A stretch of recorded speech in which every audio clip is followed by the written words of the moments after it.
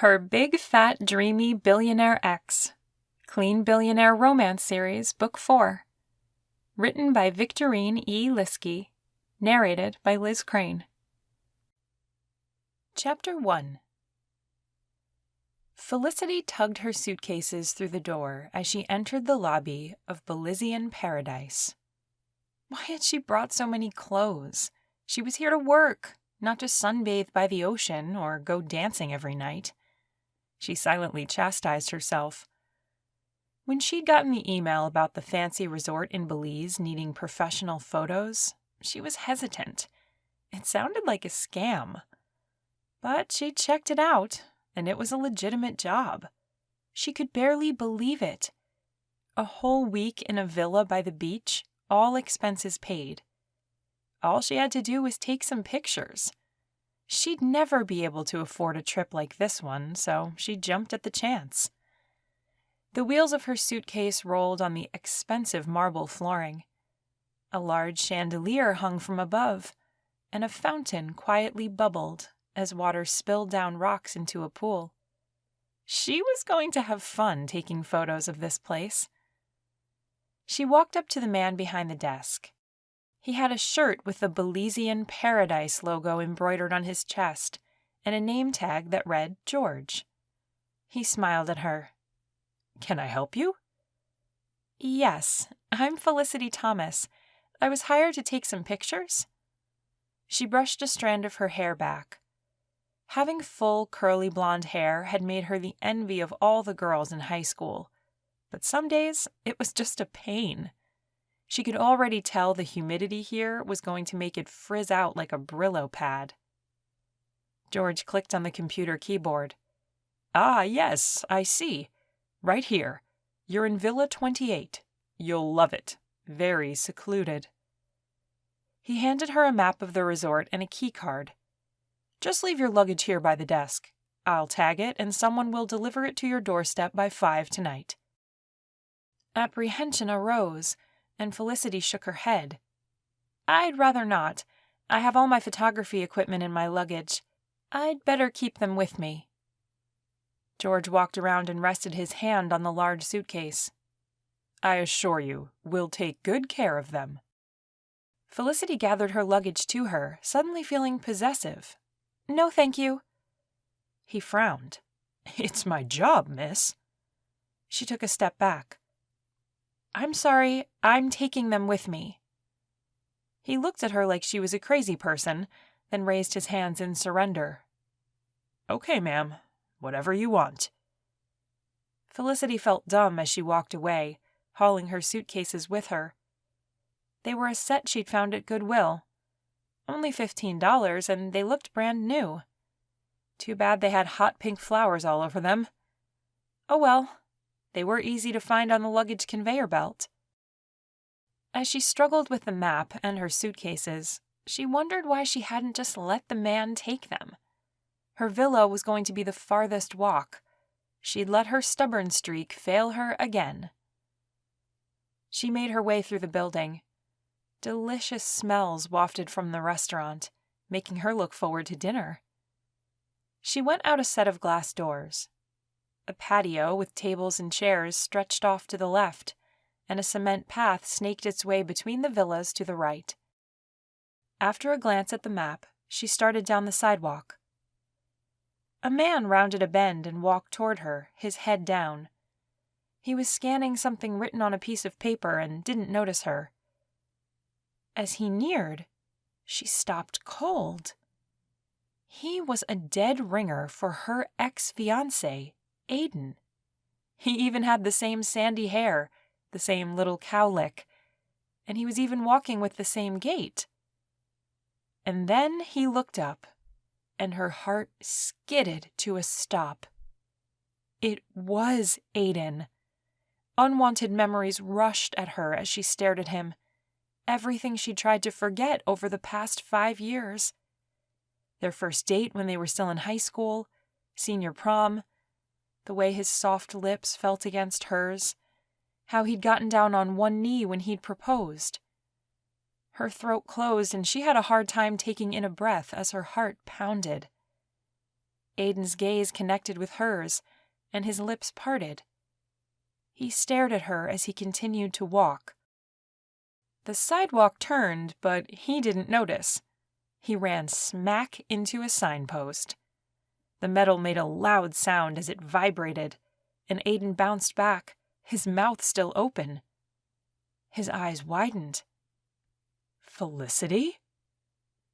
Watching him walk into a sign would have been funny if she hadn't been so shocked to see him. Aiden, what are you doing here? I own this resort. He looked her up and down. Several emotions played across his face, but they left so quickly she couldn't pin any down. What are you doing here? Felicity's brain worked to process what he'd said. He was the owner? And he didn't even know she was hired? Her breath caught in her throat. I'm here to take pictures. He blinked. Why? I was contacted by your marketing department. They said you needed a whole new website. He didn't look happy as he squinted at her. We don't have a marketing department. Panic struck her as she pulled out the printed email from her pocket. I was hired by... She scanned the page looking for the name of the person who had sent it. It was signed P. Clark, Marketing Director. Aiden snatched the paper from her hand. What is this? His eyes widened as he read. He scowled and handed it back to her. Grams. This has to be her doing. Phoebe? Oh, how she missed seeing Grams. She missed their late-night talks and midnight cookie baking. Felicity swallowed a sudden urge to cry. She's here? Aiden's expression softened. Yes. It was then that Felicity noticed the cut on Aiden's forehead. She reached out to touch it, but changed her mind when she realized what she was doing. She swallowed. You're bleeding. Aiden took a step away from her and touched his head. His fingers came back red. He frowned. I'm sure it's nothing. Felicity wanted to say he was right and walk away, but something held her there. She hated seeing him hurt, even if it was something so minor. She inwardly sighed. Do you have a first aid kit? I'll take a look at it and clean it. No need. You don't want it to get infected, do you? Why was she still talking? She should get out of there. Aiden seemed to assess the situation for a moment before nodding. All right. There's a first aid kit in my villa. He looked down at her hideous suitcases. George is supposed to take all luggage to your door. I want them with me, she said, feeling foolish as heat crept up her neck. She was sure her face would be red in a second. Okay. He took the handle of the big one and pulled it along with him. Felicity fell into step beside him. It was odd, seeing him again. So many times she'd thought about what she'd say if she came face to face with him, but all those words vanished. She'd been so angry with him. She'd imagined slapping his face 1,000,000 times, but her anger had cooled over the last 5 years. She'd accepted the fact that she'd never see him again. And now, here he was, and she didn't know how to react. They approached a large villa nestled between the palm trees by the ocean. He opened the door and they entered. The tile flooring looked expensive. High archways and tall windows brought in light. Everything in the house screamed money. He'd always said he was working on his drone system so he could provide for them. He must have done very well for himself. A white Maltese dog came running up to Aiden, its little tongue hanging out. Hey, Mabel.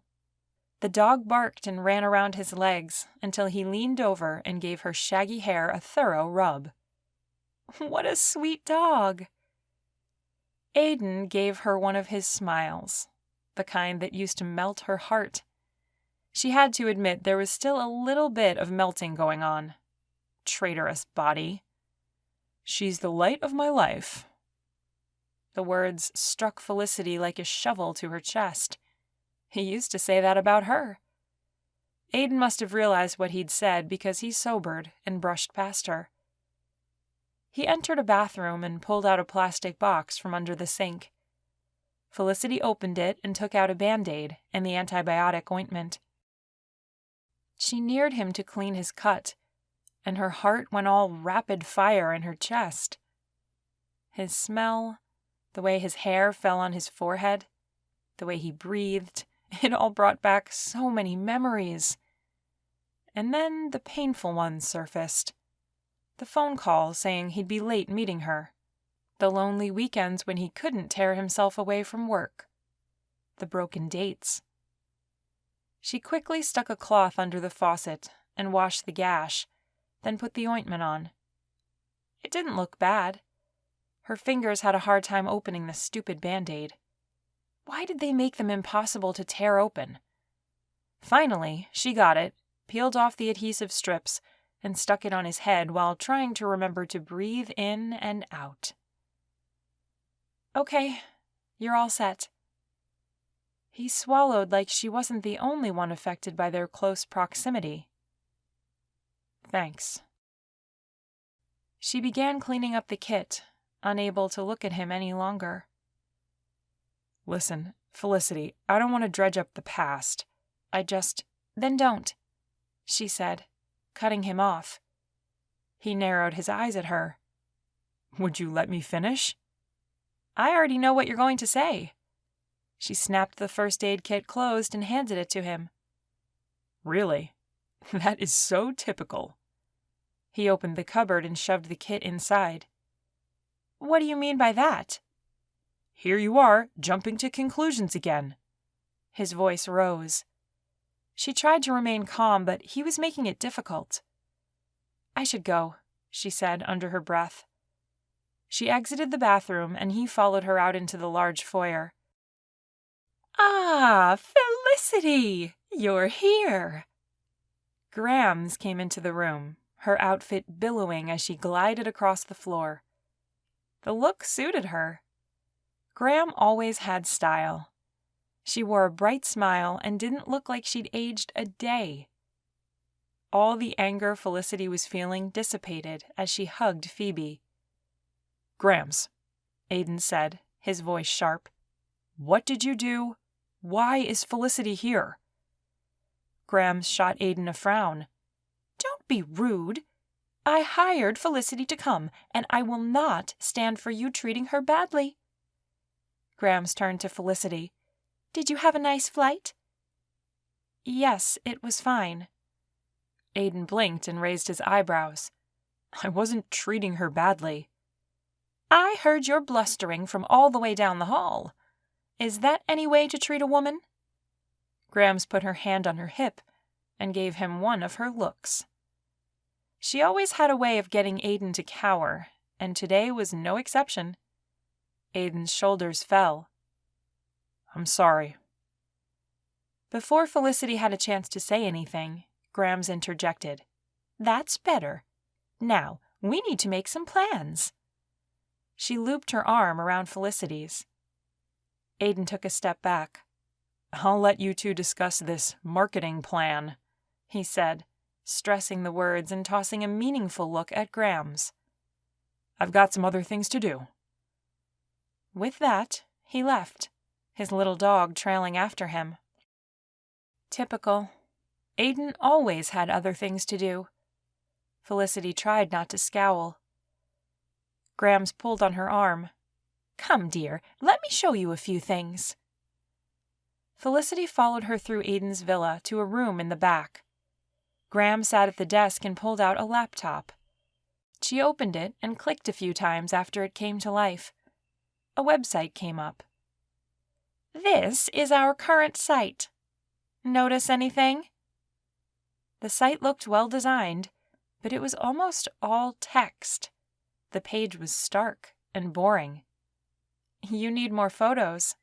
Precisely. Graham clicked over to another site. This is the theme I want to use. It was bright and relied on many photos which interacted well with each other. As she clicked, overlays opened explaining different things. Felicity was amazed. "Since when did you become so computer literate?" Grams chuckled and closed the laptop. "I didn't design the website. I just tell the company what we want, and they do it. I showed them this new theme, and they said it needed a lot of photos to make it work. That's when I thought of you, dear." Grams beamed at her and patted her hand. "I've seen your photographs. They are stunning. I know you can make this place look amazing." "It already is amazing." "That's Aiden. He's poured his heart into it." Grams frowned a little. Felicity didn't want to talk about Aiden, but curiosity got the better of her. What happened to his drone thing he was working on for so long? Did he ever sell it? Grams pulled her hand back. "That's probably a story he should tell you, sweetie." What did that mean? She brushed it off. She didn't plan on spending much time with Aiden if she could possibly help it. She didn't need any more painful reminders. She stood. "Thanks for showing me your vision for the website. It will help me as I take the necessary photos." Grams got up and hugged her once again. "Thank you for coming, Felicity." Something in the way Grams said it tugged at her heart. "It's so good to see you again, Grams. I've missed you." "I've missed you too, sweetheart." Grams pulled back and smiled at her. "You're just as lovely as the last time we were together." Felicity shoved the memory out of her head. She didn't want to think about that day. The way Grams had helped her into her wedding dress, waiting for Aiden to see her, and the way he'd stood her up at her own wedding. She swallowed down the bitterness. "Thanks." "Now you run along," Grams said, waving her hand. "I've got lots planned for you, starting with tomorrow. Our resort offers several excursion packages, and I want you to go on them and take lots of photos for me." "Sounds fun." Grams smiled, a little gleam in her eye. "It will be."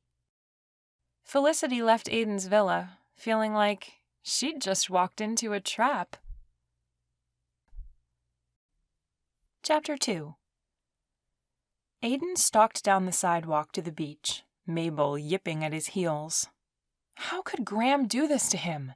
He'd finally gotten to a place where he wasn't thinking about Felicity all the time, and Graham's had to go behind his back and hire her.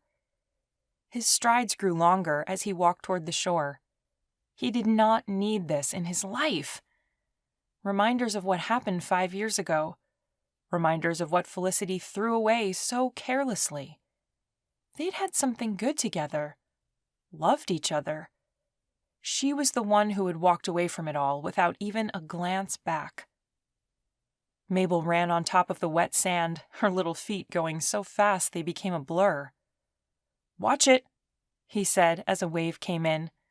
Mabel barked at the water and ran from the foamy wave. He couldn't help but smile at his dog. Grams had rescued her from the pound before Aiden bought the resort. It had been a bad time in his life, and Grams had been trying to help. Much to his surprise, it had worked. Mabel was such a lovable dog. Her good nature and lively spirit helped him get through it. And now Felicity was here, bringing all those horrible memories back with her. Didn't Grams realize what seeing Felicity would do? Anger tensed his shoulders, and he leaned over, grabbed a large stick, and threw it.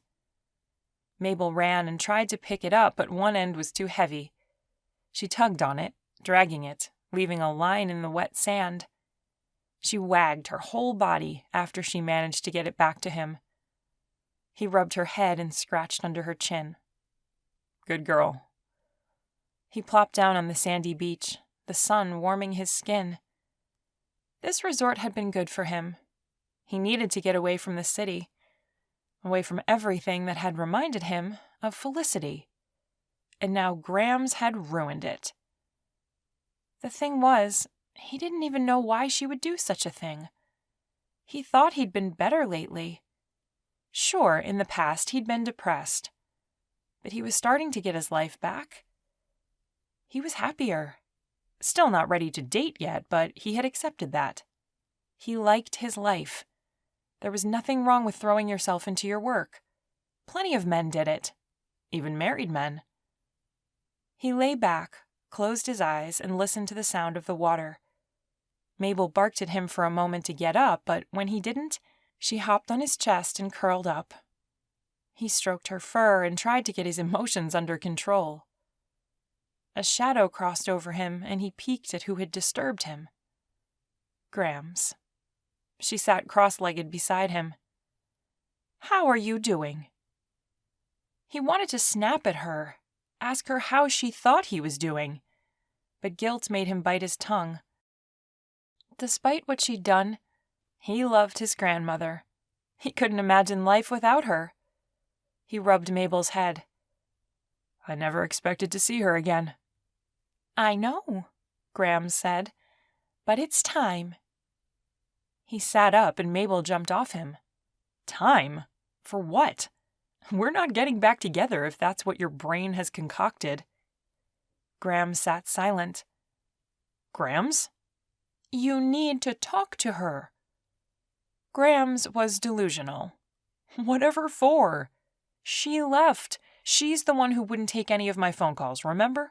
She broke off all contact. And now that it's been 5 years, what in the world would I want to talk to her about?" A breeze blew, and Grams took in a deep breath. "You'll know when the time comes." "The time for talking is long gone."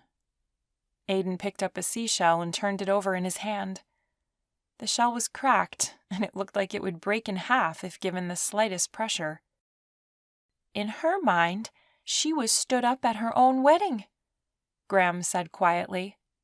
"I know, but if she had only listened, I would have explained everything. But no, she was too pig-headed to even talk to me." He closed his hand around the shell and squeezed. It cracked. For some reason, that was satisfying to him.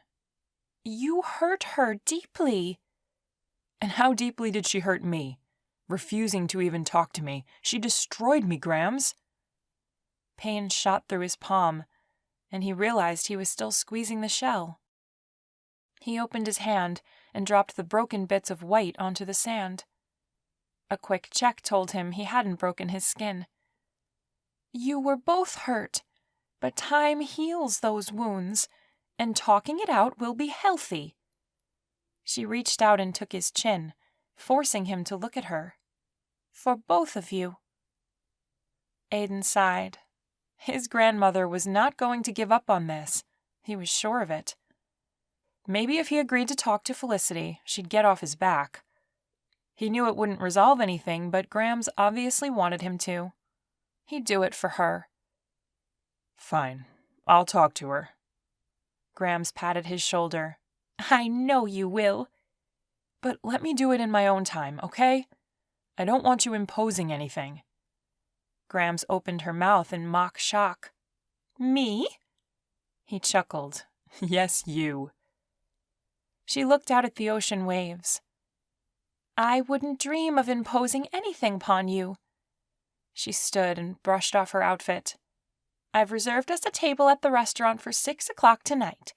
You can brood out here for a while, but I want you all done by the time we go to eat." Grams didn't wait for him to respond.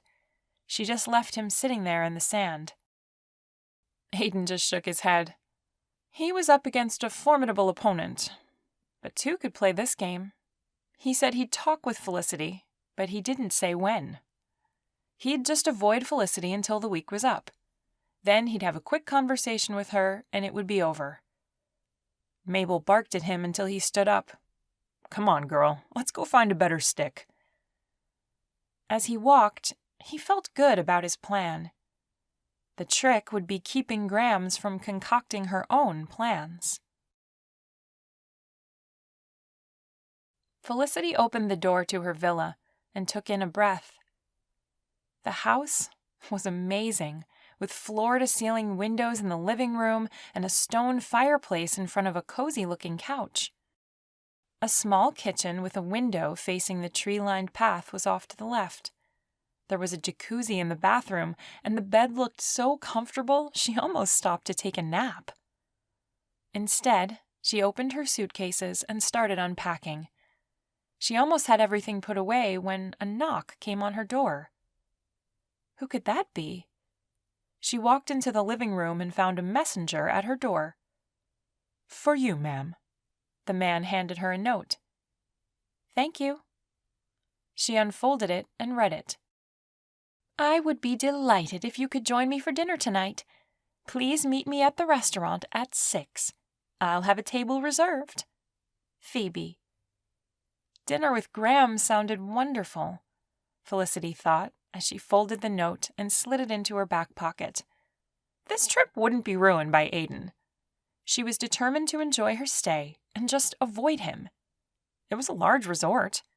They could both be there without running into each other all the time. Felicity pulled out her phone and logged into the Wi-Fi. Then she posted a message to her favorite Facebook group, Girls Rock. It was formed by her best friend Amy.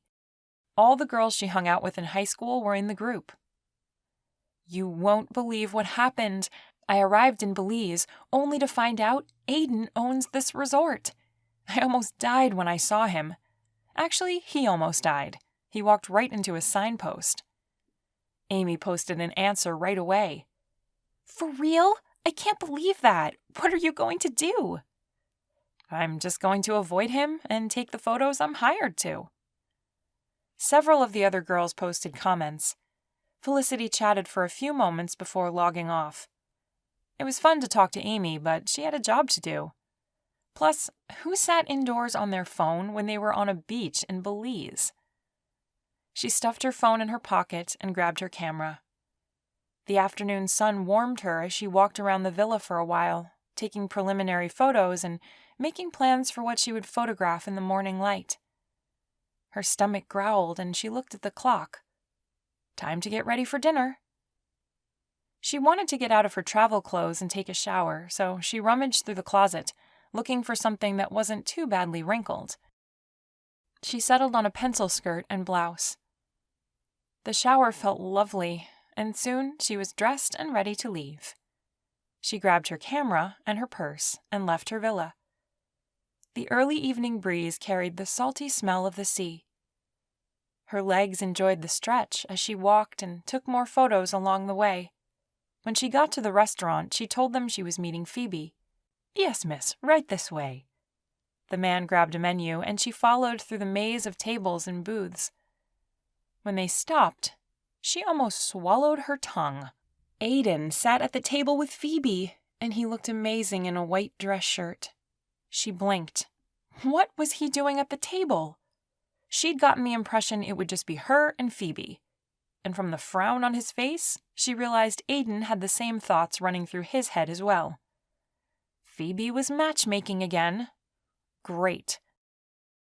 Felicity sat down and gave Grams a tight smile. The man who seated her handed her a menu. "Someone will be by shortly to take your drink orders." "Thank you," Phoebe said. Aiden gave Grams a stilted look. "When you invited me to dinner, I thought it would just be you and me, Grams." "Wow. Rude much?" Felicity stiffened. "I was under the same impression." Grams gave them both a wide-eyed look. "Really? I wonder why." She picked up her water glass and took a sip. After they'd given their drink orders to the waitress, Graham's phone went off. It sounded like an alarm. She looked at it, then sighed. "I'm sorry, I have to go. You two stay and eat."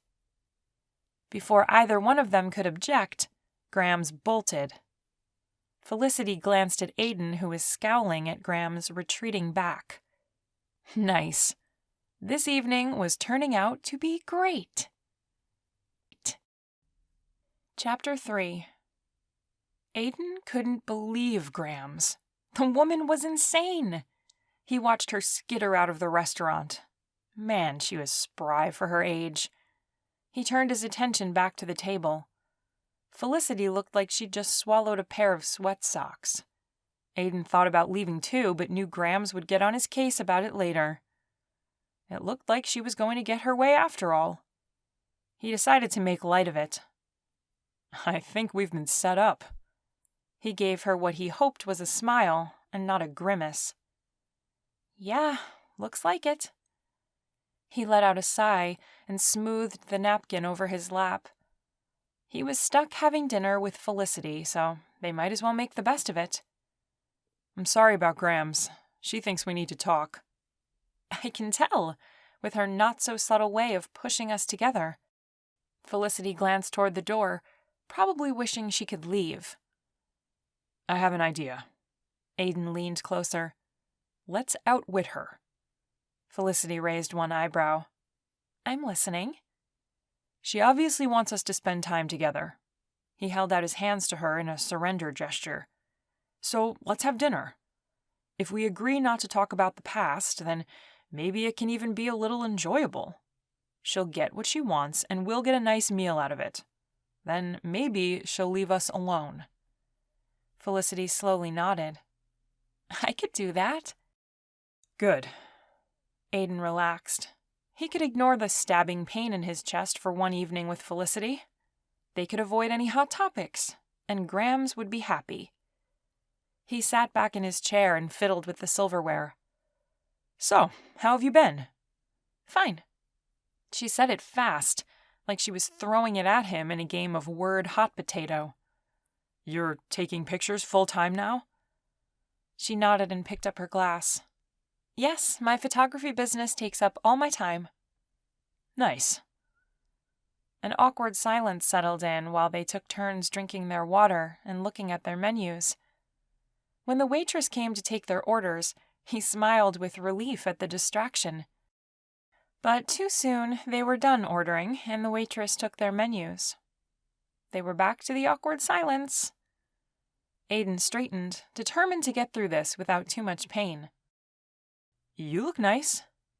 That actually was an understatement. She could have walked off a runway. Her blonde curls cascaded over her shoulders. She had a softness about her, but she held a certain grace. Of course, Felicity had always been that way. Stylish and classy.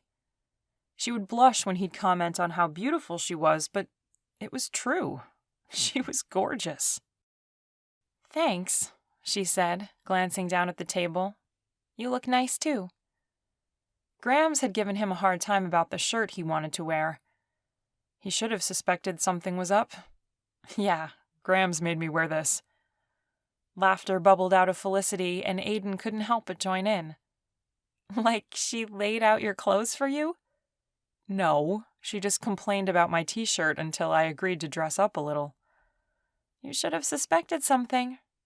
I realize that now. It was clear Felicity was trying not to smile at him. This is a bit crazy, isn't it? What do you mean? Us? Here, I mean?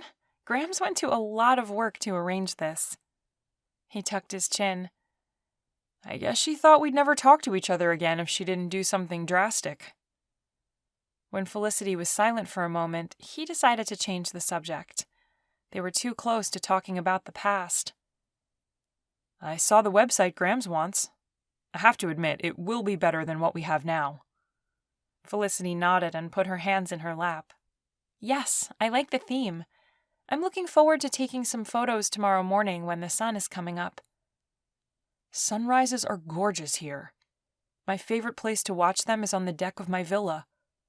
Since my villa is built up a little higher, you can see out further. Felicity seemed to stiffen, so he quickly inserted, Not that I'm inviting you to stay at my villa tonight. He wanted to smack himself in the head. What did he just say? Why did that come out of his mouth? Felicity raised her eyebrows at him, but didn't say anything. She picked up her water and took a long drink. Luckily, their food arrived, and they occupied themselves by eating instead of talking. He tried to think of something to say that wouldn't bring them back to the past, but nothing intelligent came to mind. In the end, he settled on, Seen any good movies lately? No. Felicity gave him a lame smile. Sorry, I don't go to the movies much. It's no fun by myself. She said the last two words quietly. Oh. Aiden stuck his fork in his noodles. That was dumb. He really didn't go to the movies anyway, so why he even asked that was beyond him. He shoved food around his plate for a minute. How do you like living in Texas? The second the words left his lips, he regretted asking. Felicity's gaze turned cold. You've been checking up on me? No, he quickly said. I just heard you were living there. He let his voice trail off. Why had he mentioned where she lived? Dumb. He would look like a creepy internet stalker. He wasn't that at all. He was simply curious what she'd been up to. She softened. I like Texas. The people are friendly. Very different from Chicago? So is this. She had him there. He supposed they both had run away to rid themselves of the memories they shared. Right. They both went back to playing with their food. Felicity shifted in her chair. When did you get a dog? About 5 years ago. Graham's got her for me after... Crud. There they were again, talking about the past. He finished with a lame, you know. She stuck a forkful of fish in her mouth and looked at the sconce on the wall. Her way of shutting him out, apparently. This isn't going well, is it? He picked up his napkin and wiped his mouth. I'm sorry. Maybe we have too much baggage to try to do this. She gave him a pity smile. The words pricked at his chest. He set his napkin on the table. Maybe you're right. He motioned to her plate. Are you done? Yes. They stood and awkwardly stared at each other before Felicity turned and started toward the door. He joined her. As they walked, he put his hand on the small of her back out of habit, and a flood of memories came rushing back to him, along with an attraction that almost knocked him down. It zinged up his arm, and he pulled his hand quickly away. When they got outside, Felicity turned to him. I'm sorry for everything. Aiden still reeled from the brief physical contact. He wanted to touch her again, wanted to pull her close and breathe in the scent of her hair, but he couldn't. I know. He swallowed and stuffed his hands in his pockets. Me too. Neither of them spoke for a moment as the sounds of the night filled the air. A light breeze blew a strand of hair into her face. Without thinking, he reached out and tucked it behind her ear. He should have kept his hand in his pocket. Even the briefest contact with her skin sent electricity through him. He should have moved his hand away, but instead, he allowed his thumb to brush over her cheek. The memory of the last time he'd kissed her surfaced. They had been standing in the moonlight, like tonight. She stared up at him, her brown eyes silently pleading with him. He removed his hand and swallowed back the emotions surging in him. He couldn't touch her. He couldn't let his heart fall back in love with Felicity. She broke it once. A second time, and he wouldn't live through it. Good night, Felicity, he said, his voice hoarse. Bye, she whispered. He watched her walk down the path until the night swallowed her up. Chapter 4. Felicity's fingers trembled as she slid her key card and entered the villa. All Aiden had done was touch her cheek, briefly at that, and it had sent her heart into a frenzy. Her senses came alive. It threw her right back to 5 years ago when she couldn't imagine loving anyone more than she loved Aiden. They were high school sweethearts, the couple everyone expected to get married, have babies, and live happily ever after. Aiden was so charming, and all the girls in high school fell under his spell. But he didn't have eyes for anyone but Felicity. Her cheeks heated as she remembered the way he'd asked her to the dance. She'd opened her locker to find about 1,000 paper hearts had been stuffed in through the vents. They came spilling out and onto the floor. Each one said, "Will you go out with me?" Each one was signed with his name. He'd appeared moments later to help her pick them up. His infectious grin was too much. She'd agreed to go to the spring dance with him. All her girlfriends were jealous, except for Amy. She understood. She could see they were meant to be together. Felicity shook her head. Why was she dwelling on the past? Why was she even staying in Belize? If she knew what was good for her, she'd pack her bags and leave on the next flight out of there. She didn't need this heartache.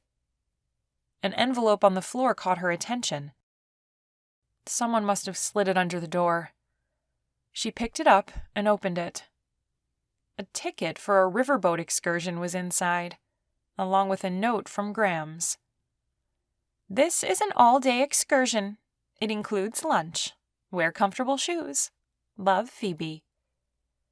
Felicity walked into the kitchen and set the ticket on the counter. Yes, this is what she needed. She'd spend the day away from the resort, away from Aiden and all the baggage he brought up. She could get some amazing photos and enjoy the day without the stress of worrying she'd bump into him. Rolling her shoulders, she tried to get rid of the stress of the evening. It felt oppressive. Maybe what she needed was a walk on the beach to calm herself. She slipped off her shoes and slid the patio door open. The night air felt good on her skin as she walked down the grassy slope to the beach. The sand was soft and powdery. She walked closer to the water, enjoying the rushing sound of the waves. Just knowing she'd be away tomorrow helped to relax her. Pulling out her phone, she took a quick picture of the moon reflecting off the ocean water. With a few clicks, she posted it to her Girls Rock Facebook group. She typed a little message to go with it. "Wishing you were here." Right away, someone responded. "Don't tempt me." It was Brittany. Newly divorced, Brittany was on Facebook a lot, wallowing. Felicity tried not to comment much on her rants. They'd never been good friends in high school. Brittany was a cheerleader wannabe, but never made the squad. She'd always come across as whiny to Felicity. But Brittany had a class with Amy, so they'd become friends. Felicity closed the app and pocketed her phone. It really was paradise here. No wonder Aiden liked it. She closed her eyes. Why couldn't she get him out of her head? Maybe a good night's sleep would do it. Felicity walked back to her villa and locked the patio door. Tomorrow would be a fresh day. She rinsed the sand off her feet and dressed in her pajamas. They were blue, with little elephants on them. Her father had given them to her last Christmas, and even though they looked kind of juvenile, she loved them. As she climbed into bed, she let out a moan. It was even more comfortable than it looked, like laying on a puffy cloud. She snuggled under the covers and closed her eyes. Sleep quickly claimed her. Aiden walked along the beach in the dark. A figure approached him, and, as he neared, he saw it was Felicity. She wore her hair up and smiled at him. He shook his head and wondered if he were dreaming. He reached out and caressed her cheek. She closed her eyes and leaned into him. Yep, a dream. But it was a nice one. He pulled her close, breathing in the familiar smell of her. He could feel the warmth of her skin through the fabric of her dress. She looked up at him. "I've missed this." "Me too." She reached up and put her arms around his neck. "Kiss me," she said, a smile in her voice. He leaned down and, "Aiden, get up!" Felicity vanished and Aiden woke up in his bed. He rolled over and put his pillow on his head. No, not now. He was just getting to the good part. Wait, what was Grams doing in his room? Man, that woman didn't know the meaning of privacy. Grams shook his shoulder. "Come on, we have a problem." Is the villa on fire? He mumbled. No. Then let Derek handle it. She whacked him. Get out of bed. The riverboat excursion guide is sick, and you need to fill in. Crud. Aiden was the only person who knew that tour. No one else could fill in. He moaned but stood up. What time is it? 7:30. You'd better hurry. All the excursion guests will be expecting the boat to leave in an hour. Grams wrung her hands. Aiden stretched his back. I know when it starts. I'm the one who formed the tour, remember? Right. Grams walked toward his bedroom door. I'm sure you'll take care of it. I'll go start breakfast so you're not late. Thanks, Grams. The restaurant had a breakfast buffet, but Graham knew he wasn't fond of their eggs from a box. He liked them fresh, and he paid a local kid to bring him farm eggs every week. He loved supporting the locals. Aiden closed his door and got ready to take a shower. He'd been unable to fall asleep last night, with all kinds of pent-up energy inside him. He'd gone out to the deck and listened to the ocean for a while. He'd thought he'd seen Felicity walking along the beach. Maybe that's where his dream came from. He got in the shower and turned on the hot water. It cascaded down his back, relaxing his muscles. He shouldn't be dreaming about Felicity anyway. He had to put her out of his mind. She would never forgive him for not showing up to the courthouse, and she wouldn't listen to his explanation, so there really was nothing else he could do. If she were willing to walk away from a 5-year relationship for one misunderstanding, then she wasn't the woman he'd thought she was in the first place. After his shower, he went downstairs. Good smells came from the kitchen. You made bacon and eggs? And toast? It looks like you're trying to butter me up for some reason. Is this your way of apologizing for last night? Eat up. Grams gave him a smile which didn't hide her guilty look. Well, you should be apologizing. That was a dirty trick last night. She took in a breath and let it out slowly. You have some anger issues to work through. Wouldn't you? He picked up a piece of toast and bit into it. Yes, but it's not healthy to hold it in like you've been doing. Promise me today you'll try to let some of that go. Grams patted his hand and looked at him with such pleading in her eyes. He nodded. All right. Today will be a good day for pondering. The riverboat tour is long, and I only have to talk through the first half. Grams kissed his cheek. Good. Let it all go. Repeat that in your head, and you'll be fine. He'd be fine? What did Grams mean by that? He turned to ask her, but she'd disappeared. Whatever. He finished eating, grabbed one last piece of bacon, and headed out of the villa. The river was an hour drive from the resort. The tour met at a gazebo where they would all load a bus and he would drive them, while talking about Belize and the people there. The meeting place was only a 10-minute walk, but he was running late, so he ended up jogging half the way. When he got to the gazebo, he saw Felicity sitting on the bench, her camera around her neck. She was staring off in the distance, looking a bit forlorn. Oh no. Grams, what had she done? Where were the other people for the tour? He tried to temper his anger. He slowed as he approached her. Her gaze darted around. Is this where I'm supposed to be for the riverboat tour? Yep. It came out sharp, and he instantly felt bad. This wasn't Felicity's fault. He shouldn't snap at her. I'm confused. Aiden scrubbed a hand over his face. Grams told me the tour guide was sick. I think we've been set up again. Felicity didn't look like the news made her happy. Her gaze fell. Oh. She looked crestfallen, and guilt surged in Aiden. Look, I'm sorry. It seems she's determined to throw us together. If you don't want to go on the riverboat tour, I understand. Felicity swallowed and tugged at the strap on her camera. I need to take some pictures of the tour for the website. He rubbed his hands together, resolving to make the best of the situation. Okay then, let's just go. Felicity stood, one hand cradling her camera, the other hoisting a backpack over her shoulder. She wore jeans and a button-up blouse. Dang, she looked good. She motioned toward the bus. Is that what we're taking? Aiden shrugged. If it's just the two of us, we can take my car. Makes more sense. It's in my garage.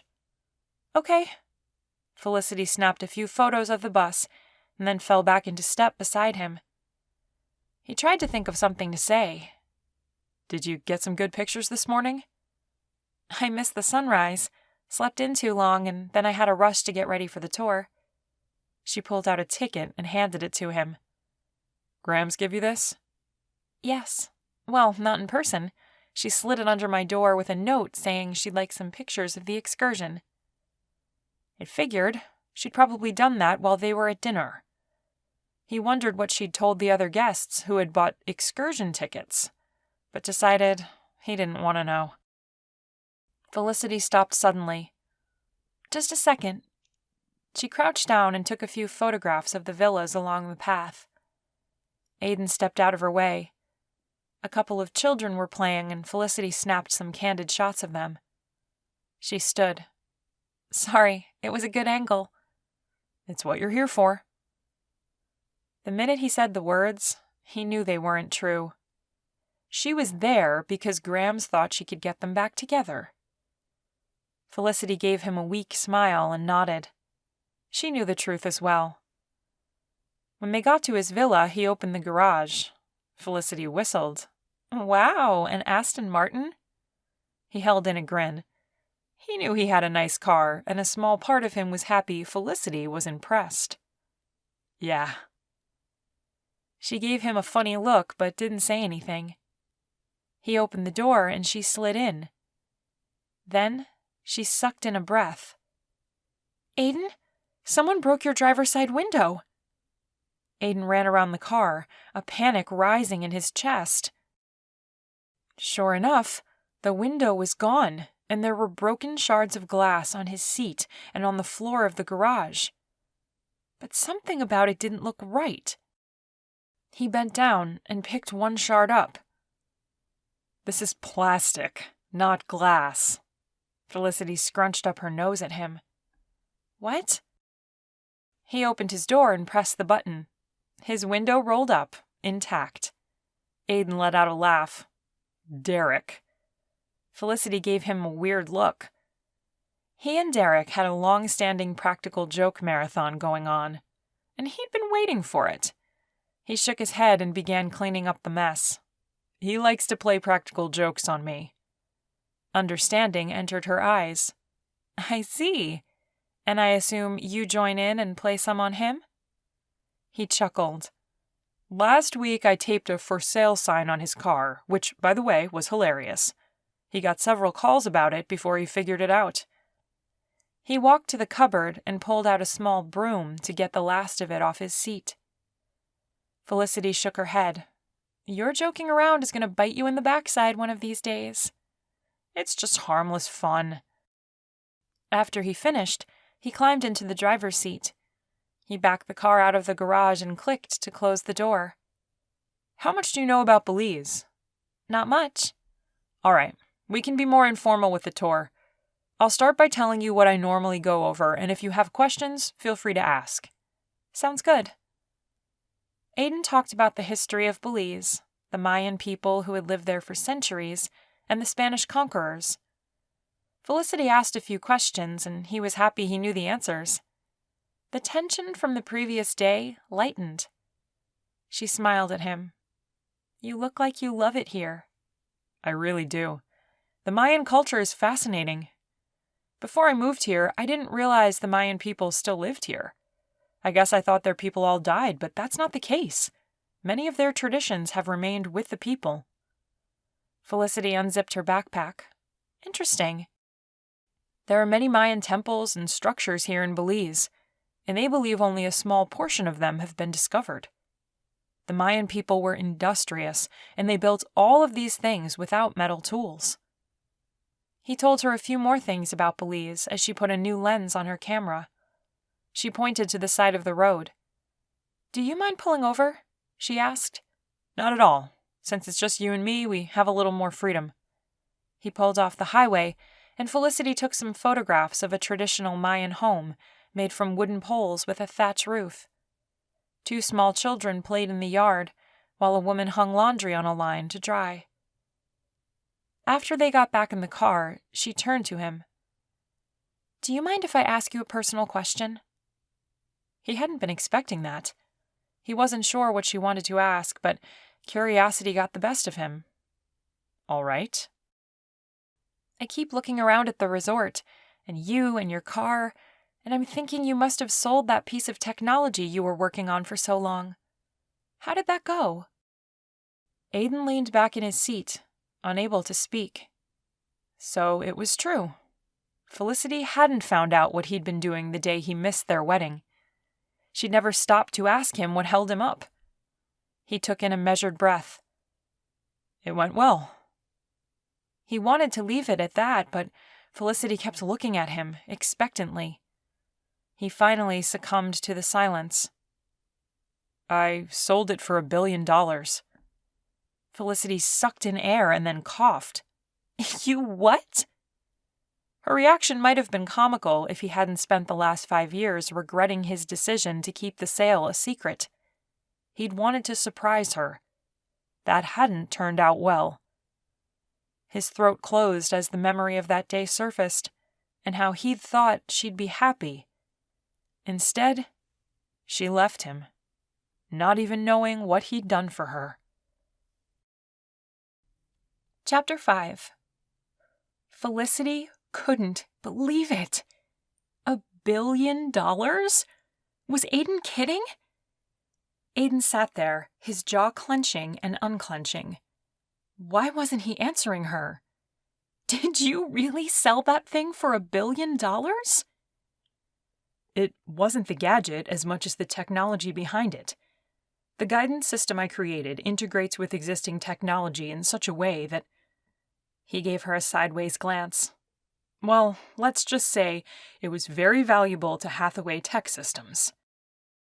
Felicity sat there, her head reeling. Aiden had always said what he was working on could set them up for life. She'd never fully understood what that meant. Now it was beginning to sink in. He was a billionaire. Holy cow! She studied the look on his face. He was upset she'd brought it up. Why?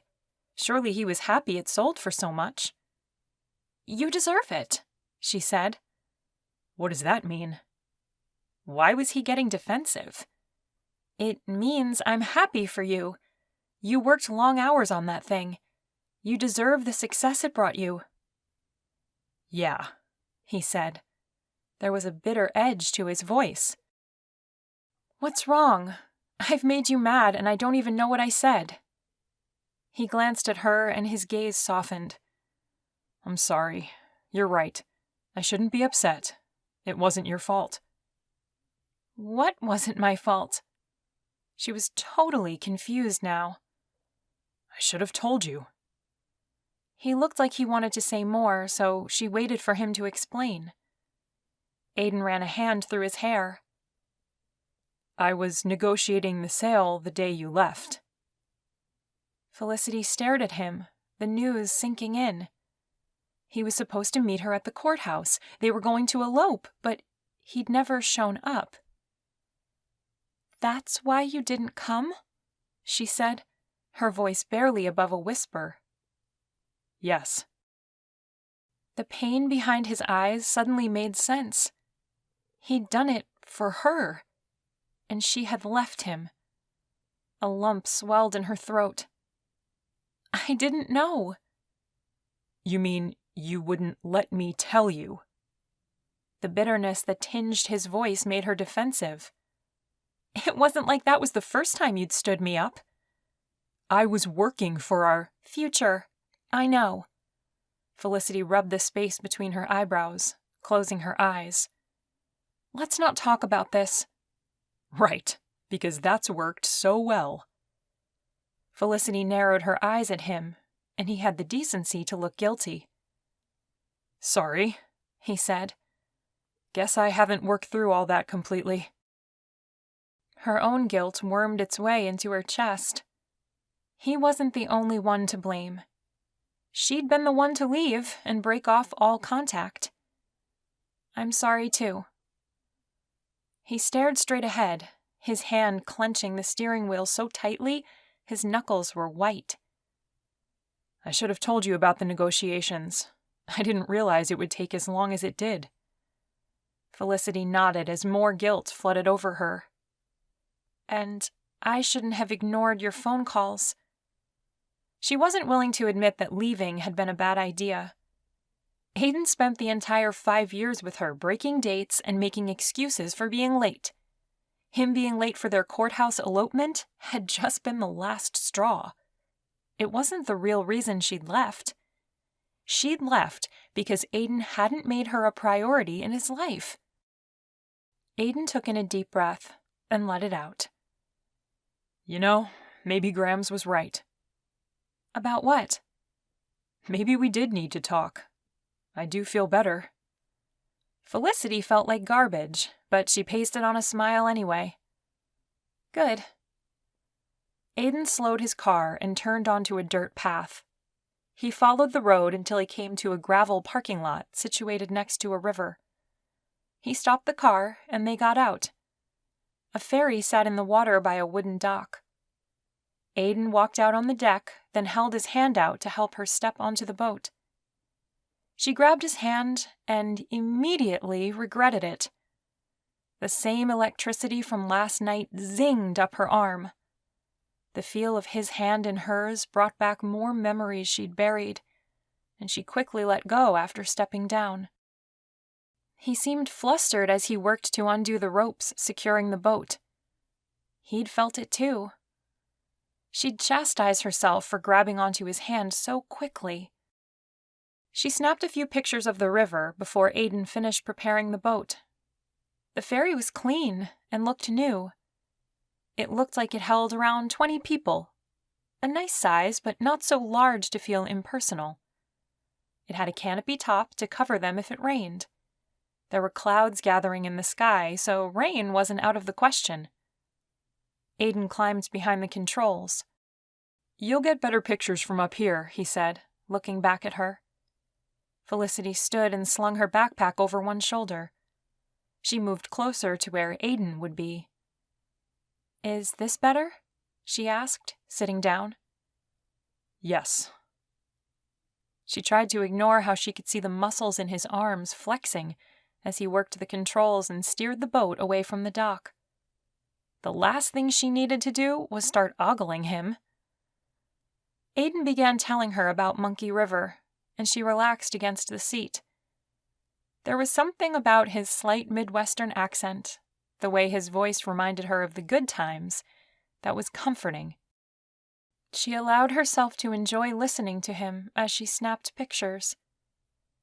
The river twisted through the lush jungle. Aiden took the boat at a lazy speed so she could enjoy the scenery. After a minute, he shut off the engines and pointed. Look. She peered up to where he had indicated. A monkey sat in the tree, silently staring back at her. She raised her camera and snapped a few pictures. A second monkey ran along the tree branch, joining the first. It began picking something out of its neighbor's hair. Felicity smiled and zoomed in. If we keep our eyes peeled, we'll get to see a lot of different animals today. Felicity held back a giggle. Remember when you took me to the Lincoln Park Zoo? Aiden rolled his eyes, but his lips twitched to hide a smile. You're not going to bring that up again, are you? It was so funny. You, afraid of a penguin. I thought it was going to peck me or something. Felicity laughed, thinking of how Aiden had scrambled to get away from it and had fallen off the rock he was sitting on. The poor penguin had been more startled than he was. Go ahead, laugh, he said, not trying to hide his smile anymore. I have dirt on you too, if you remember. Me? Felicity tried to remember anything embarrassing she'd done at the zoo. I don't think so. What about the time we went ice skating? His face showed his delight as his eyes sparkled at her. Felicity's cheeks heated involuntarily. "Oh my gosh, I told you to never bring that up again." He chuckled, the sound rumbling around his chest. "Sorry, it was just too cute." Cute. Right. Only the most embarrassing thing that had ever happened to her. She'd been a senior in high school, and she and Aiden had just started dating. She thought ice skating would be fun. Turns out it was humiliating. She'd fallen down, and her skates had caught on her jean pocket, ripping a hole in the seat of her pants. It was not cute. Those were my favorite jeans. "I meant your pink underwear." He gave her a devilish grin. Without thinking, Felicity jumped up and swatted his shoulder. "You're so bad." Aiden turned the wheel, the boat rocked, and Felicity lost her balance. Aiden's arm shot out and caught her before she fell. She pressed her hand on his chest, her heart going a zillion miles a minute. "Thanks," she said, her voice sounding breathless. Aiden didn't speak. He looked down into her eyes. The moment seemed to stretch out, and she became hyper-aware of her body pressed to his. He swallowed and let her go.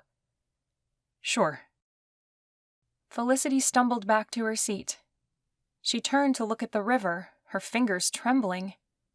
She focused her camera at the trees and snapped some pictures. They weren't very good. She was shaking. And there really wasn't anything to take pictures of. She just had to do something to take her mind off the feelings that were swelling in her chest. They'd had such good times together. She'd stuffed the memories away in her mind, buried them, and not allowed them to surface. But now they were coming back, and so were all the feelings she'd forced herself to forget as well. Aiden cut the engine. "If you look out the right side over there, you'll see an egret." Aiden's voice was low and husky. Felicity moved to Aiden's side of the boat and focused her camera. She took a few shots. "Thanks," she said, forcing herself to sound nonchalant. Aiden looked like he wanted to say something, but he just nodded and clenched his teeth. He cranked the engines again, and they made their way down the river. "Monkey River Village is home to around 200 people. He continued his tour script, and Felicity tried to ignore all the crazy things her heart was doing in her chest. Aiden was a good man. He just threw himself into his work. His work always came first, and she hadn't been able to accept that. She didn't want to spend the rest of her life as second fiddle. She deserved a man who could put her above everything. And that's why she had to start putting up a wall between them. She couldn't let the old feelings in again. She knew it wouldn't take much for her to fall back in love with Aiden. He was handsome and charming, and they fit well together. She could already feel herself slipping back. But falling back in love with him would only create more heartache down the road. He was too used to treating her like a doormat. And she was not willing to spend the rest of her life allowing him to walk all over her. Chapter 6. Aiden fastened the rope around the dock cleat and tried to get a hold of himself. He was not going to act like a stupid teenager with a crush. And he certainly wasn't going to flirt with Felicity. He was a grown man now. He could handle being around a beautiful woman without losing his cool. Before he could help Felicity off the boat, she'd already climbed onto the dock. Probably for the best. Touching her sent his heart racing. If he could avoid being too close to her, he might be able to act like a grown man instead of a fool. Aiden walked with her up the dock to a dirt path that led to a pavilion. The ceiling was made of grass and wood. Simple tables and chairs were scattered through the area. A man stood at a grill, turning meat and shrimp. The smell made Aiden's mouth water. "Order what you like. It's included in the excursion." Felicity pulled out a wooden chair and sat in it, laying her backpack on the cement floor beside her. Aiden took his seat on the opposite side of the table. A woman approached them with menus and wrote down their drink orders. Aiden stretched out his legs. The wind was picking up a little. From the look of the sky, there was a storm coming. Cell reception was terrible away from the resort, so when the waitress came back, he stopped her. "Is there a storm coming?" "Oh, yes. There's a big one coming, a little north of us. Should hit tonight. The coastline will get the worst of it." "Great. Right where his resort was. Thanks." Felicity's eyes held worry. "Should we go?" The waitress shook her head. "It won't get bad until later this evening. You should be fine." The boat had a canopy top. That would shelter them if it started raining, and they'd be back at the resort by 4:30 at the latest. Aiden gave Felicity a reassuring smile. "Enjoy your time here. I'll get us back before the storm." As they waited for their food, Felicity walked around the pavilion and took some photos. He watched as she brushed her long curls out of the way before crouching to get a good angle. He didn't think it was possible, but Felicity had gotten more beautiful over these last few years. She sat back down across from him. "You're a good tour guide." "Thank you." "Do you mind if I take some pictures of you?" "Here?" She glanced around the pavilion. "Maybe out back?" "There's a hiking trail not too far from here. I can take you over there if you want some more good shots of the jungle." "Perfect. I can get some with you and some without." He wasn't sure what she wanted with photos of him. "You're not going to put me on the website, are you?" "Why not? You're the reason Belizean Paradise is so successful. It's obvious you've put your heart and soul into it, like you had with your drone." He picked up his napkin, trying to decide if Felicity was making a snide remark or if she was complimenting him. He chose to go with the compliment. "Thanks, but I don't think they want my ugly mug on the website." Felicity raised her eyebrows. "Ugly? You?" "More like devilishly handsome. If our classmates could see you now." She stopped. "Devilishly handsome?" He couldn't hide his pleasure hearing Felicity still thought he was good-looking. "If they could see me now, what?" Her cheeks turned pink. "Nothing." "Oh, no. You can't say something like that and then take it back." The waitress brought them their food.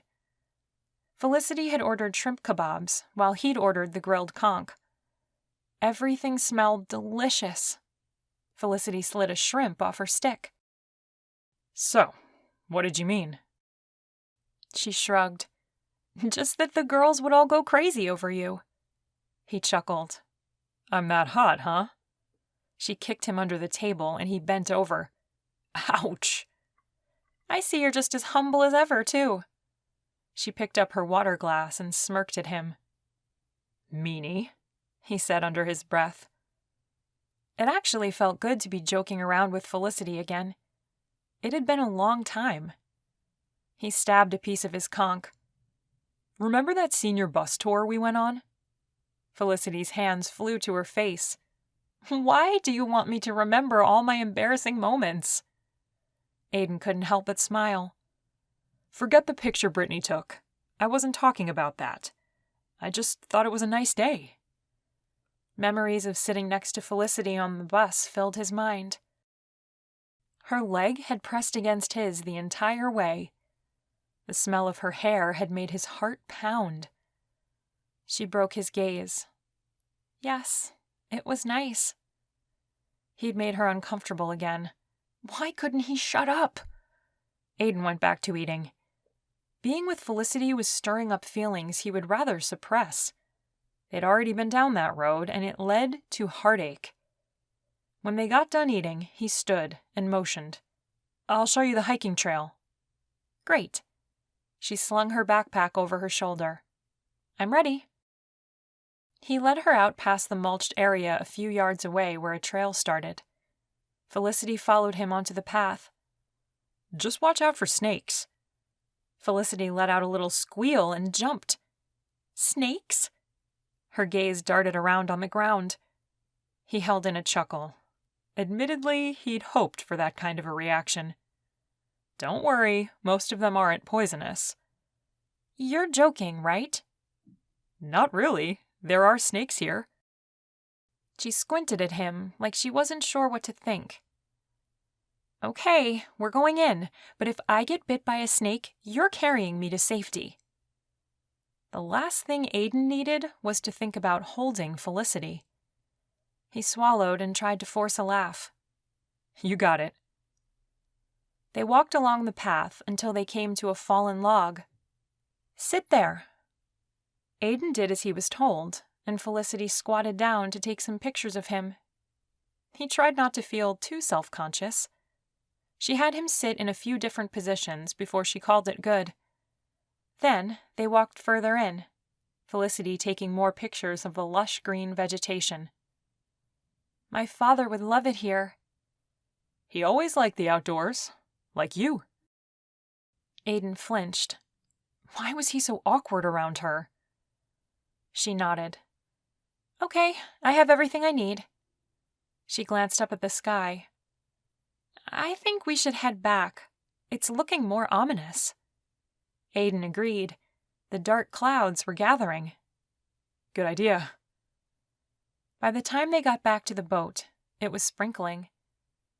Aiden untied the ropes and climbed in. Felicity put her camera in her backpack to protect it from getting wet. Aiden started up the engines as the rain started in earnest. Hang on, I'm going to go faster than we did on the way here. Felicity grabbed onto a pole. As he steered the boat, the rain grew heavier, forcing him to slow down. He grew anxious as drops of water pelted the canopy. He didn't think the storm was supposed to hit this soon. She turned to him. Are you worried? Aiden tried to smooth his features. No. You look worried. He gave her a reassuring smile. It's just a little rain. You can't fool me. A frown pulled her mouth down. All right, it's more rain than I was expecting, but we should be fine. She pulled out her cell phone and messed with it a second. I don't have any bars. You won't, not here. The rain pelted harder. She unzipped her backpack and slid the phone inside. After a moment, she turned to him. Have you dated at all since we broke up? Where had that question come from? Aiden took in a breath and tried to act like the question didn't bother him. No. She played with the zipper on her backpack. Why not? He didn't want to talk about his lack of dates. What would he say? I was so upset about you leaving that I couldn't imagine myself with anyone else? He'd rather get out and swim than tell her that. Just haven't had the time. Her expression hardened. I see. He tightened his grip on the steering wheel. He didn't want to know. Shouldn't even be thinking about asking, yet the words came out anyway. And you? She looked down at her lap. I dated a man for a while. It didn't work out. Right. And that's why he should have kept his mouth shut. Now all he could think about was Felicity with another man. He suddenly wanted to punch something. The boat sped up, and he made a conscious effort to slow it down. How long did you date him? And another stupid question flew out of his mouth. What was wrong with him? About a year. Dang. Now he really wanted to know who this guy was. He bit the inside of his cheek to stop himself from asking more about him. The last thing he needed was the image of another man kissing Felicity stuck in his head. He couldn't handle that. He maneuvered the boat around a bend. How's your father? He's doing well. I try to get back there to see him a few times a year. It's been harder lately. Aiden studied her. Why? Jobs haven't exactly been all that steady. I've sold some prints to a gallery, But I don't have as much time to take fine art shots when I'm pounding the pavement looking for the jobs that pay the rent. Oh. Her mentioning her fine art prints made him a bit self-conscious. He'd purchased some of her prints online and had them hidden away in his attic. He hadn't even shown Graham's. He wasn't even sure why he'd done it. Maybe because having them made him feel like a part of Felicity was still with him. But that was stupid, so they still sat in his attic, untouched. Aiden stared out at the rain pelting the river. It was an odd feeling, knowing Felicity had walked away from being a billionaire's wife and was now struggling financially. He'd worked so hard for them. For her. And she'd left just hours before the fruits of his labors were realized. Did she resent him for it?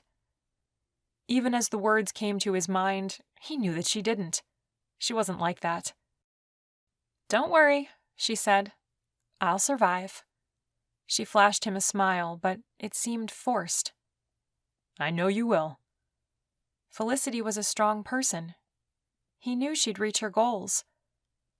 Lightning streaked across the sky, and a second later, thunder boomed. Felicity jumped. Wow, that was close. Aiden didn't want to alarm her, but he was getting very worried about the storm. "We'll be fine," he said, although his voice sounded weak to his own ears. "What made you choose Belize?" Aiden was glad she was changing the subject, but it caught him off guard. "What?" Felicity shifted in her seat. "Why did you decide to move to Belize and start up a resort?" Aiden turned his attention back to the water. That was a complicated question, but he wasn't sure he was ready to talk to her about it. But if he didn't answer, she was going to keep asking. "After I sold my technology, I kind of fell into a depression." He swallowed. Admitting that was difficult, but Felicity just sat there, politely waiting for him to go on. "Graham's tried everything to get me to snap out of it.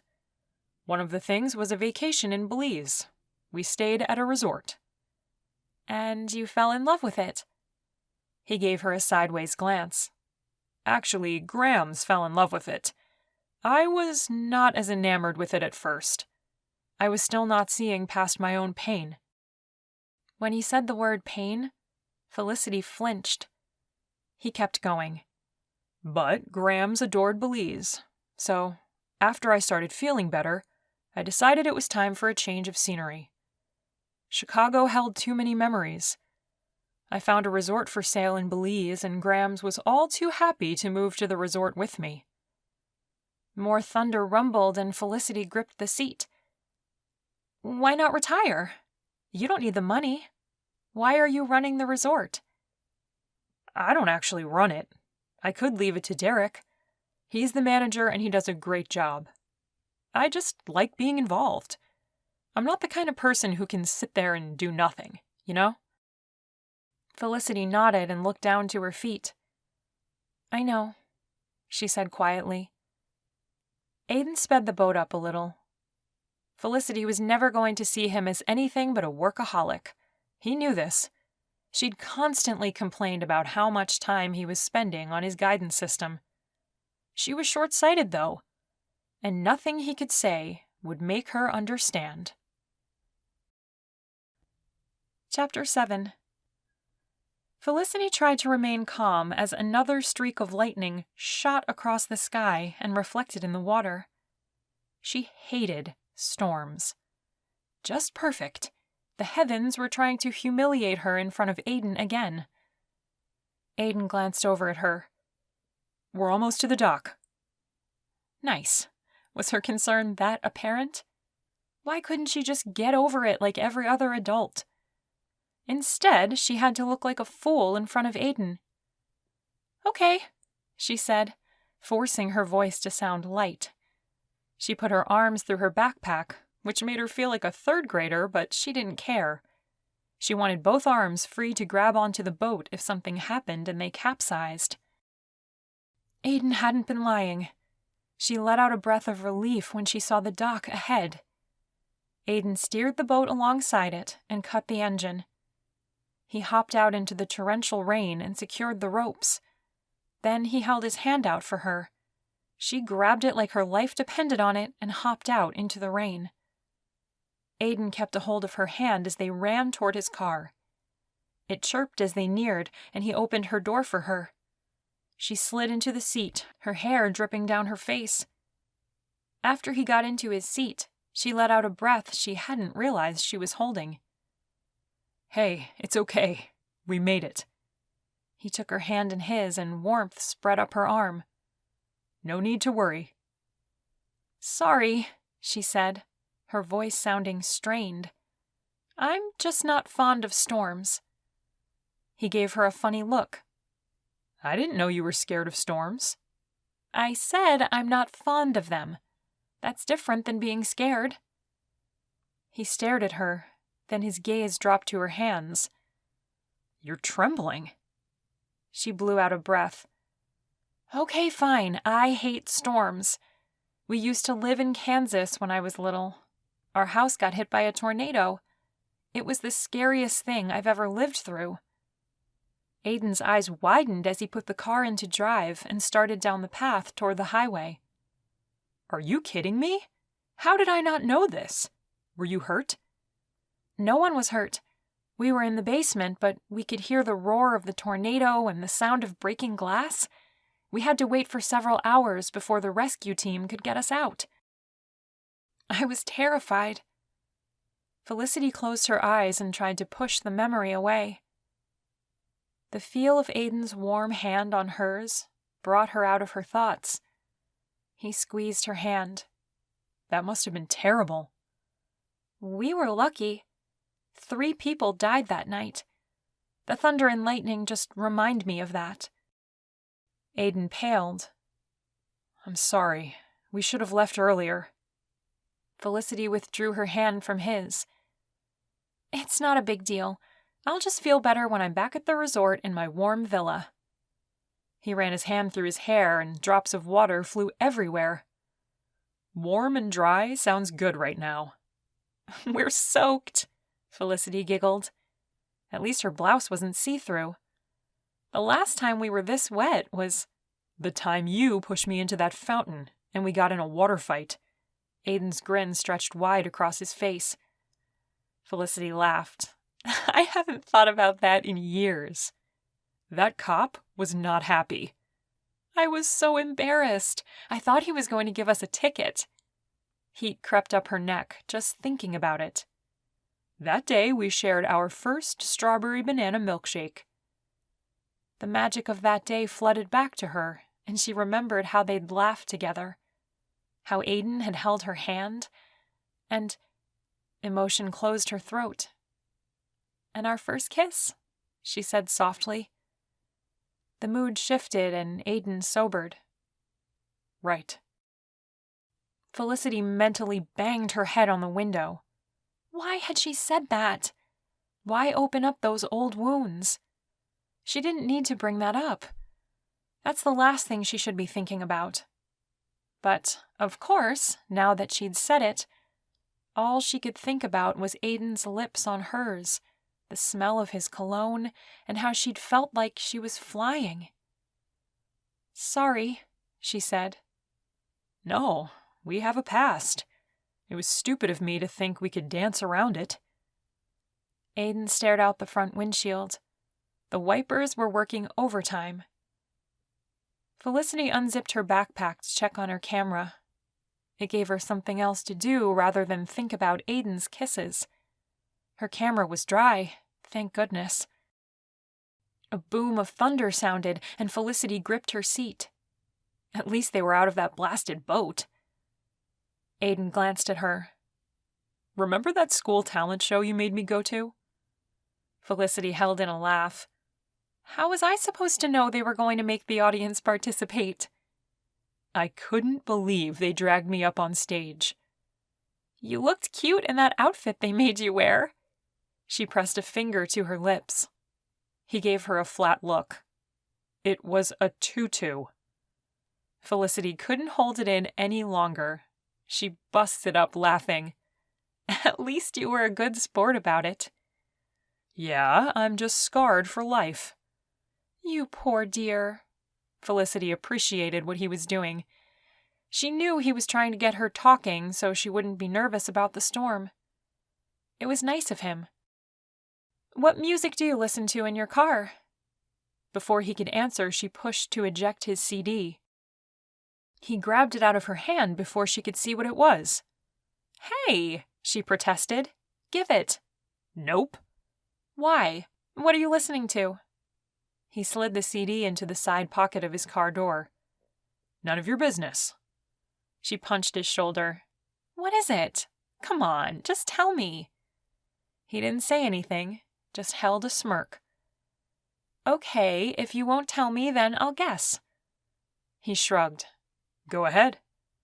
Taylor Swift? He snorted. Seriously? That's what you think I listen to?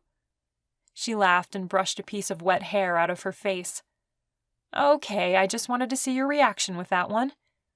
Guess again. Okay, how about Imagine Dragons? Nope. She scowled at him. Nope? That's it? How will I know if you're telling me the truth if you don't let me see the CD? A grin crept onto his face. If you guess it, I'll give you the CD. He made an X over his chest. Cross my heart. All right, fine. She tried to think of a band he might like. Maroon 5? I would listen to them, but that's not the CD. She blew out a breath. Give me a hint at least. He chuckled. I don't know. I think you're doing a pretty good job without any hints. She narrowed her eyes at him. Fine. It's an older CD. That's your only hint. She shifted in her seat, frustrated with him. Whatever. She eyed the door he'd slid the CD into. It must be something embarrassing because you grabbed it and didn't want me to see it. He didn't turn to look at her, but he didn't deny it either. What would a guy like you be embarrassed about listening to? Miley Cyrus?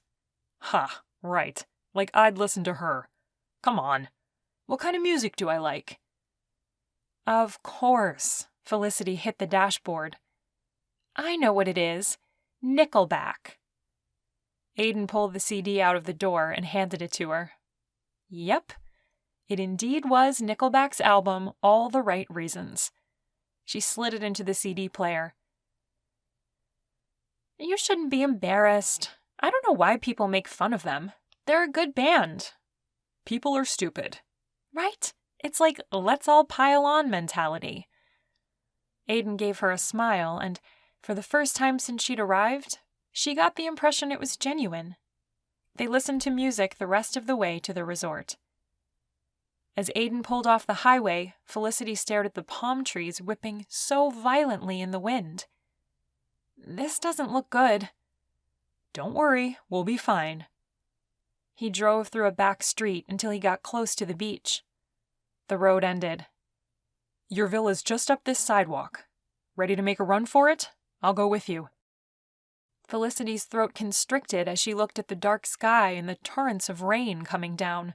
But she didn't have much choice. She didn't want to sleep in Aiden's car. All right. She clutched her backpack, and they both got out and ran for it. The wind almost blew her off the sidewalk as she sprinted to the front door of her villa. The rain felt like stinging pinpricks. She was soaked before she got halfway there. Lightning lit up the sky as she unlocked the door. They tumbled inside. Aiden shut the door and a loud bang of thunder shook the villa. Felicity took one look at Aiden and couldn't hold in a laugh. You look like you jumped into a swimming pool. He grinned at her and shook his hands, water dripping from his fingers and clothes.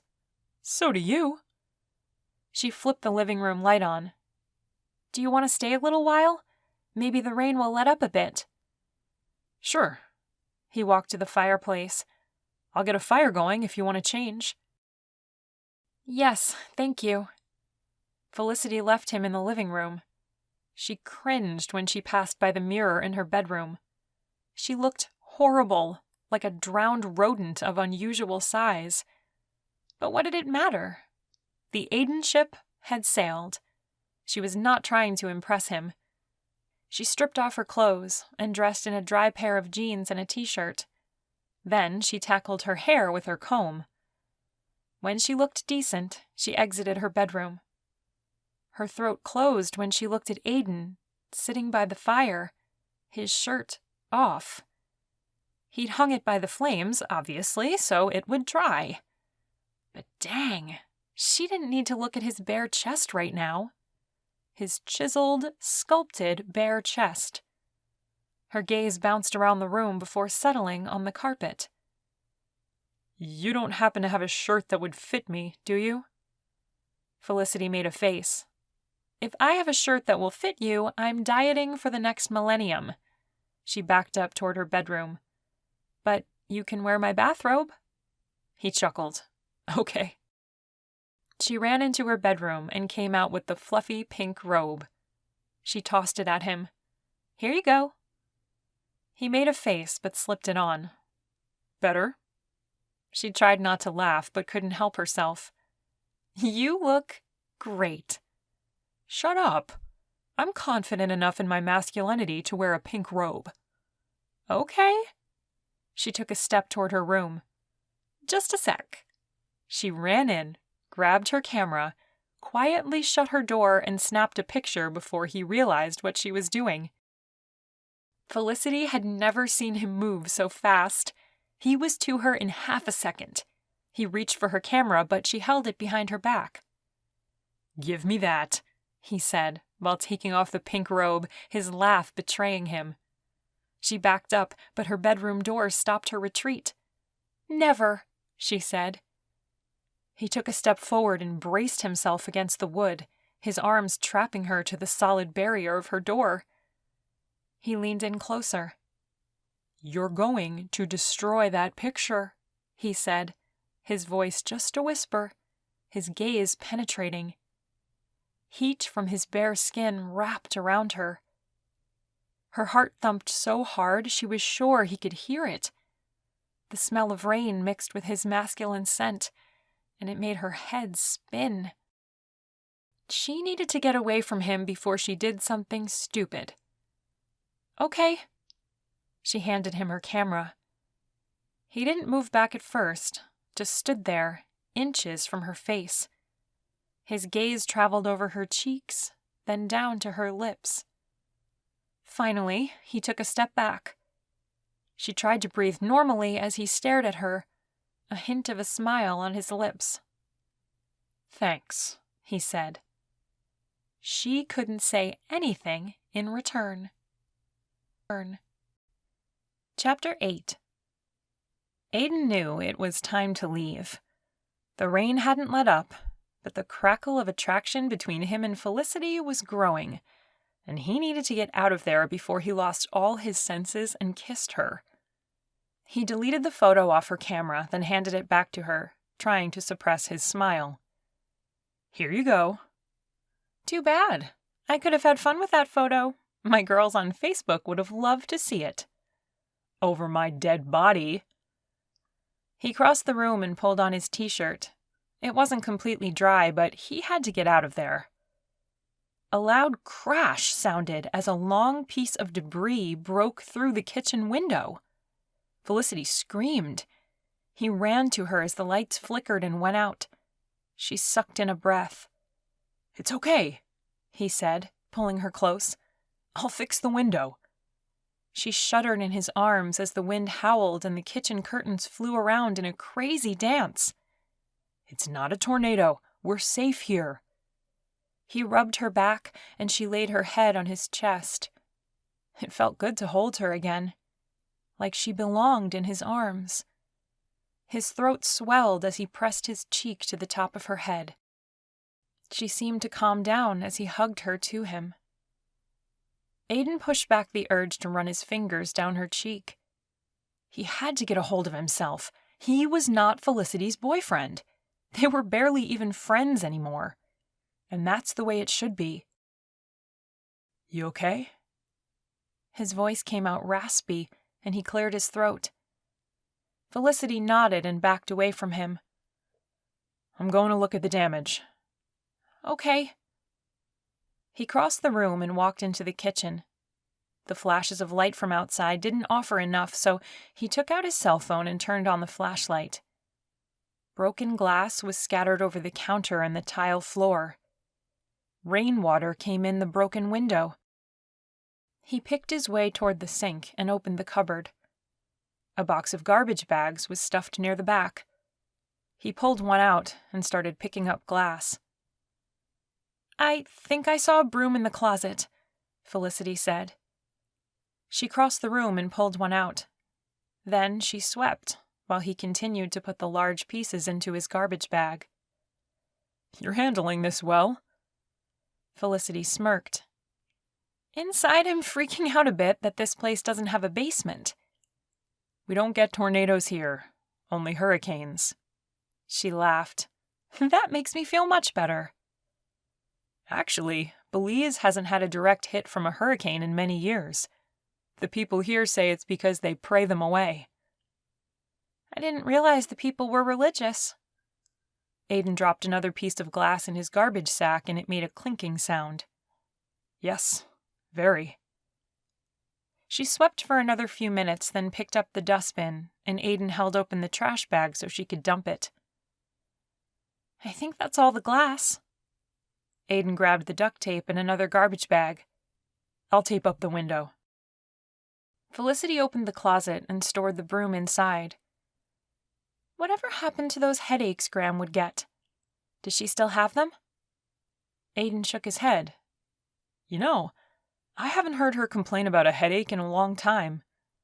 The doctor said they were probably migraines but couldn't offer up any solution other than medicine. And you know how stubborn Graham is about that. She refused to go on any pills. So the headaches just stopped? Aiden pulled a long piece of duct tape off the roll. Yeah, I think it was around the time we moved here.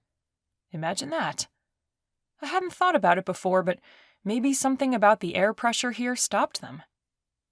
This is a paradise.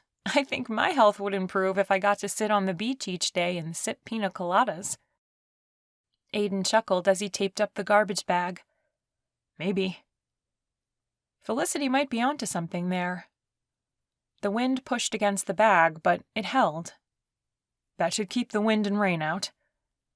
Thanks. Her gaze darted to the plastic as the wind made it push in and out. He walked to the fireplace and added another log. I don't know if we'll get electricity back tonight. The wind howled and Felicity hugged herself. Are you sure you should go out in this? What was she saying?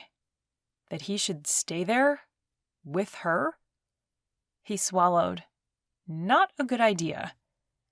He walked to the door and looked out of the glass inlay. Unease crept over him. The palm trees swayed erratically in the wind. Leaves and other debris blew past. He didn't want to get hit with something. Maybe you're right. It does look bad. Then stay. Conflicting emotions played across her face. I mean, if you want to. He nodded and rubbed his neck. All right. I can sleep on the couch. I'll get you a blanket and a pillow. Felicity disappeared into her bedroom and came out with the comforter from her bed and one of her pillows. What if you get cold? He took the blanket from her and tossed it on the couch. She shrugged.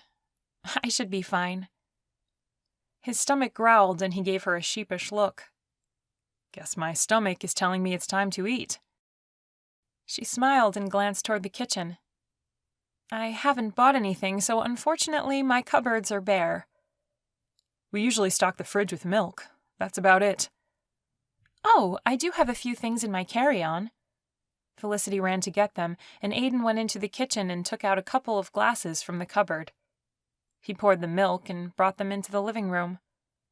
The fire crackled, and he set the milk down on the coffee table. Felicity returned with 2 granola bars and a bag of peanut M&Ms. This is all I have left. Aiden sat on the couch and grinned at her. Looks like a feast to me. She sat next to him, her apprehension clear. He scooted one of the glasses of milk closer to her. She handed him a granola bar. Thunder crashed, and Felicity jumped. "Don't think about the storm," Aiden said. "It will be over soon." He wanted to pull her to him again, but wasn't sure that was a good idea. He enjoyed being close to Felicity too much. He had to remember what it had been like after she left him. The unending pain. He sat back and folded his arms across his chest. He didn't need that again. She nodded, a forced smile on her face. "I know it will. It's stupid of me to be afraid." "It's not stupid. You had a terrible thing happen to you." The fact that she'd shared that with him made him feel good. Like she trusted him. At least, a little bit. And that made him want to protect her. He took a bite of his granola bar. "This is good." She laughed. "It's something to eat." A comfortable silence fell between them as they ate. When he was done, he crumpled up his trash and tossed it onto the coffee table. "What are you up to tomorrow?" Felicity folded her empty wrapper. "I don't have plans." "Do you want me to take you on another excursion?" He chuckled. "Since this one worked out so well?" She laughed, but it was a bit strained. "It wasn't your fault." "I know." He studied her. "There's an excursion we offer that takes you on a hike through the jungle. It includes a waterfall. I think you could get some great photos." She smiled and fiddled with the wrapper in her hand. The smile seemed forced. "I don't know if that's a good idea." And there it was. The truth. Felicity would never forgive him for the past. Why did he even ask? Spending time with her was a stupid idea. What was he just telling himself moments before? He leaned away from her. "Right. I mean, if it's a big group, that's probably okay." Oh, brother. How was he supposed to interpret that? He couldn't tell if she wanted to go with him or not. He wasn't even sure how to respond. He settled on a non-committal, "It would be." She nodded. "All right, then." An awkward silence settled between them. Aiden rubbed his thumb on his palm. "Have you ever wondered what our lives would be like if you hadn't left?" Felicity's gaze jerked to him, and he regretted the question. Why had he asked that? How could he have let that come out of his mouth? But he couldn't take it back, so he waited for her answer. She blinked and looked away. "No." "Sorry. I shouldn't have asked." She took in a deep breath and let it out slowly. "No, it's okay. I guess I have thought about it a little. We'd probably still be in Chicago." Aiden had thought about it a lot, and he was sure they'd have moved. With his money, they could live anywhere in the world, but he wasn't about to say any of that to her. "Maybe." She looked at him. "You disagree?" He shrugged. Now he was stuck. He wasn't sure what to say. "I don't know. We would have had the means to go anywhere." Felicity cocked her head to the side like she was just remembering he was a billionaire. "Oh, right." Aiden loved that Felicity was never into money or status. She didn't care about those things. He picked up his glass of milk and took a sip.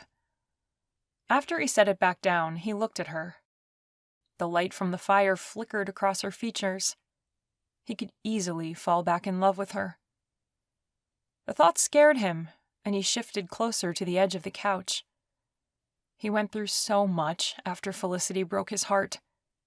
Depression weighed so heavily on him, he thought he'd never dig himself out. And now, finally, he was seeing some light. Things were good. He couldn't slip back into his old self and allow Felicity to break him. She tore the corner off the package of M&Ms and poured some into her hand, then extended it to him. "I'll let you pick out all the brown ones." He chuckled as he picked 3 out. "I know you think I'm silly." "They taste the same as the rest." They totally taste more chocolatey. She wrinkled her nose. It's psychological. Are you calling me a psycho? No, but come to think of it, you do kind of have that look about you. And you own a resort that is kind of like a motel. Really? You're stretching it. As long as I don't find Grams all shriveled up in a rocker, I think you're okay. She flashed him a smile, and he couldn't help but grin back at her. Grams would be highly offended by this conversation. Felicity laughed. You're right. Here, have some more. She shoved her M&Ms at him. He picked another brown one out of her hand. You're such an M&M snob. She poked him in the side, and he jumped. Hey, watch it. I'm ticklish there. Oh yeah? There? She poked him again, but this time he grabbed her hand. No, he said, like he was scolding his dog. She giggled and wiggled out of his grasp. Then she poked him again. That's it. You're toast. He came at her, tickling her sides. She twisted and laughed, but she couldn't get away from him. Stop! Can't breathe! He wasn't sure if she was faking it, but he stopped tickling her and let her catch her breath. He sobered, his face inches from hers. He could smell her sweet breath on his cheek and feel her heart beating against his chest. Her gaze dipped to his lips. Time slowed, and Felicity moved closer to him, ever so slightly. Their lips were only millimeters apart when he realized he was about to kiss her, and jerked back. What was he doing? He couldn't close the distance. He couldn't allow that. He stood up suddenly. Felicity jumped off the couch. Well, I better go to bed. Right. I think you have everything you need. Yes, I should be fine. She practically raced out of the room, shutting her bedroom door a little too forcefully. Aiden sank back down to the couch. What had he almost done? If he had kissed her, it would have been a huge mistake. Seeing her at all was a big mistake. Why had he said he could take her on the excursion in the morning? He was in so much trouble. He closed his eyes and tried to forget about Felicity for the night, which was almost impossible, with her sleeping just beyond the wall. Chapter 9. Felicity stood in her bedroom, her back pressed against her door, her heart racing. How could she have almost kissed Aiden? Had she lost all of her senses completely? She touched her lips. Was it horrible that she wished she'd just done it? She took a shaky breath and slipped into her pajamas, scolding herself in her head. There was no way she could fall back in love with Aiden. It just wasn't anywhere in the realm of possible. He crushed her heart, and she couldn't forget that. Their relationship had been like fire. It felt wonderful and warm at first, but she'd gotten too close, and it had burned her. The sheets were soft as she climbed into bed. She wrapped herself in them. Even though she was tired, it took a long time for her to fall asleep. She lay there, listening to the storm outside and wondering what she would do tomorrow, spending the whole day with Aiden. She awoke to an eerie silence. A light in the bathroom told her the power was back on. Felicity peeked outside of her bedroom and found the couch empty, her comforter folded up. Aiden wasn't in sight. A note sat on the counter in the kitchen. Felicity, I'm going to check out the damage to the resort. I'll come back to get you for the excursion to the jungle. I should be back by 10. Aiden. She had a couple of hours, so she took a shower and dressed in good hiking clothes. She left her villa to get breakfast at the restaurant. The resort had been hit hard. Palm branches were everywhere, along with trash, broken shingles, and other pieces of debris. The workers were already out cleaning up the mess. Aiden must be helping them. That's one thing she liked about him. He was a billionaire, for heaven's sake, yet he was out picking up tree branches with the rest of the crew. The buffet line was short. She grabbed a bowl of fruit and a yogurt and sat down at a table. Pulling out her phone, she checked her Facebook group. Brittany had posted, "How are things going with Aiden? Are you getting back together with him?" Felicity pressed her lips together and answered, "No, that ship has sailed." Brittany answered right away, "I heard he has money. Is that true?" "He's a billionaire." Felicity hit post before she thought about it, then wondered if that was a good idea. Aiden wasn't the kind of guy to go around boasting about that kind of thing. Maybe he didn't want her spreading that around. But it was too late. She'd already posted it and couldn't take it back. "I'm coming to stay the rest of the week with you." Brittany added a smiley face to her post, and Felicity snorted. Wouldn't that be a nightmare? "Ha ha, funny," she posted. Felicity closed the app. Brittany kind of annoyed her, but maybe she needed to give the girl some slack. Her divorce had been hard on her. Brittany was the kind of girl who had a hard time if she didn't have a man on her arm. Some girls were just like that. After she ate, she left the restaurant to go back to her villa to wait for Aiden. She picked her way over downed branches and bits of trash. As she slid her keycard, her phone rang. She pulled it out of her pocket and stepped inside. "Hello?"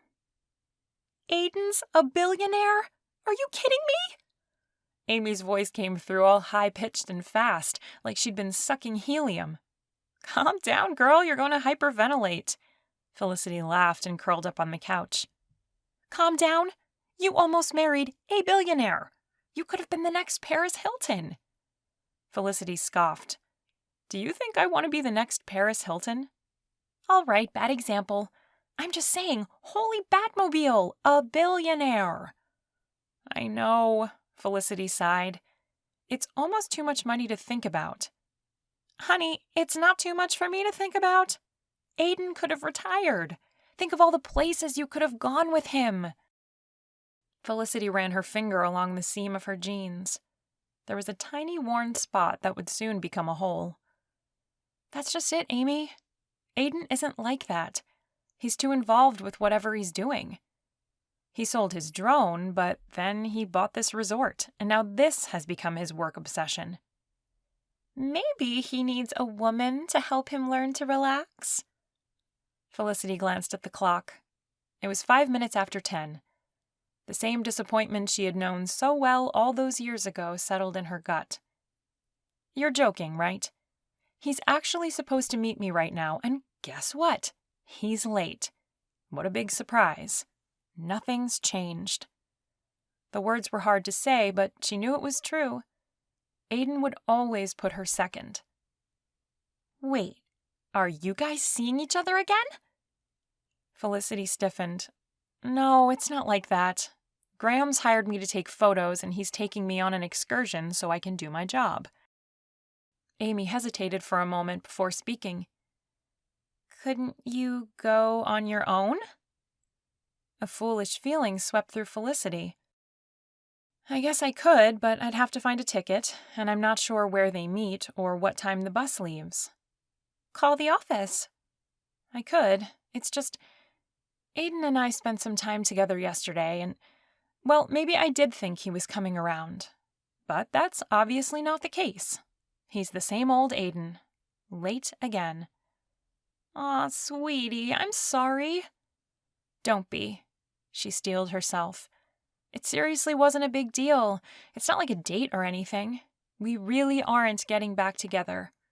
Instead of going on the excursion, I'll just go find some pictures to take around here." Felicity cringed, thinking of all the debris outside. "But I don't know what I'll photograph. We had a storm last night, and the place looks pretty bad right now." "Then go relax on the beach. When Aiden is done with his work, he'll take you hiking." Relaxing on the beach sounded nice. That's not a bad idea. She had brought her swimsuit. "There you go. Have fun. Take some you time." Felicity brushed her hair over her shoulder. "You're right. There's nothing else I can do anyway." "Okay, have fun. I'll call you later to see how things went." "Thanks, Amy." Felicity hung up and stared at the ashes in the fireplace, a hollow feeling spreading through her chest. Why had she thought anything had changed? Aiden was still Aiden. He put his work first. She supposed that was why he was a billionaire. She sighed and tossed her phone on the couch. She'd go change into her bathing suit and take a walk along the beach. Aiden could come find her when he was done with everything that was more important than her. Aiden's heart raced as he walked along the shoreline, searching the underbrush. "Mabel!" he called. His voice was hoarse from shouting. He didn't want to think about all the things that could have happened to Mabel out in the storm last night.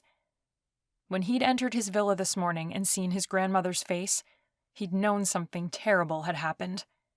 Grams had run to him and buried her face into his chest, sobs racking her body. When he'd finally coaxed out of her what had happened, his heart had stopped. Mabel had gotten out last night, right before the storm had hit. She hadn't come back. Aiden had pulled on some boots and gone immediately out to look for her, but there was no sign of her. Now he was beyond the resort property line and had no idea if he was even close to where Mabel had gone. She could be anywhere. She could be... No, he didn't want to think about it. Why had she run off like that? She usually obeyed when they called her to come. Maybe since he wasn't home, she'd gone looking for him. The thought made his stomach clench. This might be his fault. He lengthened his strides. "Mabel!" She had to be somewhere. He couldn't accept she was gone. He'd find her. He had to. Maybe she'd found her way back home. He pulled out his phone to check with Grams. "Hello?" She answered on the first ring. "Did you find her?" Disappointment crushed him. "No. I take it she didn't come home yet." "No." He exhaled. "All right, I'll keep looking." "Aiden?" "Yeah." "Don't worry. We'll find her." He rubbed the back of his neck. "Right." He hung up with Grams and noticed the time. 11? How did it get to be so late? He was supposed to be at Felicity's villa an hour ago. He called her cell phone, but it just rang until voicemail came up. Frustrated, he left a quick message about not being able to go with her and hung up. Felicity would understand, wouldn't she? His dog meant the world to him, and Felicity wasn't a completely unreasonable person. Except for the day she left him. That had been unreasonable. He let out a frustrated breath. Felicity was going to hate him. But he couldn't stop looking now. He had to find Mabel. He saw a flash of white and ran to a large bush. He crouched down. "Mabel?" A white grocery bag was tangled up in the branches. He yanked it out and wadded it up, a bitter taste in his mouth. This was going to take forever. Memories from when Graham had first gotten Mabel surfaced, and he rubbed his temples. The little dog had taken to him right away. He'd never had an animal snuggle with him like Mabel had. He'd be sitting on the couch and she'd climb up on his shoulder. She was smaller then, just a little puppy, and she'd fit perfectly there. She would fall asleep and make cute little dog snoring noises. She was such a small dog. The wind last night had been horrible. How could she have survived? He shook his head and resolved not to think about what might have happened. All he needed to do right now was focus on finding her. That's all he could do. With his heart in his throat, he continued to call for his dog. Chapter 10. Felicity stretched out on the beach towel she'd spread out over the sand. It was a cloudy day, but every once in a while, the clouds parted and the sun peeked through. The sound of the ocean waves relaxed her, and she slipped off her swimsuit cover and closed her eyes. At least she'd get a little use out of her swimsuit. It was brand new, purchased at the end of the season last year for 80% off. It was the nicest one piece she'd ever had, blue with white stripes. It looked good on her, if she did say so herself. Aiden's face popped into her mind, and she tried to shove it away. He was over an hour late now. So typical. How could he always make her feel so low? So unwanted. A shadow crossed her face, and her eyes flicked open. She sucked in a breath to chew Aiden out for being so late, but then she realized it wasn't Aiden. A man she didn't recognize stood beside her wearing long shorts and flip-flops, a lounge chair tucked under one arm. "I'm sorry, I didn't mean to disturb you." The man took an awkward step back. "If you want privacy, I'll go to the other side of the beach. I just thought I might as well introduce myself to the neighbor, if that's okay." Felicity stared up at the man. He looked harmless. He reminded her of those guys at the Geek Squad, all gangly arms and legs. Thick glasses adorned his face. She motioned. "It's fine. Have a seat." He set his chair down and sat. "Thanks. I'm Harold." "Felicity." "Where are you from?"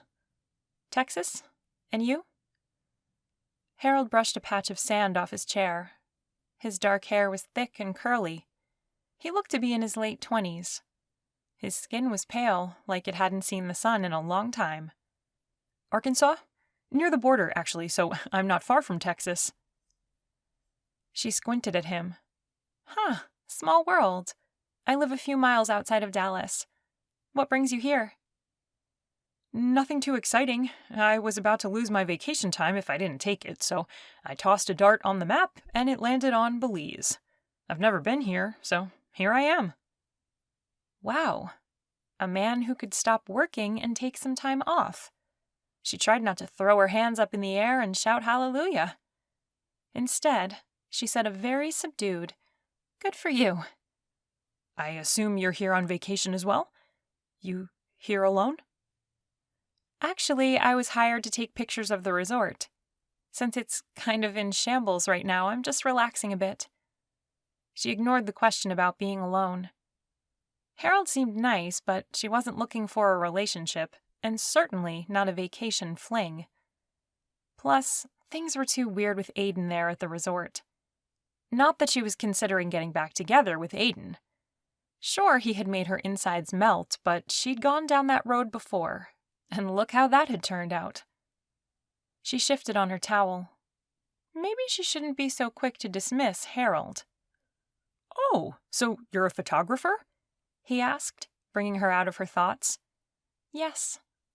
"And they paid your way here?" His eyebrows rose high on his forehead. Felicity tried not to snort. Right. If he thought all photographers got gigs like this, he was delusional. She should have known something was up when she was hired. "Yes." "Well, that's quite the setup." That explained it exactly. A setup. Felicity turned the conversation around on him. "What is it you do?" Harold's lounge chair squeaked as he moved. "I'm a systems analyst.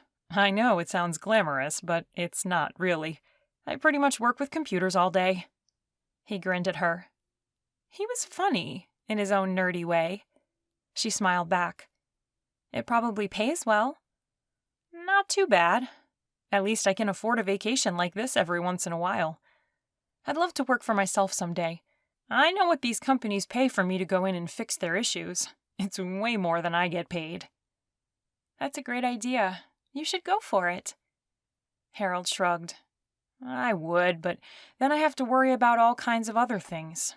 To be honest, I'm not sure how to market a business like that, or where I would get health insurance. Stupid stuff like that." Felicity sized him up. "I think you would figure it out." He shot her a grin. "Yeah?" "Give yourself some credit. You look quite intelligent." Harold seemed pleased that she'd complimented him. "Thanks." He ran his hand through the sand. "That was quite the storm last night, wasn't it?"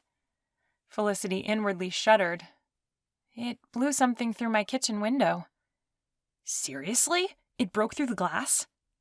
"Yes, I think it was a signpost.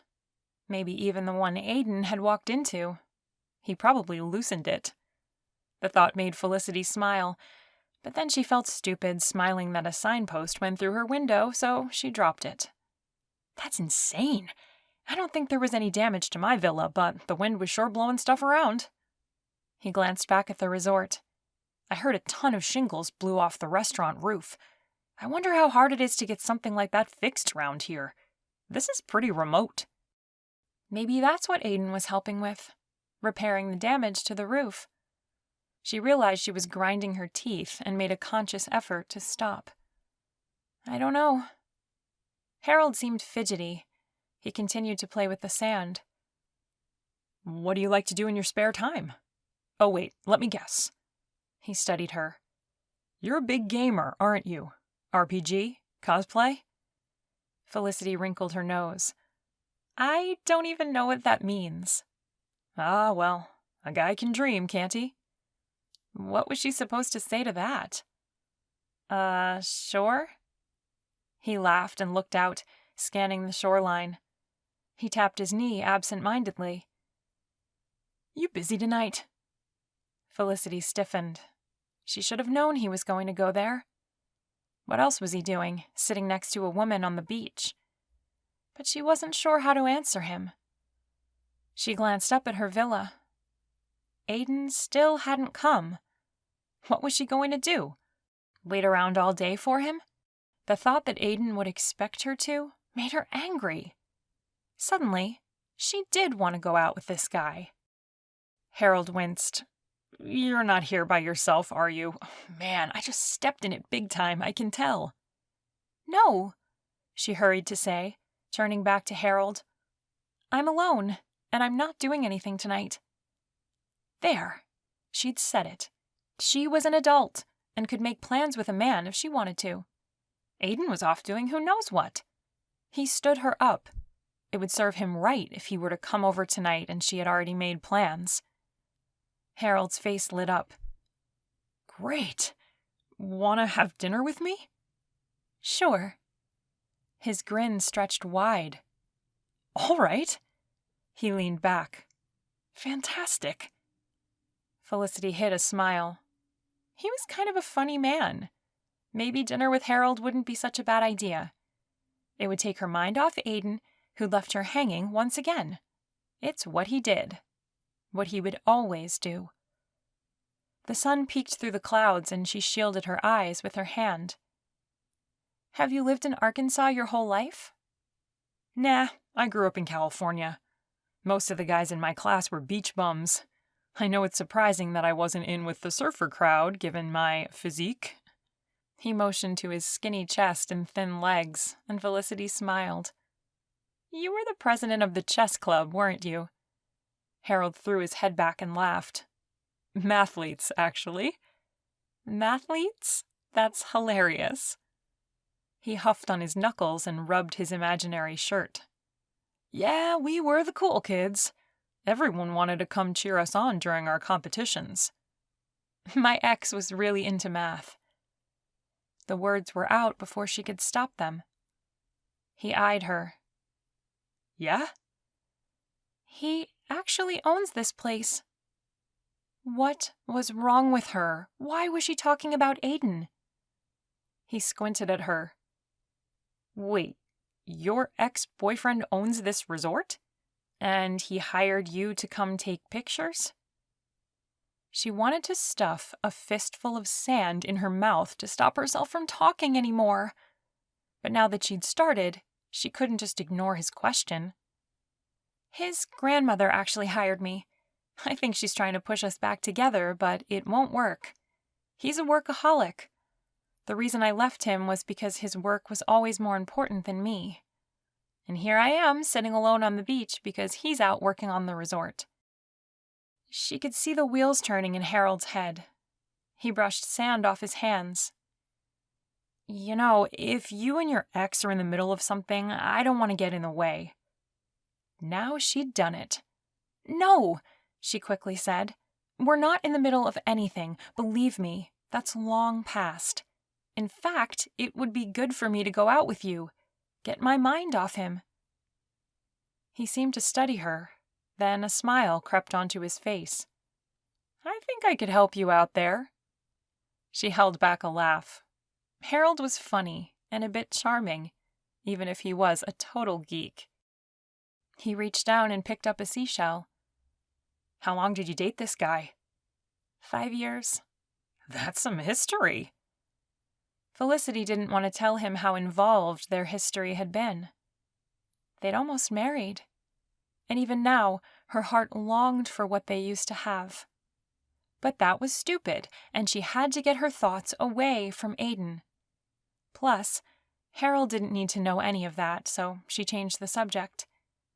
How long will you be here? Just until Sunday. Me too. Why did the thought of leaving depress Felicity? She shook it off. A tone sounded, and Harold pulled his phone out of his pocket. Felicity reached to check hers and realized it wasn't sitting on the towel like she'd thought. She must have left it up in her villa. Oh no, what if Aiden had been trying to call? Felicity mentally smacked herself. What was wrong with her? Why was she insisting on torturing herself over Aiden? She needed to stop. He was always going to be the same guy. Nothing would change. A sudden restlessness came over her.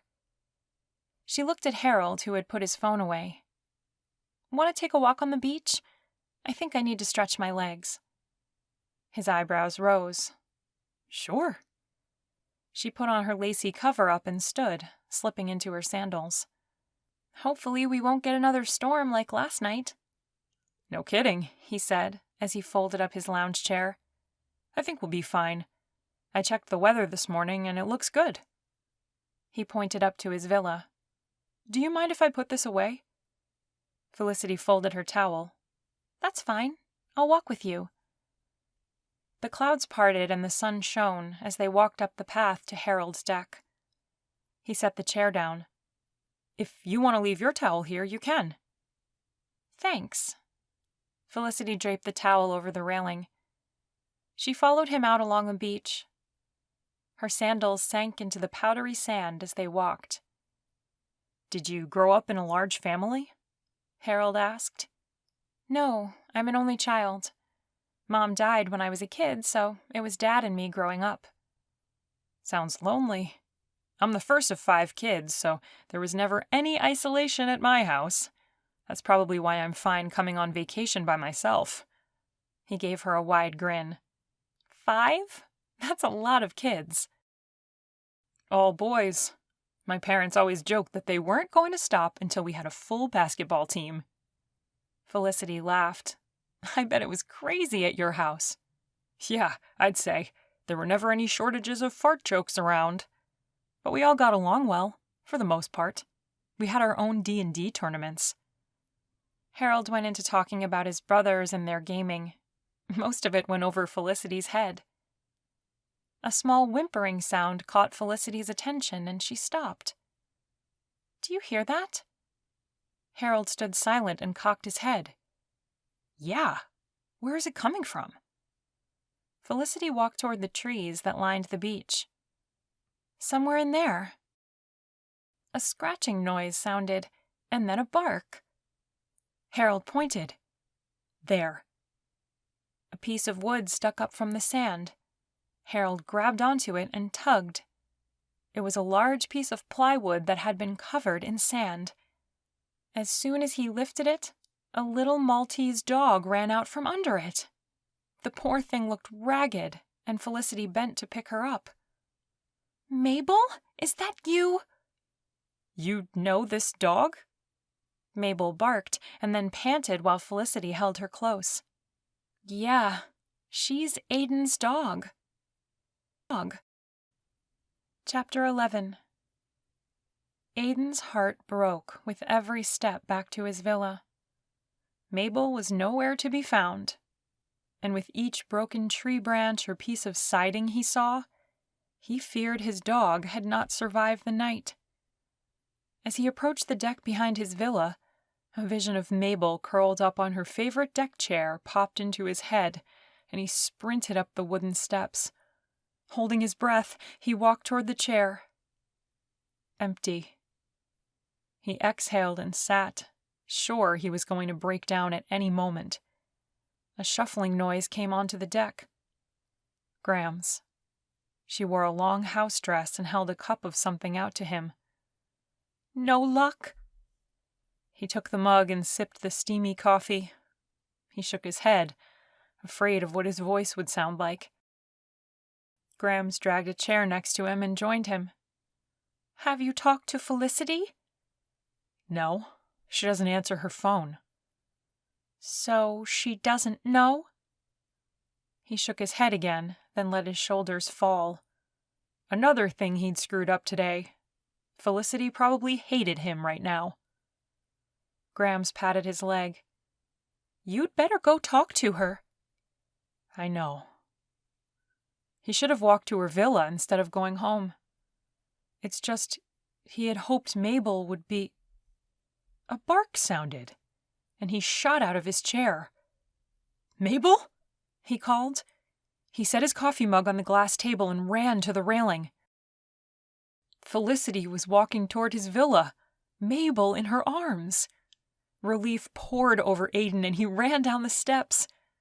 Felicity set the squirming Mabel down, and she ran to him, barking and wagging her tail. Aiden bent down and picked her up. Mabel licked his face. He checked her over for any injuries, but didn't see any. "I can't believe you found her. I was so worried." "Yeah, she was trapped under some plywood," a man said. Aiden realized for the first time that Felicity wasn't alone, and a few things hit him at once. Felicity was wearing a swimsuit, a sexy cover-up, and had her hair pinned so she looked like a model. The man with her wore shorts, no shirt, and was standing too close to be a passerby. And suddenly he wanted to grab Felicity and pull her to him, but he pressed his lips together and tempered that thought.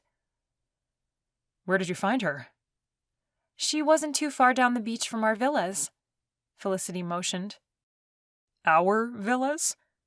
Aiden gave the man another once-over. What had happened this morning?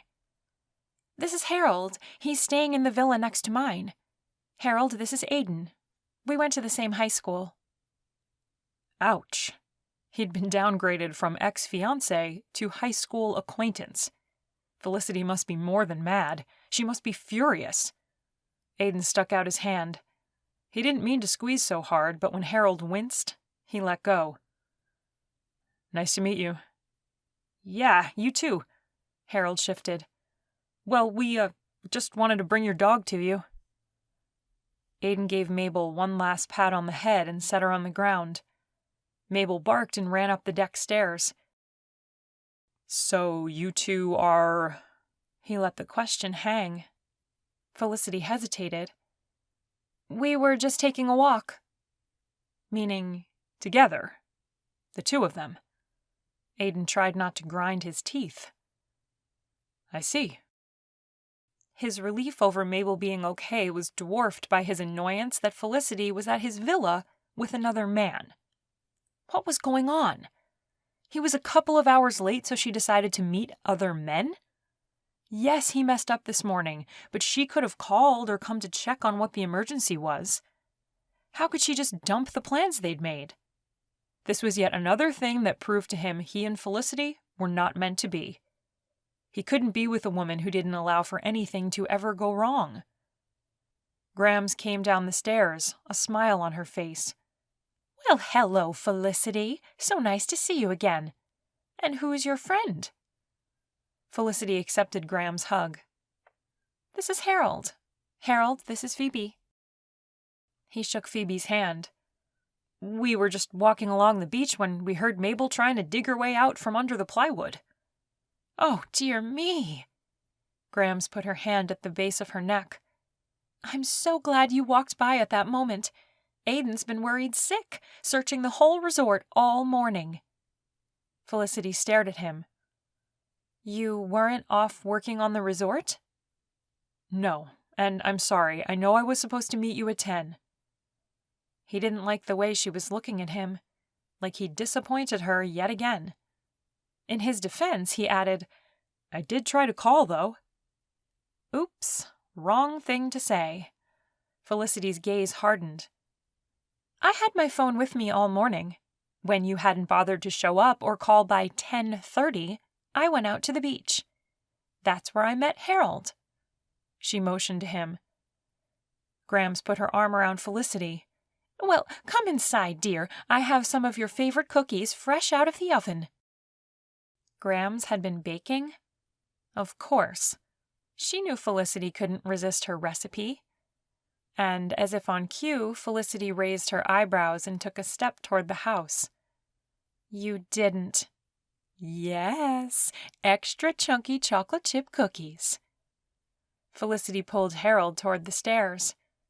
"Come on, you have to try these." Grams opened the glass door and waved Felicity and Harold inside. Then she shot Aiden a frown. "You left her alone all morning? After spending the night at her place?"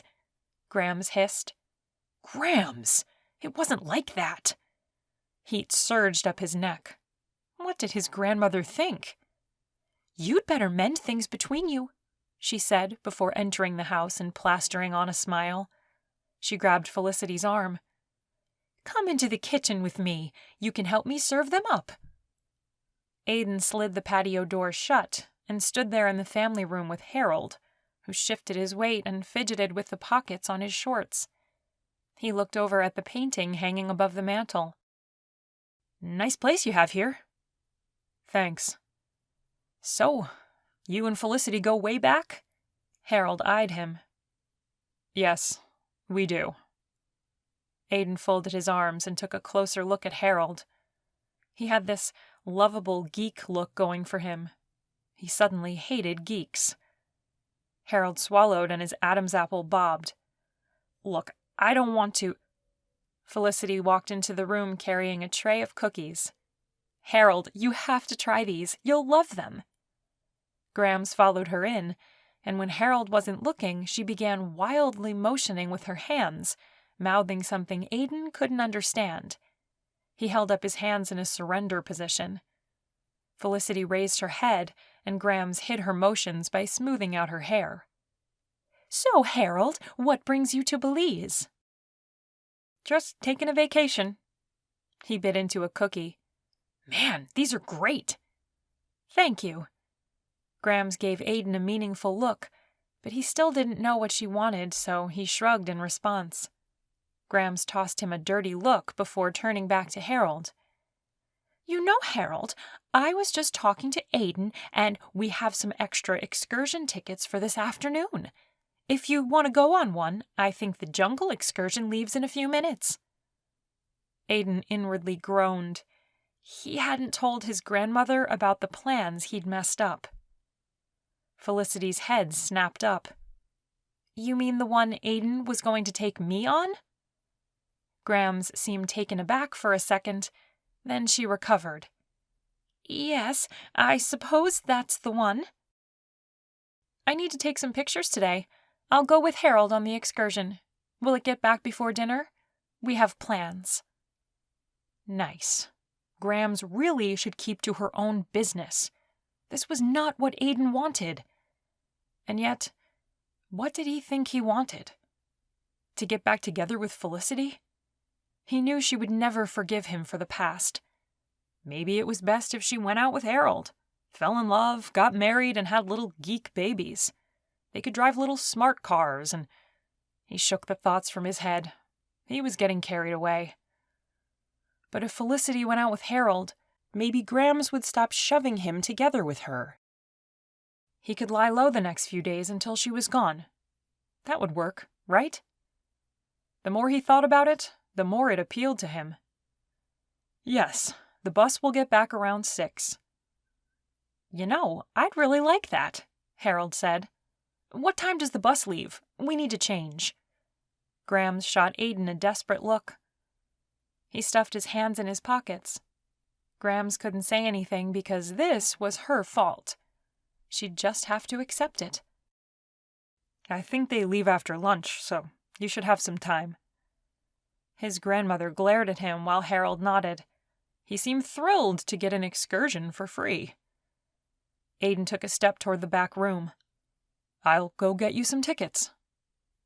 He walked down the hallway to the office. The extra excursion tickets were in the top drawer.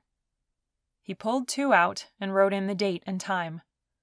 On the way back, he bumped into Grams. "What are you doing?" she whispered. He shrugged. If Felicity wants to date this yahoo, I'm not going to stand in her way. He pushed his way past her and into the family room. He handed Harold the tickets. Here you go. Harold grinned. Thanks. Grams glided across the room. "It was nice meeting you, darling." She swept Harold into a hug before doing the same to Felicity. She put her arms around the 2 of them as she guided them to the door. What was she up to?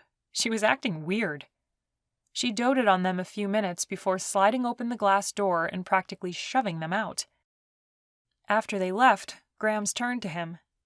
"You have to fix this mess." Aiden ran a hand through his hair and sighed.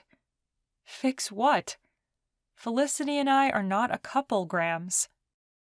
He'd figured his grandmother would balk at this, or maybe object.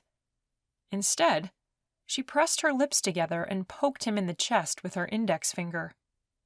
"You love her. Don't try to deny it. I can see it in your eyes. You've loved her for years. Now that I've finally got her here, you have to win her back." And there it was. His grandmother was delusional. He knew all along Grams was playing some kind of game with bringing Felicity here, but she hadn't come out and said it like that. What was he supposed to say to her? He loved his grandmother to death, but he wasn't getting back together with Felicity. He tried a different tactic. What do you want me to do? Go on the excursion with them?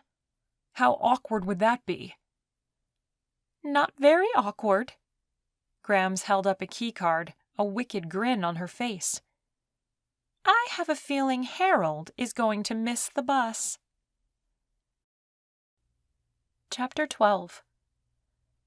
Felicity rushed to change out of her swimsuit and wash the sand from between her toes. Going on the excursion with Harold was just what she needed to get her mind off Aiden. After she slipped on a pair of jeans and a top, a knock sounded. She walked into the living room and opened the door. Harold stood there, patting his pockets.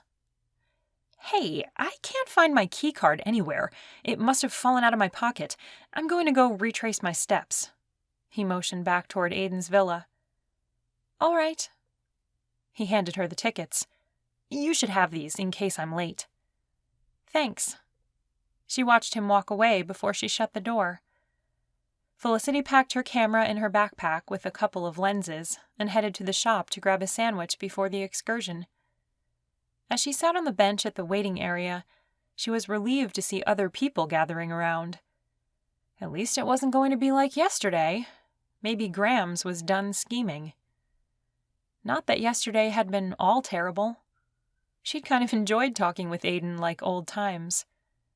But it was also hard on her, knowing he was the way he was, and that nothing could happen between them. And this morning proved it. Yes, he had a good excuse, but he could have called her. She checked the time and scanned the sidewalks. Harold only had a few minutes left before the tour started. Movement came from the shadows, and Aiden stepped out. He didn't look at her as he walked to the pavilion.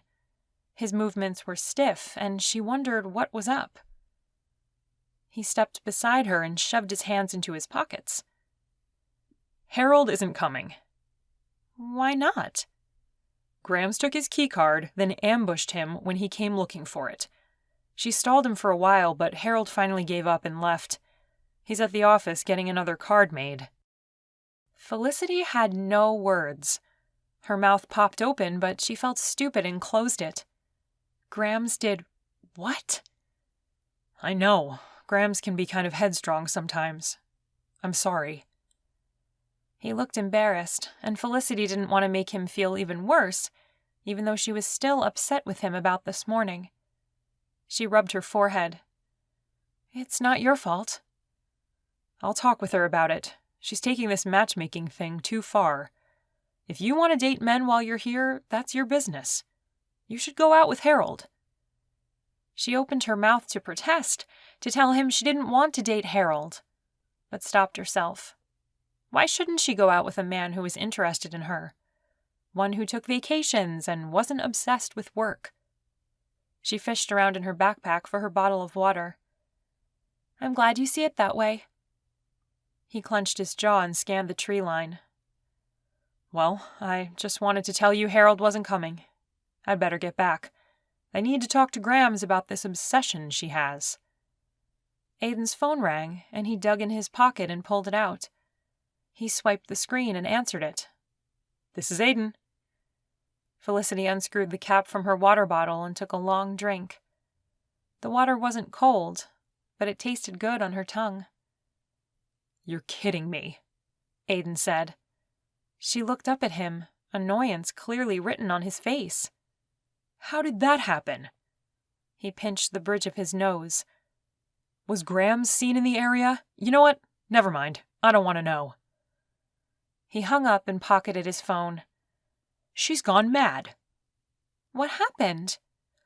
Juan accidentally locked himself in the supply shed. He was supposed to lead this tour. No one can find the key. They're calling in a locksmith to get him out, so Derek asked if I could lead this tour. Felicity couldn't believe it.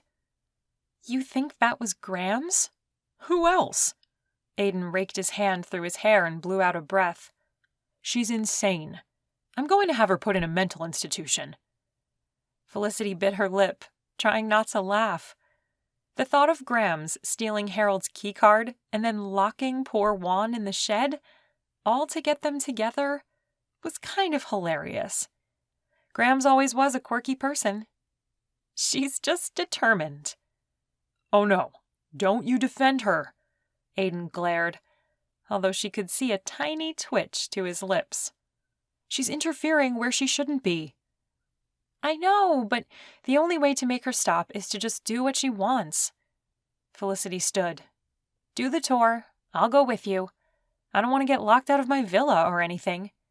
Harold and I can eat dinner together when we get back. Aiden made a face, but finally conceded and led the group to the white van. Felicity sat in the front passenger seat and fiddled with her camera as Aiden drove and talked on the loudspeaker. She'd heard some of the same things the previous day, so she tuned him out and stared out of the window, watching the trees speed by. An image of her father taking her hiking as a child flashed through her mind, and she swallowed down the guilt. She should really go see her father when she was done with this trip. Her father had been asking her to come for a while now.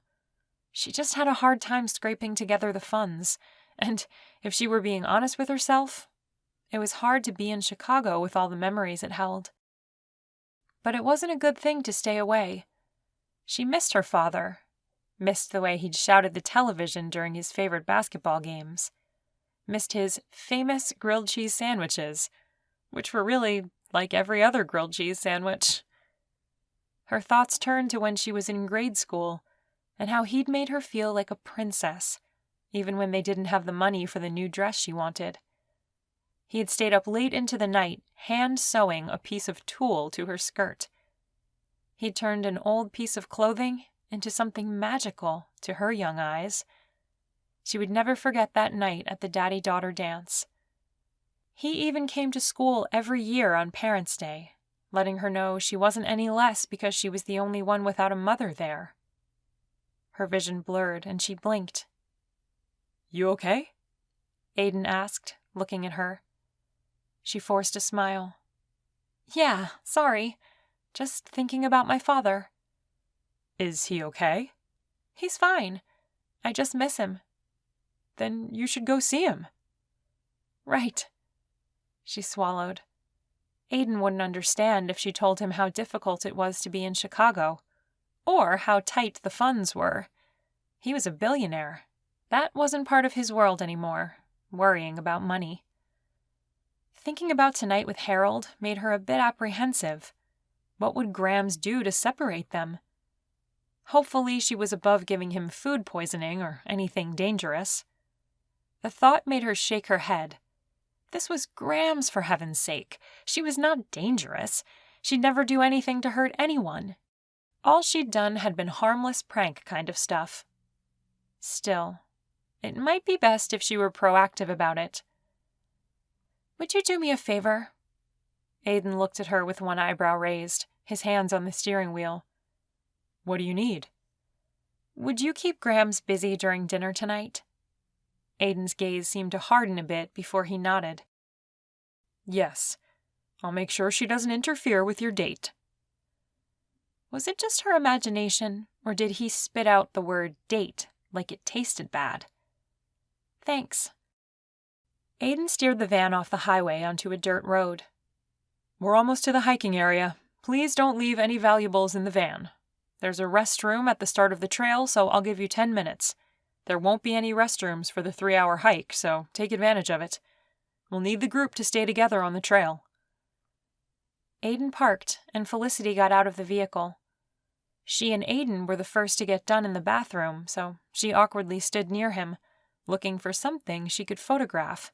But there was nothing interesting. Aiden would think she'd gone crazy if she started snapping photos of the bathrooms. She gripped her camera and stared up at the cloudy sky. "It's not supposed to storm again." Aiden put his hands behind his back, like he didn't know what to do with them. "I know," she said quickly. She'd acted a bit stupid last night and was feeling embarrassed. "That's good. Because, you know." "What are you saying? Because I'm a baby when it comes to storms?" He put his hands out almost as a shield. "No, not at all. I just didn't want you to worry is all." I wasn't. She didn't want Aiden to see her as weak. A couple of people from the excursion had joined them, and Aiden fell silent. He seemed to take an interest in the gravel they were standing on. When the group was back together, Aiden motioned for everyone to gather. "We'll be hiking up this trail. I don't want anyone wandering off the path. There are snakes in this jungle." A few people gasped, and Aiden held up a hand. "It's okay. If you stay on the trail, you should be fine." He turned to Felicity. "Do you want to walk ahead of me to get photos without people in the way?" She nodded. "Thank you. That's very thoughtful." Her heart warmed a bit. He shrugged and paused so she could take the lead. "Grams would kill me if I didn't let you get good pictures." "Of course. That's what this trip was all about, anyway." She stepped ahead of him, and he followed close behind. Every once in a while, Aiden would stop and talk about the vegetation or the animal life in Belize, and Felicity would use the pause to get some good shots. Her camera clicked as she crouched to get interesting angles. Her leg muscles burned as the trail turned a bit steeper. She hoped she didn't start panting and sweating, revealing how out of shape she was. She'd quit her gym membership 5 months ago. It was a luxury she couldn't afford, not when things like buying food and toothpaste took up her whole paycheck. "Let's stop here for a moment while I tell you about the Tata Duende. It is rumored he hides deep in the jungle. The children say he has backward feet and no thumbs. If he asks to see your hands, don't show them to him, lest he rip off your thumbs." Felicity smiled to herself as Aiden talked about the silly legend. She had a sneaky suspicion he'd stopped so she could catch her breath, which melted some more of her anger toward him. Why did he have to be so nice? Couldn't he just be a jerk all the time? It would be a lot easier to put up a wall around her heart if he wasn't so thoughtful. After a moment, they started up again. The strain on her muscles felt good. She'd been neglecting herself lately. She made a mental note to take some time out of her schedule to get more exercise. 30 minutes later, Felicity heard the sound of rushing water right before the trail opened to a wide landing with a railing. Across an expanse was a waterfall. The beauty of it took her breath away. The cascading water hit the rocky hillside, splashing on so many rocks on the way down, it looked like stair steps. She focused her camera and snapped a few photos. Aiden gathered the group and started talking about the waterfall. Felicity pulled out her tripod and set it up so she could take some time-lapse photos. She twisted the legs to extend them, tightening them back up again when she got the height the way she wanted it. After tweaking her settings, she stood back and let the camera do the work. Once she captured a few good ones, she noticed Aiden wasn't talking anymore. She turned and bumped into his chest. "Oh, sorry," she said, trying to regain her footing. He reached out to steady her, his arms wrapping around her. "It's okay. I shouldn't have snuck up on you." She stared up at him for a moment, her heart in her throat, her hands clutching his biceps. Why did he have to smell so good? Why did it have to feel so good in his arms? His blue eyes searched hers, and, for a second, she forgot where she was and what they were doing. Then she came to her senses and backed away. He let her go. "Stunning," he said. She looked at her camera, her last still shot displayed on the screen. "Thanks." "The picture, too." Aiden gave her a quick smile, then turned and walked away before she could think about what he'd said. Chapter 13. Had he really just said that?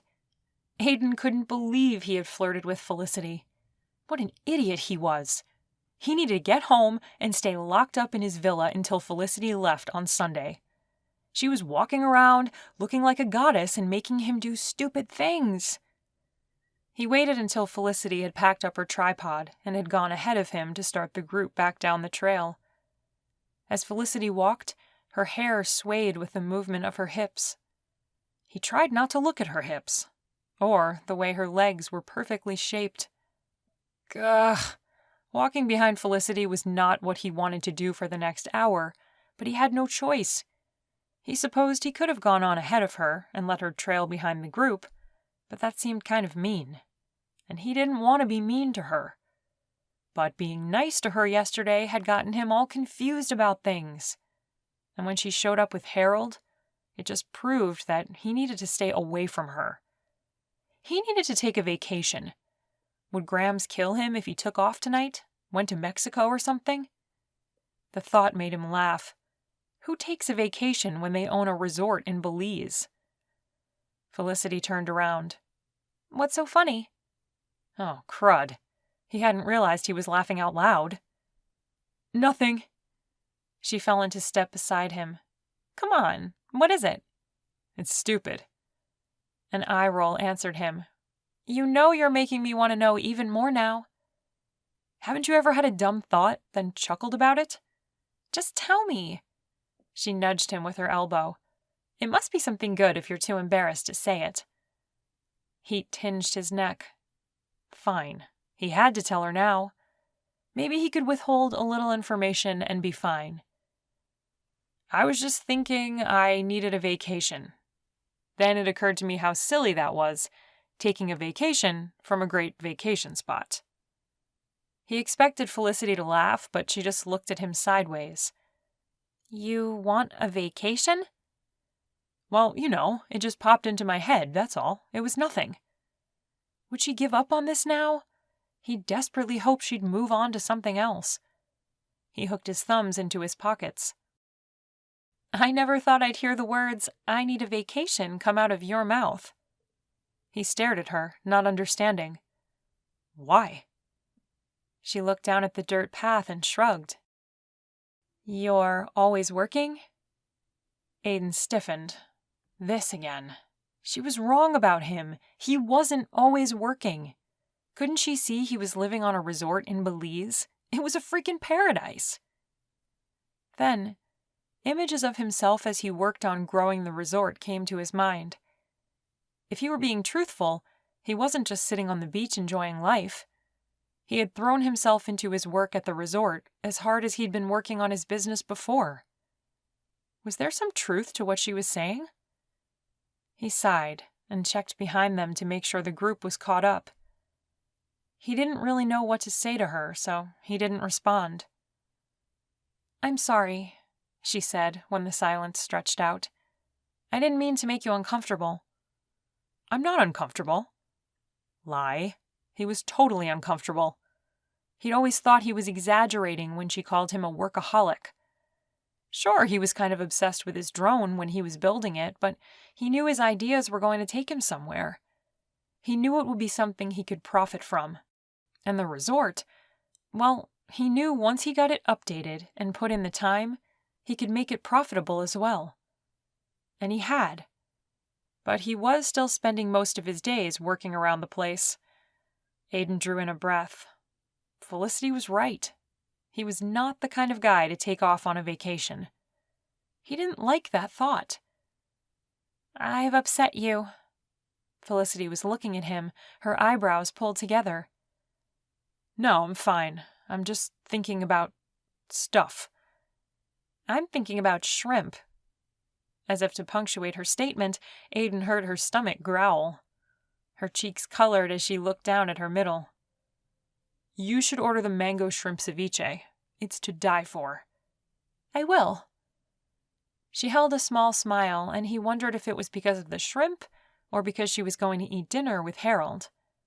He suddenly wanted to change the subject. "Grams will be happy with the pictures you took today." "It wasn't hard to get great pictures with scenery like this. You're lucky to live in such a beautiful place. I enjoyed the hike. My muscles needed it." "That's one thing about leading these excursions. I don't have to worry about getting flabby." Her smile stretched wide. "Flabby? You?" She reached out and pinched his abdomen. "Sorry, I'm not buying it. You could always eat anything you wanted and not gain an ounce."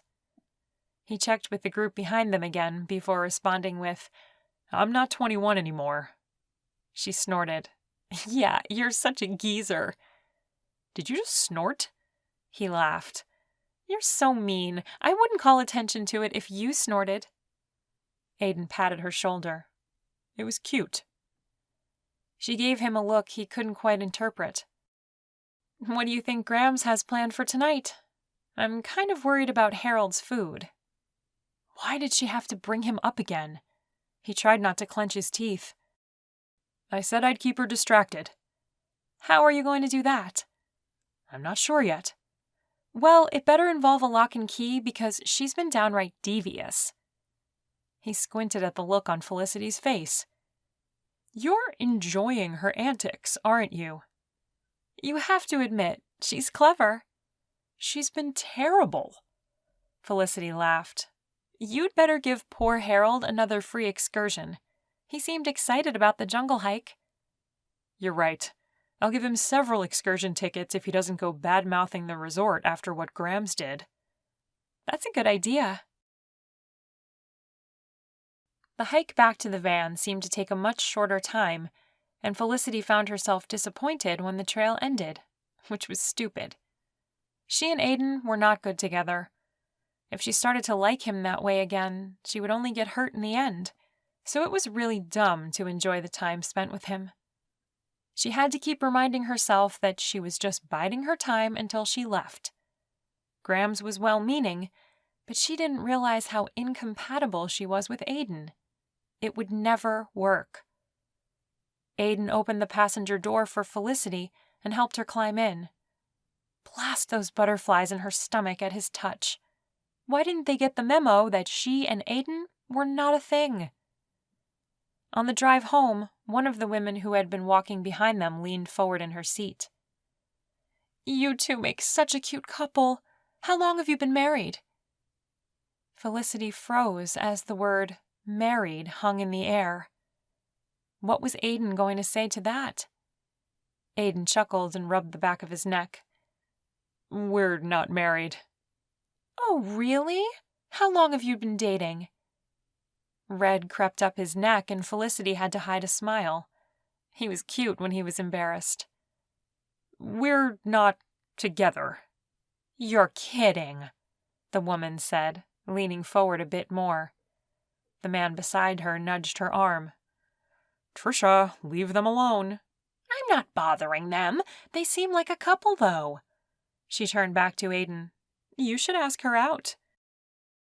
Aiden swallowed, his Adam's apple bobbing. He gave Felicity a quick glance before answering. "We're just good friends." Trisha huffed and sat back in her seat. "That's not what it looked like to me. I've been around good friends, and you guys have something more going on." "Hush now, can't you see you're embarrassing him?" the man said. Felicity held back a giggle. I am not. I'm just stating a fact. They should be a couple. You can see the attraction written all over their faces. The woman looked personally offended that Felicity wasn't involved with him. Aiden's cheeks were now pink, and he stared forward as he drove, obviously trying to ignore them now that they were talking amongst themselves. That's none of your business, the man hissed. You're always saying that. Maybe it is my business. How do you know? You don't know everything. They continued to argue until Trisha finally got mad and sat silently for the rest of the way to the resort. By the time Aiden had stopped the bus, his face was almost back to its normal color. Thank you, everyone, for joining me on this excursion. If you wouldn't mind leaving a comment on the website about how you enjoyed it, that would be wonderful. And if you didn't enjoy it, we don't mind if you don't leave a comment. A few chuckles came from the group as they dispersed. Felicity checked her watch. Guess I'd better go get ready for my date. Thank you again for keeping Grams occupied. Aiden nodded, his mouth turning down a bit. Of course. Have fun. She took a step away, then hesitated and turned back to him. The jungle hike was nice. He stopped, his gaze almost looking through her. It's a good excursion. No, I mean, it was nice talking to you today. Felicity bit her lip. Why was she standing there, acting like an idiot? She had to remember what he did to her just this morning. He stood her up. She was such a sucker. He took a step toward her. I enjoyed it too. The sun hung low in the sky, casting a soft orange glow on Aiden's light hair. He stared down at her, and she became aware of her heart stuttering.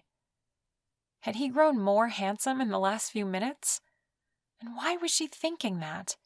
What was wrong with her? She took a step back. See you later. Right. He blew out a breath and turned away from her. Felicity walked to her villa, her heart stuck in her throat. Why was she so attracted to Aiden? Why couldn't she get it through her thick head that he would never love her like she needed? Like a woman should expect her husband to. She took in a deep breath and unlocked her door. Aiden wasn't her soulmate, but he was out there somewhere, she was sure of it. She'd find him and have a happy life. Flipping through clothes in her closet, she realized she didn't have very many outfits. She hadn't expected to be dating. She changed into a simple blouse and slacks. A knock came on her door, and she rushed to open it. Maybe it was Aiden, coming to tell her Harold had left. Maybe Grams had given him tickets to the caves further inland. Maybe... She interrupted her own thoughts as she opened the door and peered at Harold. Why was she disappointed? She wanted to go out with Harold tonight. Right? Felicity forced a smile. He looked nice, with a blue dress shirt and tie. Hi. How was the jungle hike? He pushed up his glasses with one finger. It was good. I think Aiden is going to get you free tickets for later on in the week. He felt bad you missed it. Harold stepped aside so she could join him. It wasn't his fault. That would be generous of him to do that. Yeah, right. It was on the tip of her tongue to tell him what Grams had done, but she bit the words back. What good would it do? She decided it would be best to change the subject. What did you do this afternoon? I camped out on the beach and read a book. Oh? What book? He gave her a sheepish grin. Ready Player One. I know, it's one of those highbrow kind of books, but what can I say? I like literary fiction. Felicity laughed. She'd never read the book, but knew enough about it from the movie commercials to know it wasn't literary fiction. It was some video game that people went into, or something like that. Harold really was a video game nerd. I like that you're yourself. He gave her a funny look as he fiddled with the knot on his tie. Who else would I be? She giggled again. You're comfortable in your own skin. I like that. Good. I don't really want to wear anyone else's skin. They entered the restaurant and waited until they were seated. Felicity opened her menu, even though she knew what she wanted. She was going to try the dish Aiden suggested. Why was she thinking about Aiden? Man, couldn't she step away from him for the evening? Give her brain a rest? And if she were being honest with herself, give her heart a rest, too? Her phone made a noise, and she glanced down at the incoming text. Where are you? It was from a number she didn't recognize. Maybe it was Graham's? She typed in a quick response. Who is this? When the next text came in, she did a double take.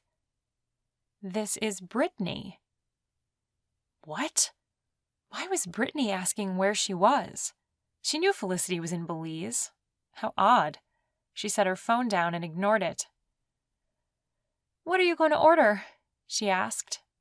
I don't know. Maybe a hamburger? I'm not really a fish person. Felicity gave him a weird look. Okay. Her phone chimed again, and she picked it up to silence it. But the words on the screen made her freeze. I made it to the resort. Is that you in the restaurant? Confusion clouded her brain. Brittany was in Belize? Felicity turned around and about fell out of her chair. Brittany was walking toward her, her arm extended and waving erratically. Felicity! She blinked, hoping the vision would disappear. Nope, it wasn't her imagination. Brittany had come to Aiden's resort. Chapter 14. Felicity's mouth went dry. Brittany wore a miniskirt and an expensive-looking top. Her heels were so tall, Felicity wondered how she could stay upright in them. Brittany came to the table and held out her arms. There was no choice. Felicity had to stand and hug her. How are you? Oh my gosh, it's been so long. I can't believe it. You look fabulous. I love your curls. She bounced a few strands of Felicity's hair while glancing around the restaurant. Brittany had always been a stream of consciousness person. You never knew what would come out of her mouth next. Felicity pasted on a smile. Brittany, what are you doing here? I thought I'd surprise you. You talked the place up so much, it made me want to come. She eyed Harold. And who is this? Brittany, this is my date, Harold. A date? Well, you don't waste any time, do you? I'll just leave you two alone, then. I don't want to intrude. Maybe we can catch up later? Felicity didn't know what to say. She couldn't believe Brittany was standing in front of her. Okay. Great, hon. I'll stop by. What villa are you in? 28. Wait, why was she telling Brittany where she was staying? Why was her brain not working? Perfect. I'll see you tonight. Brittany gave her an air kiss and then turned and walked out of the restaurant, her hips swaying. Harold leaned forward. What was that all about? You look stunned. She blinked. I guess I am stunned. I barely know Brittany. Why would she come here? Really? You barely know her? She acted like you were best friends. Felicity shrugged, not knowing what else to do. I guess we talked on Facebook a bit. I don't know, it's weird. But it was typical Brittany to worm her way into a situation if she thought she could get something out of it. She was probably on the hunt for rich husband number 2. Harold chuckled and picked up his menu. Well, good luck with that then. Right? Maybe if I tell her I have work to do, she'll leave me alone. Good idea. They ordered their food and Harold loosened his tie. What's up with the tie anyway? I mean, it's weird, isn't it?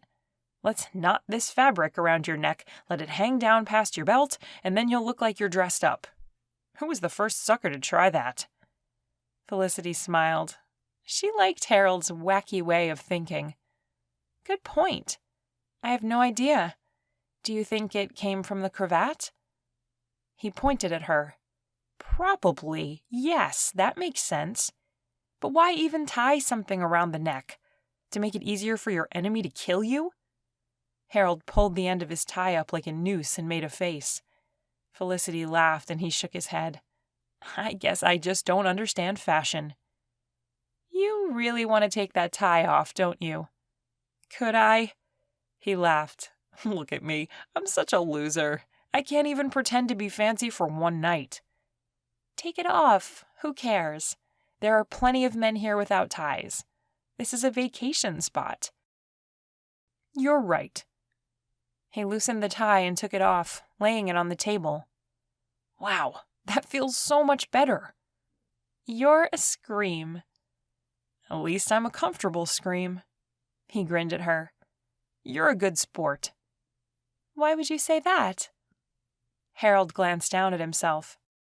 I'm not delusional enough to think a woman like you would be interested in a man like me. But it was nice of you to agree to go out with me. She picked up her drink and took a sip, trying to think of how to respond to him. You're a great guy, Harold. But not someone you'd ever pursue. He was right, but she didn't want to admit that. We're just two people having dinner, enjoying each other's company. He smiled, his gaze softening. Thanks for making my vacation something to remember. Their food came, and Felicity spread her napkin on her lap, sure that her cheeks were turning pink. Do you have any pets? She blurted out, trying to think of anything else to take the attention off her. No, I'm allergic to cats, and I'm not really a dog person. I think Mabel is adorable. I don't think I've ever seen a cuter dog. Now words were just coming out for no reason. Why was she talking about her ex's dog while on a date with another man? I had a pet snake when I was a teen. Felicity balked. A snake? Like a little garter one? A ball python. Just the thought of a snake that large made her anxious. How could anyone enjoy one as a pet? Really? Yep, named him Fluffy. Felicity couldn't stop herself from laughing. Nice. Harold's eyes sparkled. The best part was feeding him. I'd go to the pet store and buy a live rat. Stop! She held up her hand, her stomach feeling queasy. I don't want to know about that. He pressed his lips together. Sorry. I forget not everyone loves that kind of thing. Maybe I should tell you about my brother's pet instead. If it eats rats, don't bother. Nope, a ferret. The little furball would climb onto his shoulders and just sit there while he walked around. Yes, tell me about that one. Ferrets are much cuter than snakes. Harold put on a mock hurt look. Fluffy was cute. I bet. She bit into a piece of shrimp and tried to think of something else they could talk about. The rest of the conversation centered on his job and aspirations in life. After they finished their meal, Harold walked her to her villa. As they approached, Felicity grew nervous. Would he expect a kiss? Harold nervously tapped his leg as they slowed. The light from a nearby lamppost cast shadows on his face. He reached out and took her hand, squeezing it. Good night. I'll see you around. Good night, Harold. She watched as his figure disappeared into the shadows. He was a nice guy, but she knew she wouldn't see him at her villa again. They didn't have anything in common, and something told her he knew it. She took out her key card and slid it into the slot, opening the door. Her villa was dark, which was odd. She was sure she'd left a light on in the living room. Had Grams been in her place? She shook that thought off. Why would she sneak in and turn off the light? That was too weird. Felicity felt along the wall for the light switch. When her fingers found it, she flipped it up. Nothing happened. She turned it off and back on, then felt stupid. If it didn't work the first time, why did she think that would work? But even so, she flicked it off and on again once more, in the hopes that, for some odd reasons, the light didn't work because she hadn't flicked the switch off and on enough. Dang! No power. She pulled out her phone and texted Aiden. Is it just my villa without power? His answer came back quickly. What? You have no power? I thought we fixed that. Maybe the light bulb was just burned out. She inched her way into the living room area and fumbled for the knob on her lamp. Nope. The knob clicked, but no lights came on. She messaged him back. No power. Can you send someone out to check on it? Sure. Hang on. Felicity sank down into the chair next to the lamp and sighed. Would this odd day never end? She decided to update Amy on the situation with Brittany. Guess what? Brittany showed up here tonight. Her phone dinged almost immediately with Amy's response. What? So jealous. Wish I were there too. If only I had money like that, right? No kidding. She found me at the restaurant. Well, me and my date. Felicity waited for Amy to react to that news. You were on a date? With who? Why do you not tell me things? She laughed and texted her back. I was just having dinner with a man I met on the beach. Don't get too excited. He's a big gamer. We don't have much in common. Okay, I feel better. A little. I still want to be there with you and Brittany. So bummed. Felicity wished Amy were there too. She'd softened things between her and Brittany. Oh well, it was only a few days. She could handle it. She texted Amy. Chat later? Okay, bye. A knock came, and Felicity used her phone light to find her way to the door. When she opened it, disappointment filled her. The street lamp cast a glow on Brittany. She walked toward Felicity, her arms outstretched. I wasn't able to give you a proper hug earlier. How are you? And how was your date? Before Felicity could answer, Brittany finished her hug and walked into the villa. Why is it so dark in here? You should turn on some lights. Yeah, well, Aiden stepped up to the villa, his eyebrows raised. Brittany? Is that you? Aiden, oh my goodness, look at you. It's been ages. Brittany rushed at him and pulled him to her. The hug was so tight, Felicity worried Aiden couldn't breathe. Aiden's eyes widened, and he seemed like he wasn't sure what to do with his hands. He patted her back awkwardly. What are you doing here? Brittany laughed. Everyone keeps asking me that. I'm here to see you guys, of course. We haven't seen each other in so long, and when Felicity talked about how wonderful your resort was, I had to come check it out. She looped her arm through his. Come in and we'll chat. I just need to find the light switch. That's the thing, Felicity said. My villa has no power. Aiden came to fix it. Aiden held up a flashlight and clicked it on. Let me go check your electrical panel. Well, aren't you handy? Brittany squeezed his arm tighter. Aiden gave Felicity a look she knew meant, what the heck? But Felicity just shrugged in response. He wiggled out of Brittany's grasp and walked into the villa, his flashlight sweeping back and forth. Felicity was left alone with Brittany. An awkward silence fell between them. So, how was the flight? It was good. There was this hunky flight attendant who I think liked me. She wiggled her eyebrows. He gave me an extra package of cookies. Well, Felicity wasn't sure what to say. Cool. Brittany stood on her toes to peer into the darkness. Her shirt pulled up, exposing her belly button. Felicity resisted the urge to tug her shirt back down. You and Aiden, you said you're not a thing anymore, right? An uneasy feeling crept over Felicity. What was Brittany doing? Right, she said hesitantly. So you wouldn't mind if I asked him out, would you? Brittany bit her lip and smiled like they were sharing a secret. Felicity wanted to throw up. There it was. The real reason Brittany flew all the way out to Aiden's resort became glaringly apparent. She wanted Aiden. Nice.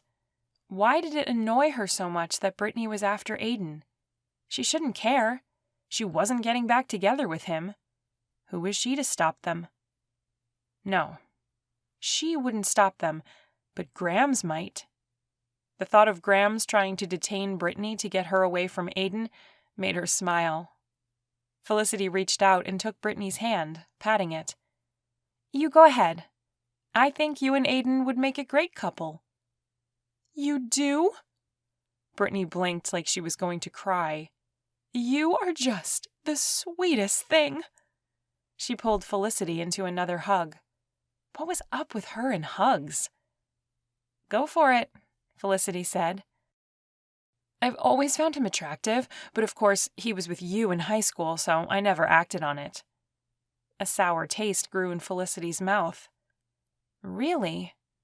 Yes, but now that you're not seeing him anymore and I'm single again, I think I'm going to take a shot at it.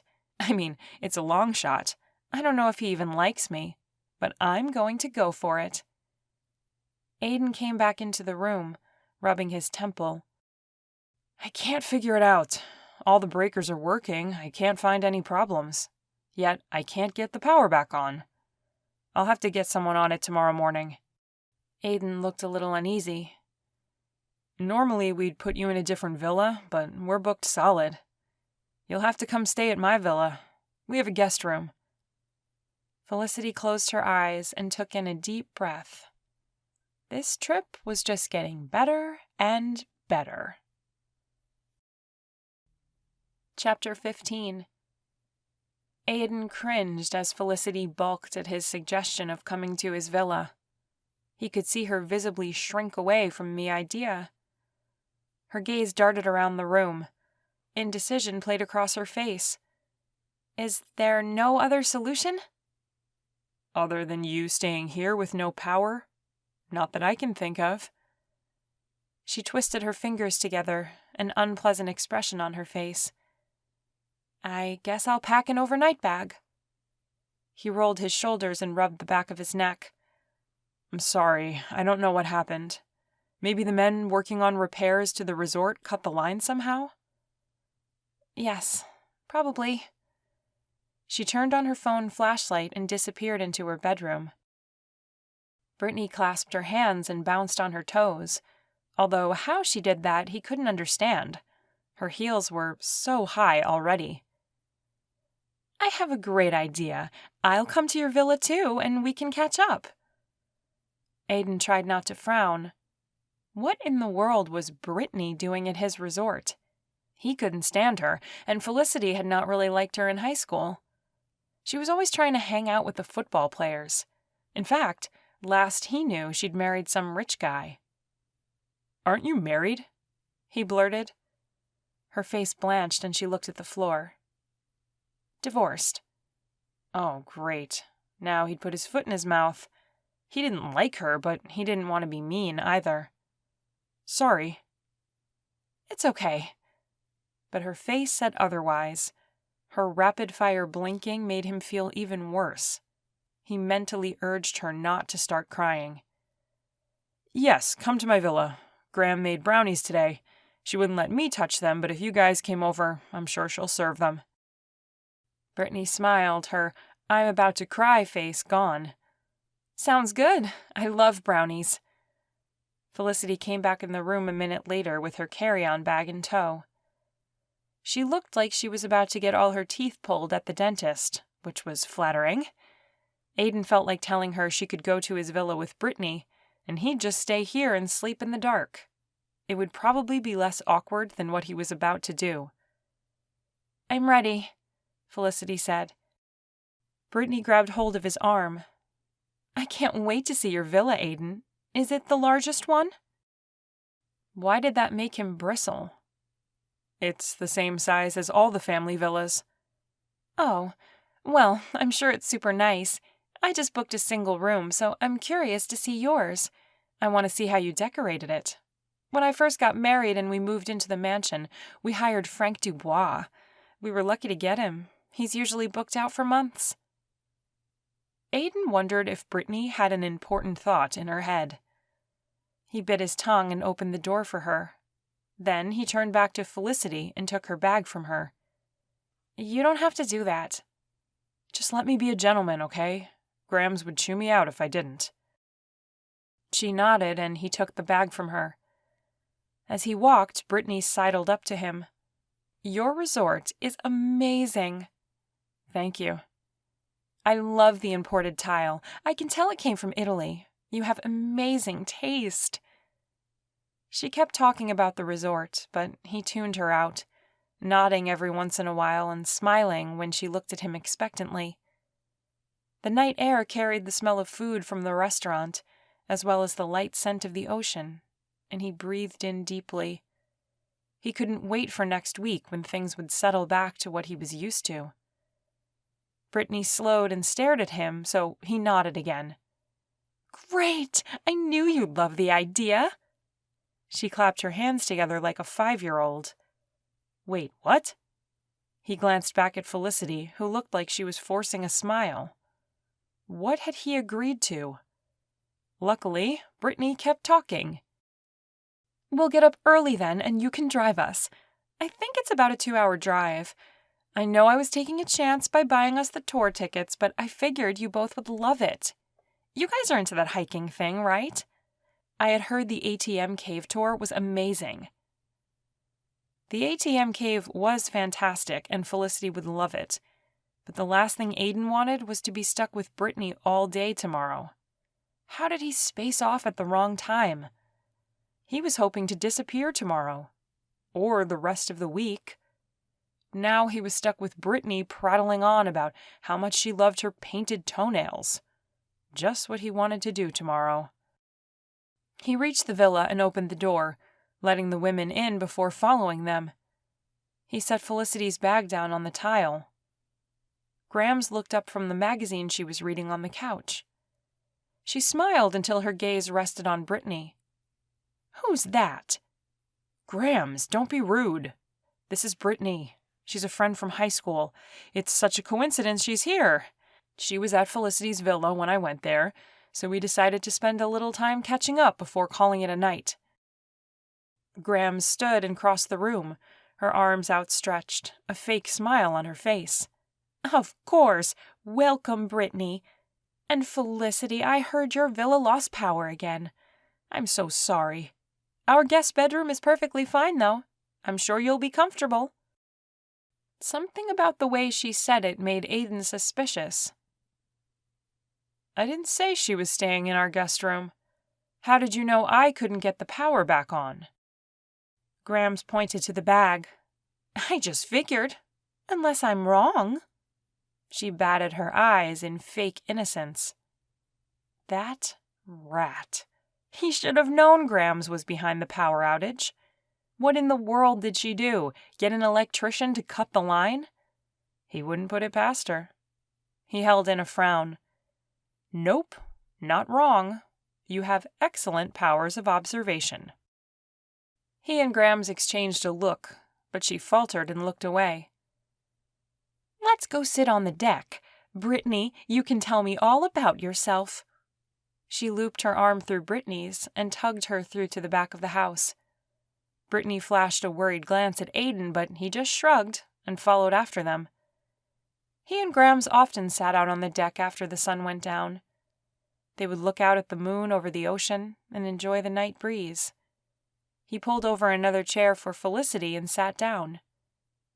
Grams leaned back and looked at Felicity. "Oh, I forgot I made brownies. Felicity, will you be a dear and go inside and get them?" "Sure." She stood, crossed the deck, and disappeared into the house. Grams patted his arm. "And Aiden, go help her. I haven't cut them apart yet." He raised an eyebrow, but did as he was told. When he walked into the kitchen, Felicity was searching through a drawer. She looked up at him and smiled. "I'm glad you came. I can't find a knife." He slid open the drawer and pulled one out, handing it to her. Sorry about Grams. Felicity gave him a nod and took the knife. Don't worry, she's harmless. I think she cut your power. Her eyes widened and she met his gaze. What? I know it sounds crazy, but I think she did something to your power so you'd have to spend the night here. You're right. You do sound crazy. Felicity laughed and shook her head. Grams is persistent, but she wouldn't go that far. It's just a coincidence. She stuck the knife into the brownies. He wanted to argue with her, but he held his tongue. Wouldn't do any good. Felicity was pretty headstrong. Funny thing was, he liked that about her. How was your date?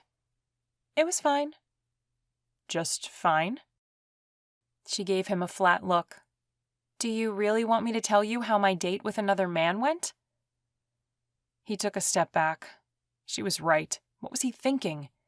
He was dying of curiosity, but the last thing he wanted was for her to say she'd enjoyed her time with Harold. He swallowed and shook his head. No. Felicity sighed and pushed back a strand of hair. I'm sorry, I don't know how to get rid of this awkwardness between us. I'm so glad it's not just me. Aiden gave her a smile and she returned it. I feel like I'm stumbling around in the dark, afraid to walk into a wall. She looked down at the counter. He took a step toward her and put his hand on her shoulder, ignoring the feeling in his chest as his pulse increased. I don't know why this is so hard. We've been friends for a long time. She let go of the knife and turned to face him. I know. We should be able to remember how things were before. That was the problem. Aiden remembered all too clearly how things were. The feeling of euphoria when he was with her, the stolen kisses when Grams wasn't looking, the way she fit into his arms like she was meant to be there. Before he could stop himself, he reached up and brushed his knuckles across her cheek. An electricity jolted through him, and his skin felt alive. I remember, he said, his voice coming out husky. She blinked up at him. Yeah, me too. Her voice barely carried over the inches between them. He lowered his hand to his side but didn't step away from her. The same question that had plagued him over the past 5 years flashed into his mind, and before he could stop it, it was out. Why did you leave? Felicity flinched and looked down. She didn't answer him right away, and he worried he shouldn't have asked, but he also really wanted to hear her answer, so he let the silence stretch. Finally, she said, A lot of reasons. I'm sure that's true. He waited for her to continue, but when she didn't, he took in a deep breath and let it out slowly. I know we had a misunderstanding about that day. Her lips tightened. We did. I thought we were just going down to the courthouse to elope. I think your exact words were, I'm tired of all these wedding plans, let's just get married. She stiffened. Yes, I did say those words. It sounded like she was choosing her words carefully.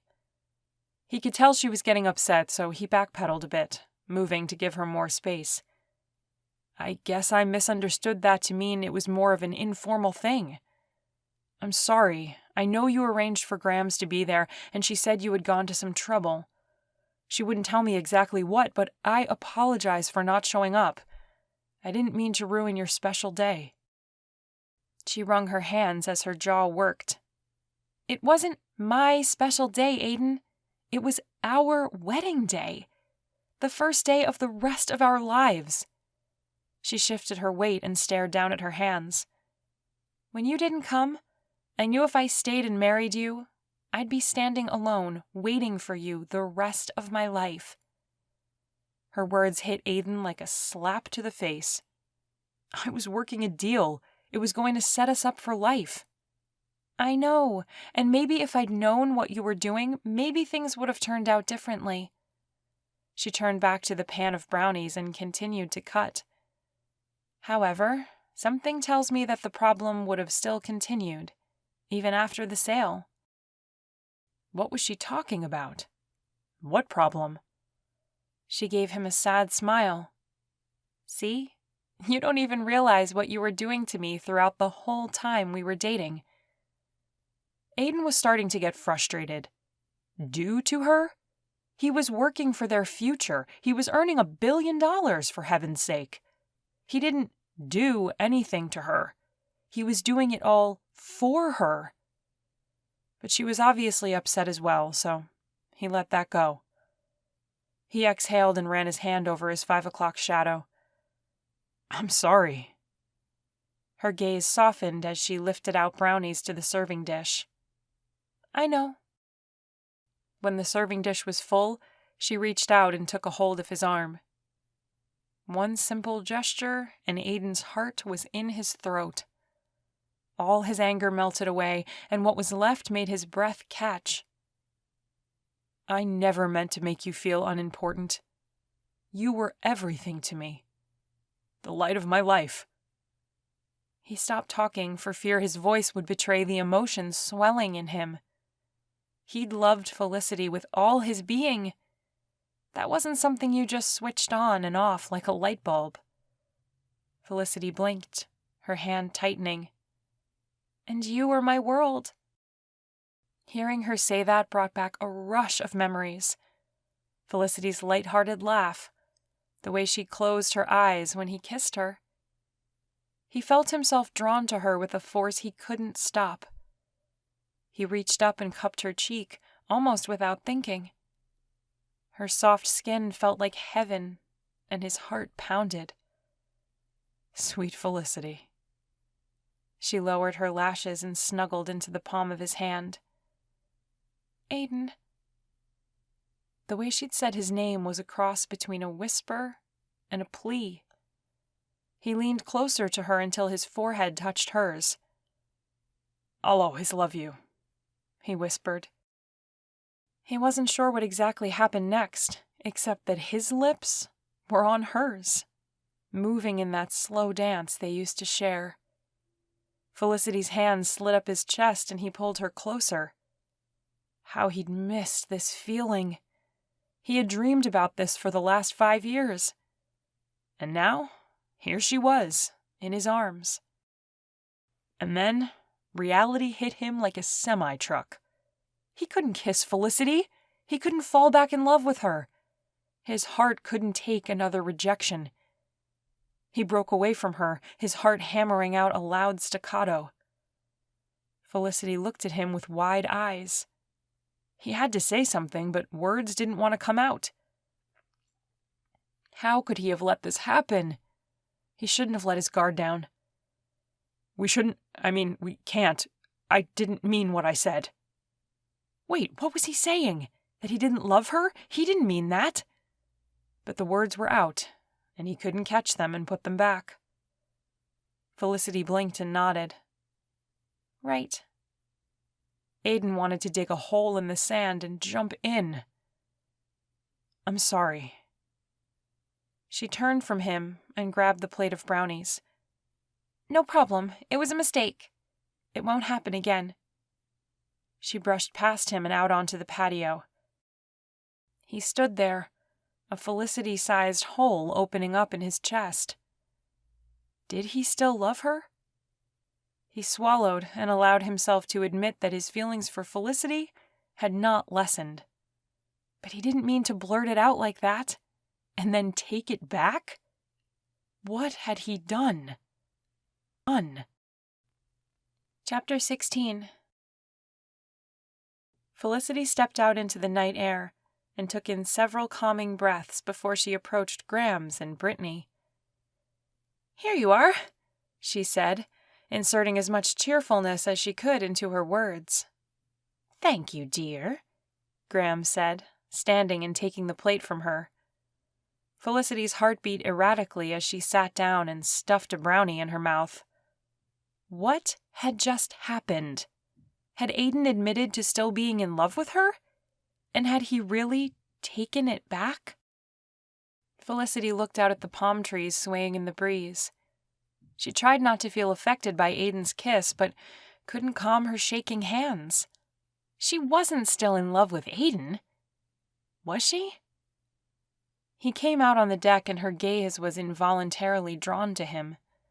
His muscled back hunched as he leaned over to take his seat. He seemed to avoid looking at her. "Pass the plate over here, Grams. I've been dying to eat one all evening." "I'll get it," Brittany said, practically purring. She hopped up and brought him the plate. She crouched beside his chair and slid the plate onto his lap. Felicity held back a gagging noise as Brittany snuggled up to him. She ran a hand up his arm, her perfectly manicured nails standing out against his tan skin. "Aiden, have you been working out?" He took a brownie from the plate. "No more than usual." "Ooh, your arms must be so strong." "Don't hog the brownies over there. Bring the plate back here, Brittany," Graham said, craning her neck to see what Brittany was doing. Brittany pouted as she walked back to sit on the other side of Graham's. Felicity bit the inside of her cheek to stop from smiling. "Tell me what you're planning on doing now. Do you have any jobs lined up?" Grams shifted to look at Brittany. Felicity took another bite of her brownie and tried to ignore the heat she felt from Aiden sitting next to her. It had to be her imagination. He was nowhere near her. Yet her body reacted to his close proximity anyway. She forced herself to sit there for another few minutes as Grams pumped Brittany for information before standing up and stretching her arms. "Whew, I'm beat. Guess I'll head to bed." Grams motioned to them. "Aiden, would you be kind and show Felicity to her room?" He started to get up and she panicked. No way, she didn't want to be alone in the house with him again. "No problem, Grams," she rushed to say. "I can find it." Felicity practically ran into the house to get away from Aiden. She needed to clear her head so she didn't make the same mistake again. She couldn't be drawn back to him. She'd been down that road before, and she couldn't handle a repeat. She ran upstairs, found the guest bedroom, and wheeled her carry-on into it. She brushed her teeth in the attached bathroom, then changed and got into bed. But sleep didn't come, and she found herself tossing and turning. No matter how hard she tried to push Aiden from her mind, it seemed that the universe was against her. The room smelled like him, for heaven's sake. How was she supposed to sleep when his scent was covering everything? She drew in a deep breath and let it out. What did she expect? This was his house. Of course it would smell like him. She rolled over and tried to think of something else. Anything. It didn't help.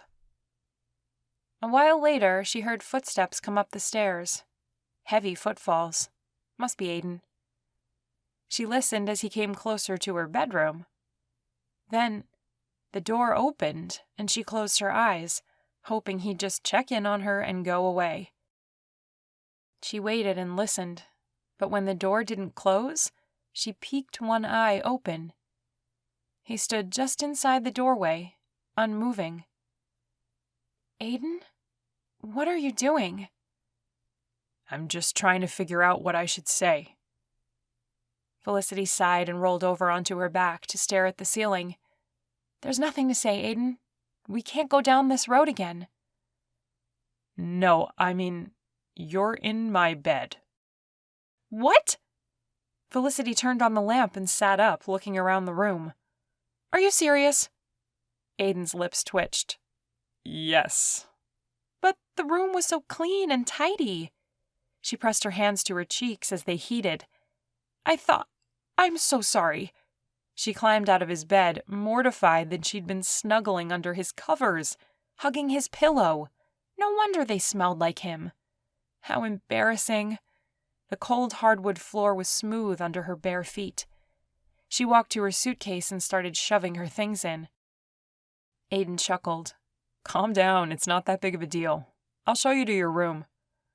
Her face burned. "Now I feel stupid that I didn't let you do that an hour ago." He walked to her and grabbed her hand, stilling her. "Hey, I said it's not a big deal." She looked up at him and he slowly removed his hand. Her heart thumped loudly. "Okay," she said. After she gathered her things, Aiden took her down the hallway to her room. She'd peeked in there before, but the room was decorated in dark colors, and it looked masculine, so she assumed it was Aiden's. She walked in and sat on the bed, running her hand along the chocolate-brown bedspread. "Sorry. Once again, I seem to be incapable of doing anything right." Aiden sat on the bed next to her. "Hey now, don't say that." It was nice of Aiden to try to console her. "Maybe I shouldn't go to the cave tomorrow." His mouth dropped open. "You can't back out. You'll love the tour. Bring extra clothes and good hiking shoes you don't mind getting wet. Some of the tour involves swimming, but it's amazing, and you can't back out and leave me with Brittany all day long." He made a face, and she couldn't help but laugh. "What, she's not your soulmate?" He rolled his eyes. Felicity grabbed his arm. "Ooh, your muscles are so big, Aiden. Pose for me. Flex those muscles." He shoved her playfully, and she fell against the pillows. "Shut up." She giggled and sat up. "What, you don't like her blatant flirting?" "How am I going to politely tell her to bug off?" Felicity shrugged. "Maybe you just need to come out and tell her you're not interested. Like you did with me." The thought was there before Felicity could push it away. Had that been what he'd done? Or was he trying to hide feelings for her he'd long since buried? Aiden ran a hand through his hair. "I guess so." Neither one spoke for a moment, and it looked like he was going to stand up, but for some reason, a desperation surged in her. She didn't want him to leave. "Tell me about your mother," she blurted out. He tensed. "What's there to tell?" "I know she died a long time ago, but you've never given me any details." He worked his jaw. "There aren't any details to tell." Felicity could feel him putting up a wall, that familiar barrier that Aiden wouldn't let anyone cross. "How did she die?" Felicity asked quietly. She knew she was prodding where she shouldn't be, but she couldn't help it. Part of her wanted to know if he'd let her in if she persisted. "It's late. That's a conversation for another day." "Is that your way of shutting me out?" Aiden looked at her, his eyes wide. "No, it's just hard for me to talk about, okay?" She nodded, deciding to let him off the hook again. "Okay." He suddenly stood from the bed. "I'd better let you get some sleep. Brittany said she'd be by in the morning." "Yay! I can't wait." Aiden made a face. "Why is she even here?" Felicity gave him a flat look. "You really don't know? She's here to snag herself another rich husband." Aiden pointed to his chest, his eyes widening. "Me?" "Who else has she been flirting with?" "Well, she's delusional if she thinks we'd ever get together. What on earth made her think of me as a target anyway?" Felicity pressed her lips together. "Oops, that was her fault." "What? Why are you looking guilty?" She scooted under the covers. "Well, I'm tired, aren't you?" "Oh no, you're not getting away with that. What did you do?" Felicity sighed, knowing she'd already given him too much. He'd just bug her until she told him. "I may have accidentally mentioned to her that you're a billionaire." He stared at her. "Why did you do that?" "I didn't mean to. It just sort of happened, and then I couldn't take it back, and she started joking that she was going to come out here. But I didn't think she was serious." Guilt surged in her, and she buried herself under the covers. "Come on now. You have to fix this." She peeked at him. "What can I do? She knows you have money. The only way she's going to leave you alone now is if she thinks we've gotten back together." Aiden pointed at her, his eyes bright. "What did you say?" "I said the only way—" "Stop, I know what you said. You're brilliant." "Wait, what?" Felicity sat up. I'm confused. Aiden paced the room and scrubbed his hand down his face. Yes, this is perfect. Would you clue me in as to what you're talking about? He stopped and faced her. She hadn't seen him so excited in a long time. We pretend we've gotten back together. Brittany will stop flirting shamelessly, and Grams will stop doing crazy things like cutting your power. Really? That's your bright idea? Felicity couldn't believe what she was hearing. Why wouldn't it work? This is what Grams wants. And Brittany is crazy, but she won't mess with us if she thinks we're back together.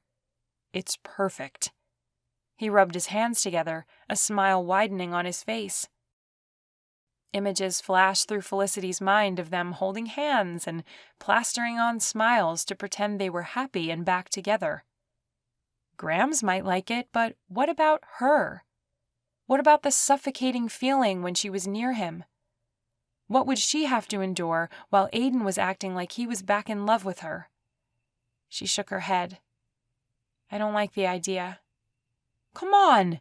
It's your fault Brittany is here looking at me like there's a meat sale at Albertsons. Felicity ran her hand along the edge of the sheets as she contemplated Aiden's plan. What if they did do this? How would this whole thing end? Grams would have to find out eventually that they were making it up. She swallowed and snuggled down deeper into the bed. Grams will be happy at first, but she'll be crushed when she finds out the truth. That's the beauty of it. She doesn't have to find out. We can stage a fight before you leave and break up. Grams will be happy because we gave our relationship another try. We can't help it if we're just not meant to be together. He sat on the bed and patted her knee through the covers. Please, let's just try it for a little while. If it doesn't work, we can give up. Felicity couldn't believe she was actually thinking of going along with Aiden's crazy plan. So tomorrow morning we tell everyone we're a couple again? Just like that? Why not? We could say we talked late into the night. He looked at his clock. That's not a lie. She worried her lip. This was insane. He knew that, right? I don't know. It's the perfect plan. Say you'll do this with me. Aiden seemed so convinced this would work. Felicity almost believed him. All right. As soon as the words left her mouth, she regretted them. But Aiden looked so happy she couldn't take it back. He grinned at her. Great. Don't worry. Everything will be fine. Felicity sat staring at the back of the door long after Aiden left. A foreboding feeling settled in on her as she thought about what would happen tomorrow when Aiden announced they were back together. This was a bad idea, she could tell, but there wasn't anything she could do about it now. Chapter 17. Aiden walked into the kitchen and reached for a piece of bacon. Grams turned around so fast he thought maybe she'd fall over. Don't you dare! She lightly slapped his hand back. You wait until Felicity gets down here. He gave her an innocent look. I was just making sure they turned out okay. Might be embarrassing for you if the bacon is too soggy or something. Grams scoffed at him, but he saw the hint of a smile tugging on her lips. You just sit over there. I'm making pancakes. I'll grab the eggs. Thank you. Aiden opened the refrigerator and pulled out the plastic bucket that held the eggs. Only a few left. He'd have to pay the boy up the road to bring a few more. Grams gave him a sideways glance. What has you all chipper this morning? Chipper? You were humming. He was? He hadn't noticed, but this was the perfect opportunity to unfold his plan. No reason. Just had a great evening last night. She raised her eyebrows. You did? He allowed a small smile to form on his face. Felicity and I talked. And? Aiden paused to draw out the suspense. We're getting back together. He expected Grams to get excited, but instead she just said, About time. A motion from the other room caught his attention, and he turned to see Felicity enter the room. And there she is now. Good morning, sweetie. He walked over and gave her a peck on the cheek. Surprise flashed across Felicity's face before she smoothed it out. Good morning. Why was she shocked? They'd talked about this. He put his arm around her waist and pulled her closer to him. She stiffened, but when he didn't move, she forced a smile. Can I help with anything, Phoebe? Grams shot them a look. If you and Aiden want to set the table, that would be good. Sure thing. Felicity moved out of his grasp and opened the cupboard. He held out his hand for the plates. When they were in the dining room, he leaned toward her. I thought you were on board with this. Sorry, I'm just nervous she'll find out. It will be fine if you just act natural. I've never been comfortable with lying, you know that. The plates thunked as he set them down a little too forcefully. He cringed. He hadn't meant to do that. Don't think of it as lying. She narrowed her eyes at him and folded her arms. Then what is it? He paused, trying to come up with a comeback. He said the first thing that popped into his head. Acting. She scoffed and left the room. He followed her. Not a great idea to let Graham see them arguing. He put on a wide grin while they got out the silverware and napkins. In the dining room, she rolled her eyes. Wipe that ridiculous smile off your face. You look silly. He sobered. Look, if this was a bad idea. Grams entered the room with the plate of bacon. I can't tell you how happy I am you two realized you were right for each other. She set the plate down and gave Felicity a hug. You belong in the family. Thanks, Grams. A knock sounded and his grandmother went to answer the door. Felicity turned to him. I feel guilty. Acting, that's it. And don't worry about Grams, she's resilient. She'll bounce back. Brittany entered with Grams on her heels. What's the good news your grandmother is talking about? Brittany hiked her shoulder bag up. Aiden reached out and pulled Felicity to his side. Felicity and I stayed up late talking last night. We've decided to get back together. Brittany froze, her smile looking like it might crack her face. Oh? Yes, we realized we still love each other. Well, that's great. Brittany rushed over to him and gave him a hug. He wondered if she were making one last-ditch effort to snag him, since it took a long time for her to let go. Then she turned to Felicity. Let me be the first to congratulate you. Thanks, Felicity said into Brittany's shoulder as she was accosted. Have you eaten, dear? Grams asked. We have pancakes on the griddle, and I think they're about done. Oh, I can't eat that. I only eat organic whole foods, but thank you. Grams looked at her sideways. You don't eat pancakes? No, I'm watching my carb intake. Grams shook her head slightly and muttered under her breath. I watch mine, too. I watch it go down my throat.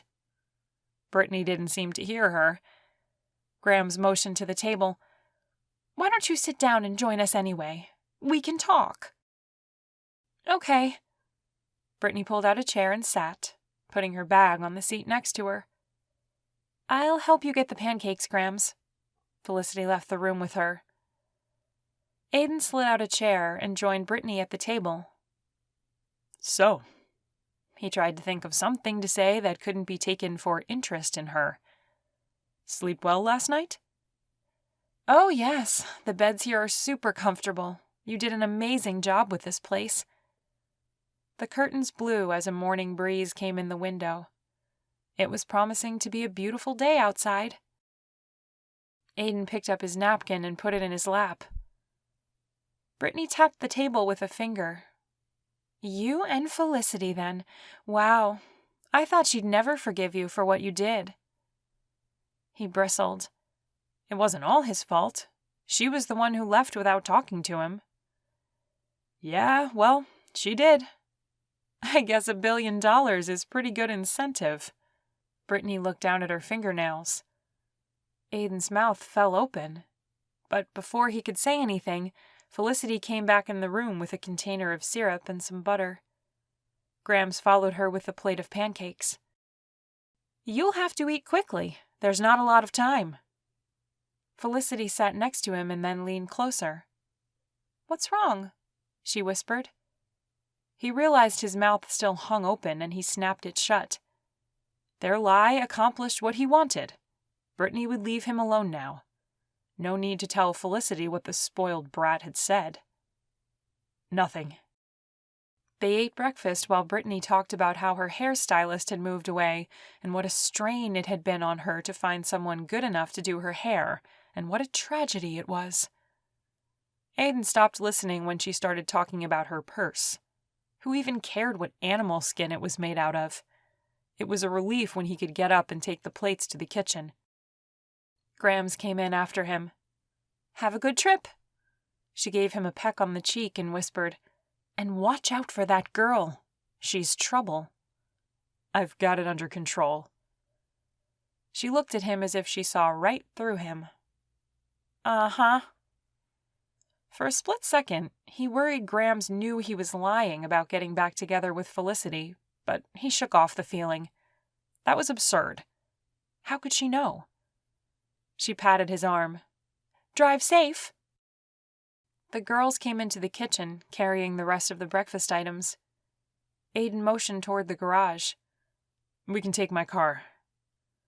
Brittany squealed and made a lot of fuss when she saw his Aston Martin.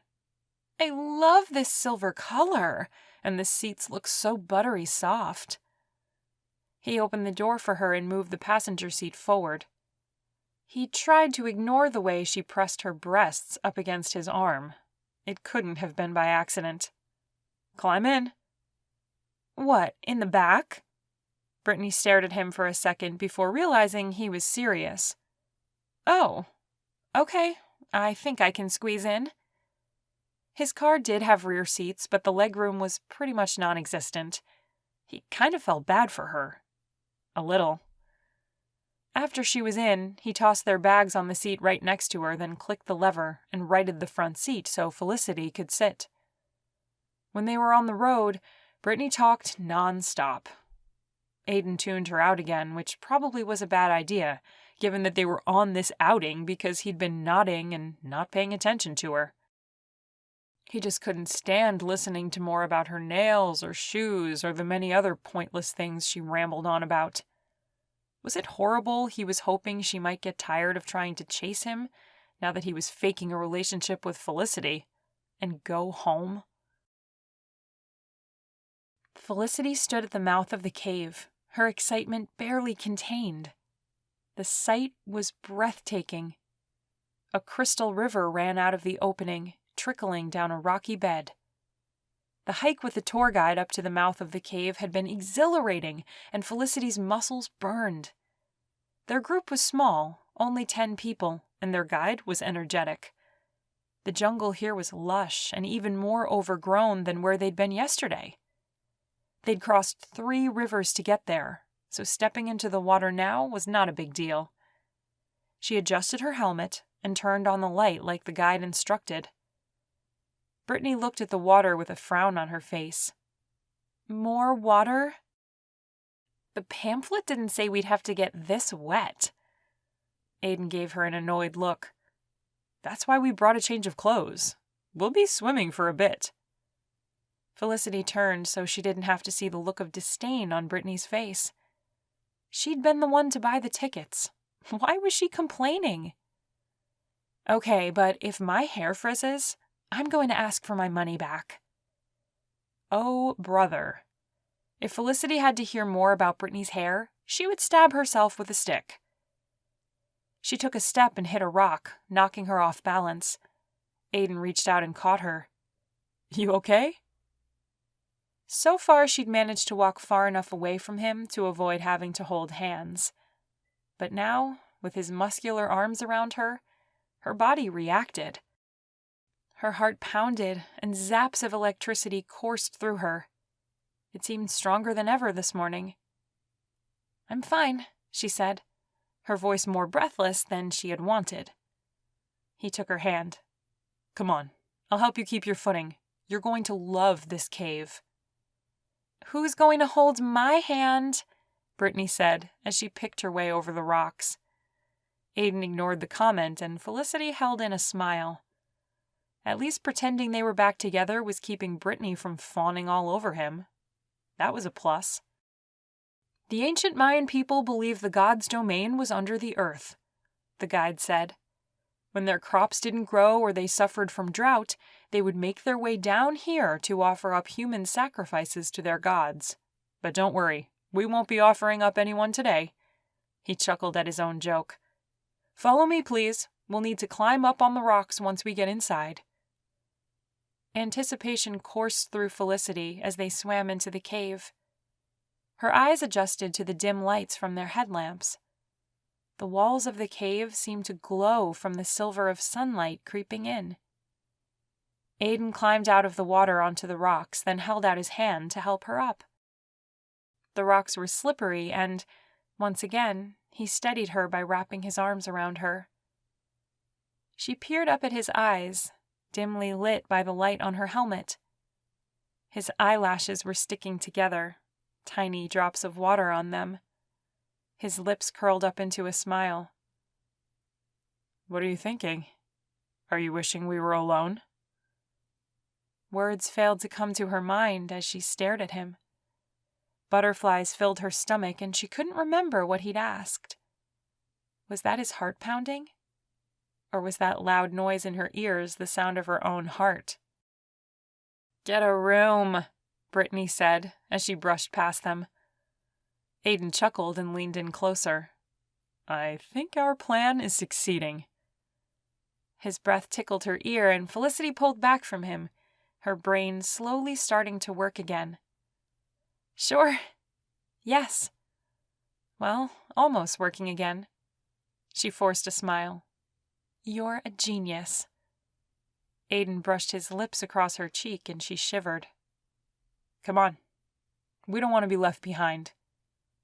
He took her hand and led her into the darkness. Chapter 18. Aiden hadn't meant to lay on the flirting so thick, but seeing Brittany's reaction gave him hope.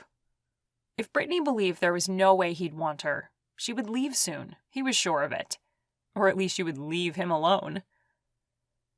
As we go deeper into the cave, it will be more important to keep up with the group, the guide said.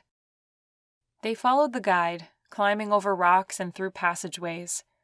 They walked through several large cavernous rooms, looking up at the stalactites hanging down like demons' teeth. He'd been through this tour once before, but it had been a couple of years ago. He found it just as fascinating as the last time he'd been through. Aiden squeezed between two large rocks and then followed the guy in front of him through a twisty passage. Someone put a hand on his shoulder. He assumed it was Felicity since she'd been right behind him, but when he turned, he saw it was Brittany. She curled her index finger at him, indicating she wanted him to follow her. No, I'm not going with you. Shh, she said, shoving him through an opening into a small passage and pressing him up against the cave wall. I want to talk to you. He tried to get past her, but she pushed harder, and a sharp rock pressed into his back. Ouch!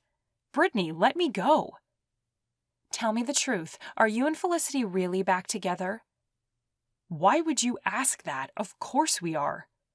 He swallowed, a slow panic rising in his throat. He thought they had pulled this charade off, but maybe he was wrong? Maybe everyone saw through them. Brittany stared at him, her eyes narrowing. I don't believe you. Aiden didn't know what to say.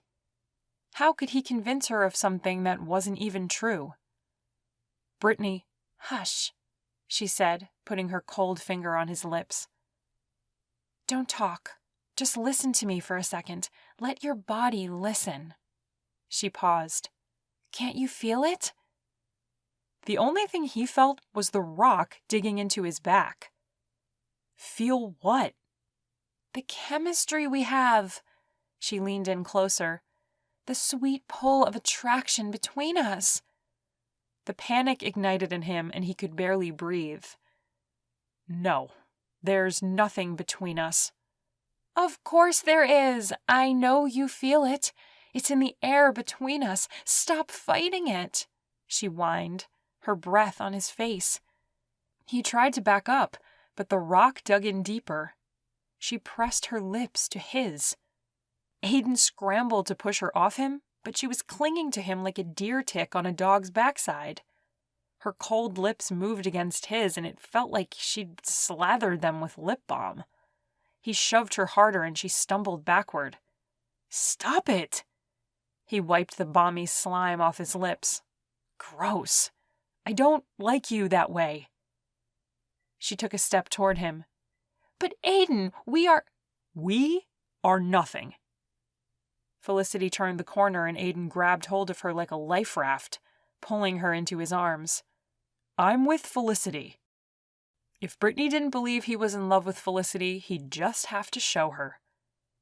He looked down into her eyes. "I've loved her since the day I saw her, sitting in Mr. Bradley's math class, laughing at something Amy said." Felicity stared at him, and he wasn't sure how to interpret the look. He silently pled with her to go along with it. "These last few years apart have been torture for me." When no one spoke, Aiden punctuated his statement by brushing his lips against Felicity's. Warmth coursed through him, and he did it again, slower this time. Her lips parted, and she closed her eyes. Aiden's arms tightened, pulling her even closer to him. She melted into him. Kissing her was no comparison to kissing Brittany. Felicity's lips were warm and inviting, and her intoxicating smell made him want to devour her. He deepened the kiss, and she wrapped her arms around his neck and entwined her fingers in his hair like she used to. The feeling drove him crazy, and he had a sneaking suspicion she knew that. Somewhere in his brain, he registered that Brittany scoffed and folded her arms across her chest. But he no longer cared about Brittany. Kissing Felicity consumed him. A fire burned in him, and he suddenly needed her touch. He realized he'd been walking through life as if he were a corpse, making the motions but not feeling anything. Felicity breathed life into him, and he didn't want the kiss to end. When his lungs couldn't stand to be without air any longer, he pulled back and took in a breath. Felicity turned her head and scanned the cave. "Brittany's gone." Aiden looked around and realized she was right. When had she pushed past them? How long had he been kissing Felicity? "Sorry, she accosted me. I had to make it look like—" "I know. You wanted to put on a show." She took a step back from him, then gave him a funny look.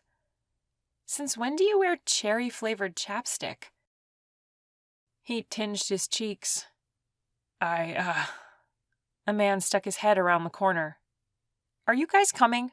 The guide's been waiting for you in the cavern around the bend." "Sorry," he said, grabbing Felicity's hand. "We're coming." The man gave them an annoyed look. He shook his head and muttered under his breath, "Newlyweds." He huffed and stalked off. Aiden looked down at her, and she bit her lip, obviously trying not to laugh. He couldn't hold back, though, and the laugh burst forth. Felicity joined him. Felicity walked on rubbery legs as they continued deeper into the cave.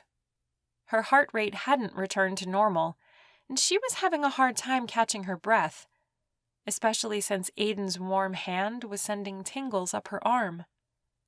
Since when did Aiden kiss like that? What had happened since they'd last been dating? Holy moly! If he kept kissing her like that, how was she ever going to be able to think straight? She might as well throw in the towel and admit she was a goner. Aiden pulled her close as they stopped to let the guide talk to them about something. She leaned into him, enjoying the feeling of his strong arm around her. He smelled good, like musk and some clean, earthy smell. It made her insides melt. What was she doing? She couldn't be thinking about Aiden like that. Yet, she couldn't bring herself to step away from him. She just wouldn't let herself fall back in love with him. It was possible to enjoy the fantasy for a few days as long as she walled off her heart. This was only for show, but no one said she had to hate it. They followed the guide back through the cave and waded in the river until they reached the jungle again. Aiden helped her out of the water and onto the trail. Brittany reached out her hand. "Aiden, I need help." He clenched his jaw, but reached out to help her up. Brittany clung to him as she smiled and batted her eyes. "Thank you, Aiden. All those muscles sure come in handy." She touched his arm, but he withdrew it. He looked at Brittany like she was from another planet, turned around, and didn't say anything. Felicity put her arm around Aiden's waist and shoved away the urge to punch the girl in the face. "Guess we still have a hike before we get back to the tour van." Brittany huffed and rubbed her calf. "I didn't think there'd be this much walking." Aiden shrugged and started toward the rest of the group. Felicity fell into step beside him. They walked for a while, Brittany dropping back behind a few of their group members. Aiden leaned closer. "Do you think she finally got the message?" "No, I think she's so set on getting you, she can't see straight." "I'm not a piece of property." He scowled. "Tell that to her." "I can't believe she's still trying to flirt with me, even after all that." He motioned in the direction they came from. "You mean after you kissed me in front of her?" Felicity clamped her mouth shut. Why did she say that? Was she trying to call attention to the fact that she liked the impromptu makeout session? Aiden chuckled. "Yeah." They walked in silence for a moment before he glanced behind them. "If we turn up the heat, do you think she'd leave me alone?" Felicity's ears burned at the thought. How was he proposing to turn up the heat? She was already melting inside. And it was all fake anyway. "I think we're doing fine the way we are." "All right." Did he seem disappointed in that? She couldn't tell. "Do you do weddings?" The question took her off guard and she jerked to look at him. "What?" "In your photography business." He didn't look at her, just stared ahead at the group walking on the trail. "Yeah, I do some." Weddings were not her favorite thing to photograph, for obvious reasons. In fact, she'd gone out of her way to try not to be a wedding photographer, but lately she'd had to take some on to pay the bills. "But you prefer not to do them." He said it like a statement of fact, which for some reason annoyed Felicity. "How would you know what I prefer?" "I can tell." "Well, if you must know, I really enjoy taking artistic shots. I only do portraits or weddings for the income." Why did it annoy her to admit this to him? "Your fine art shots are really good." She looked at him sideways. "How do you know? You haven't seen them." He seemed to find a sudden interest in the sky. "Aiden, you've seen my photographs?" He exhaled and took a quick look at her. "Yeah." "Where?" Then she remembered that he'd looked her up online. She slapped his arm. "Did you look them up online? You're such a cyber stalker." A twitch of his lips told her he was trying to hide a smile. "I just wanted to see what you were up to." "Well, the gallery has sold some of my prints. They keep asking for more, but I haven't had the money or time to invest in them." "You should make the time. You're good." He reached out and squeezed her shoulder. It was a reassuring gesture, and her heart beat a little faster. "Thanks." "Have you had any memorable photo shoots? Taken any pictures of famous people or anything?" Felicity laughed. "No, but I once took a family portrait with triplets. Those little guys were a hoot. 3 little 4-year-olds, all dressed alike, and all as mischievous as all get out." Aiden smiled at her. "How long did that photo shoot take?" "Would have been a snap indoors. Too bad we decided to meet at the park. The boys wanted to play, which led to one of the boys getting grass stains on his knees. His mother made him wear his pants backwards for the pictures. Then another one fell and got a bloody nose, so we had to wait until that cleared up. Even then, I had to Photoshop some blood out of his shirt. Sounds crazy. She had to admit, the day had been stressful at the time, but looking back on it, she couldn't help but laugh. It was, but it made me realize that life isn't always what we plan. But that's okay. We make it work. Aiden got a look on his face, and she wondered what it meant. He nodded. You're right. Felicity took in a deep breath. This has been great, but I can't wait to take a shower and relax tonight. He grinned at her. Me too. It took another hour before they were changed into dry clothes and in Aiden's car. The tour had included dinner, so Felicity was full and ready to go home.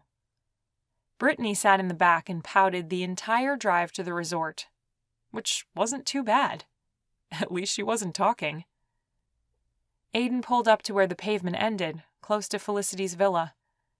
The sun had just set, and dusk was quickly turning into night. He got out of the car and ran around to open her door for her.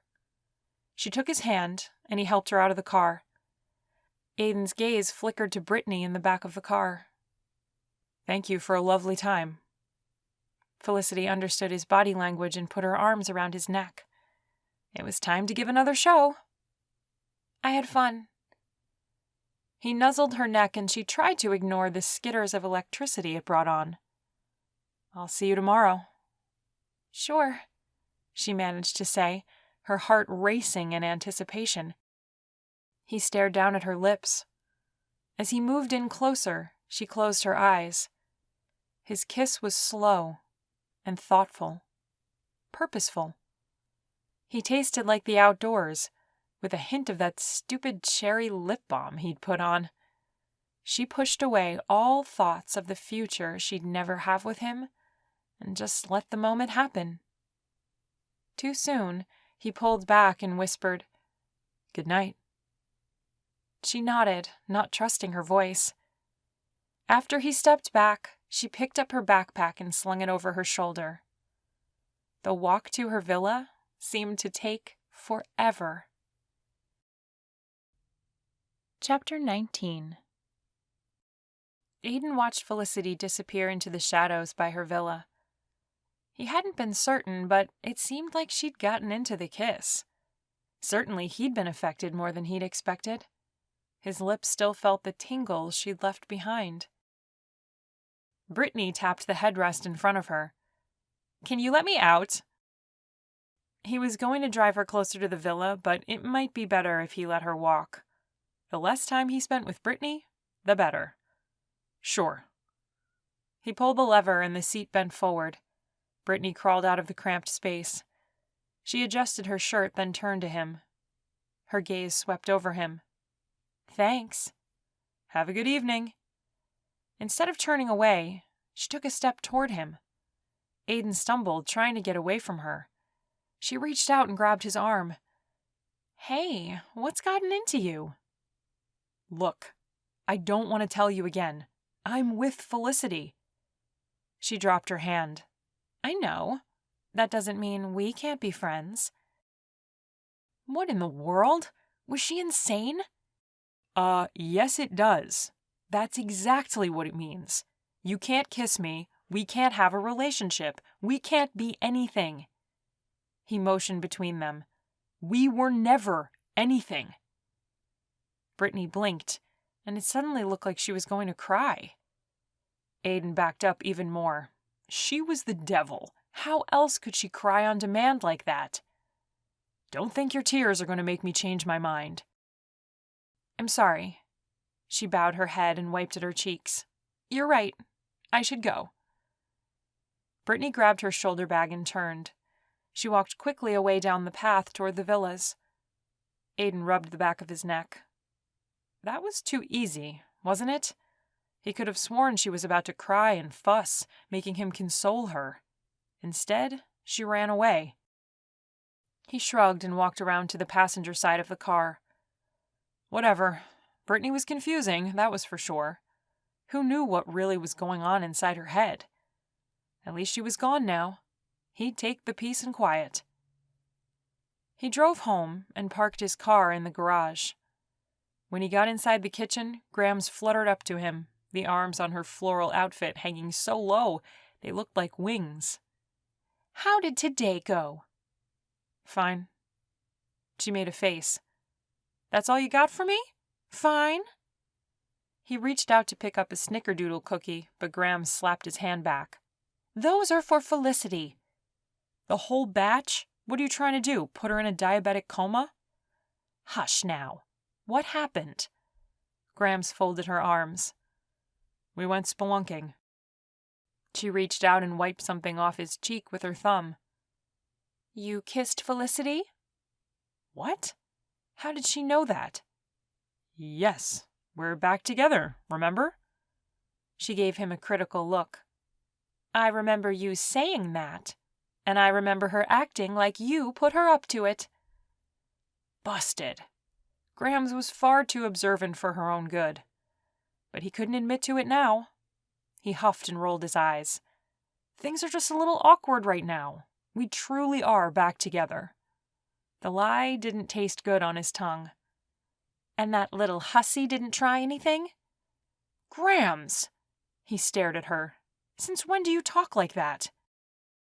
She waved his comment away and sat down on a bar stool at the kitchen island. "She's up to no good, that one. I don't like her, and I don't trust her."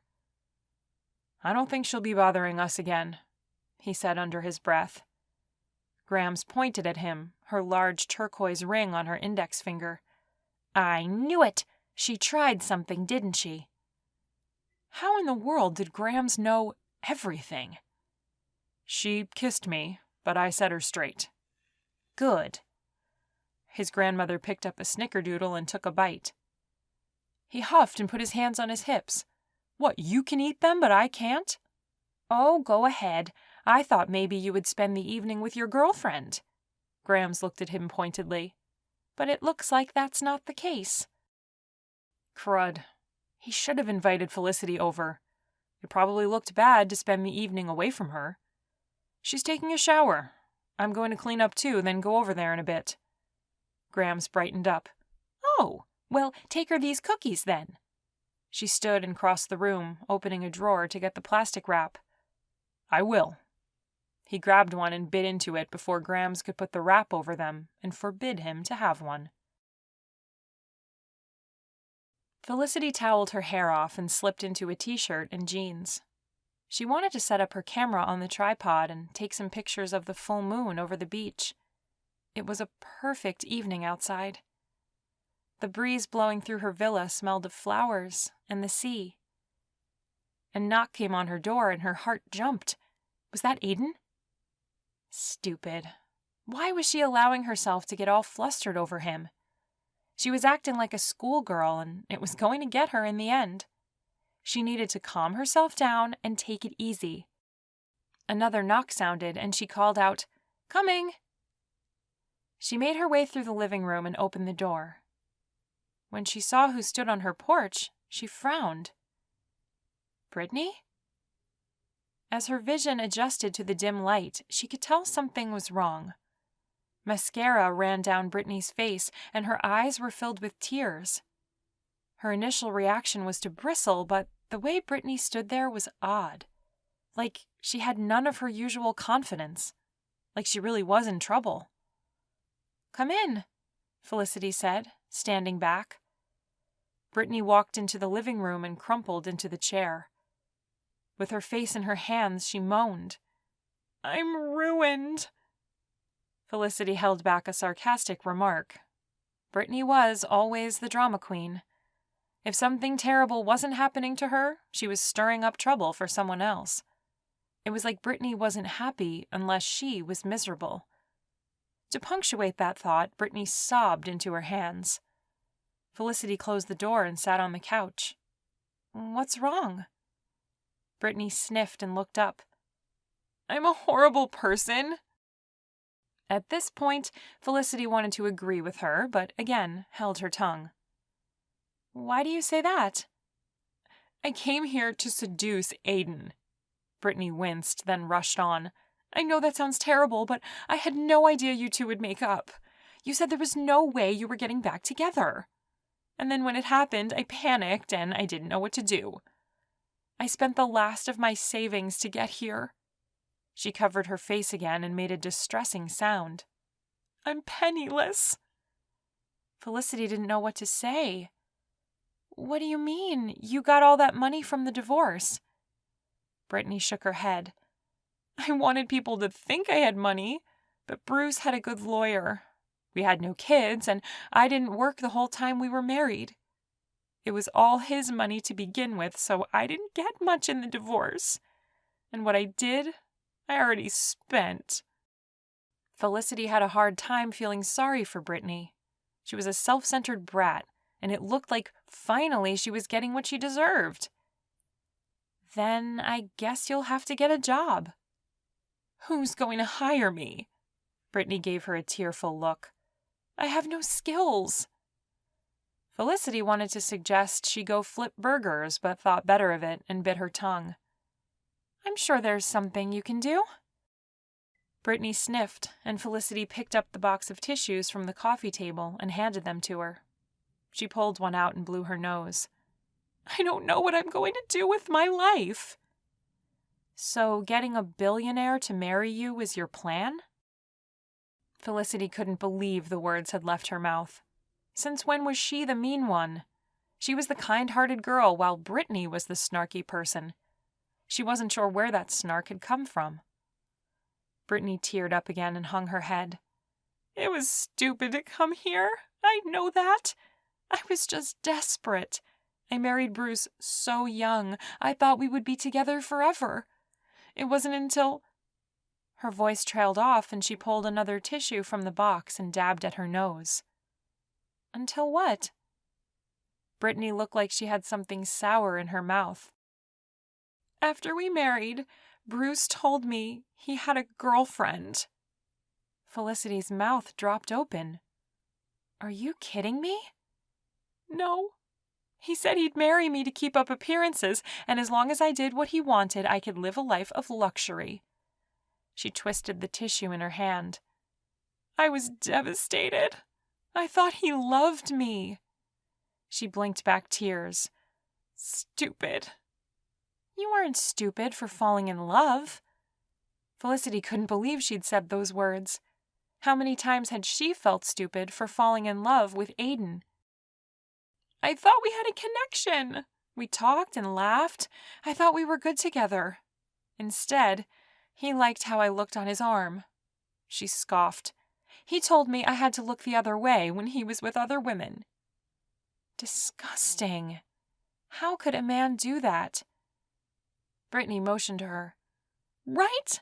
He thought I'd just sit back and let him do that? She frowned. He was wrong. What did you do? At first, I didn't do anything. I was so embarrassed that I'd been that naive. I jumped at the chance to marry Bruce. I thought I was the luckiest girl in the world. When he turned out to be a jerk, at first, I thought I'd gotten what I deserved. It took me a while to get angry enough to do something. She wiped her fingers under her eyes, smearing her mascara. Felicity looked down at the carpet. She wasn't sure what she would do in that situation either. She could understand why Brittany felt embarrassed, wanting to hide the truth about the marriage. Brittany shifted on her chair and pulled another tissue from the box. When I had had enough of his lies and manipulation, I decided to expose him. Publicly.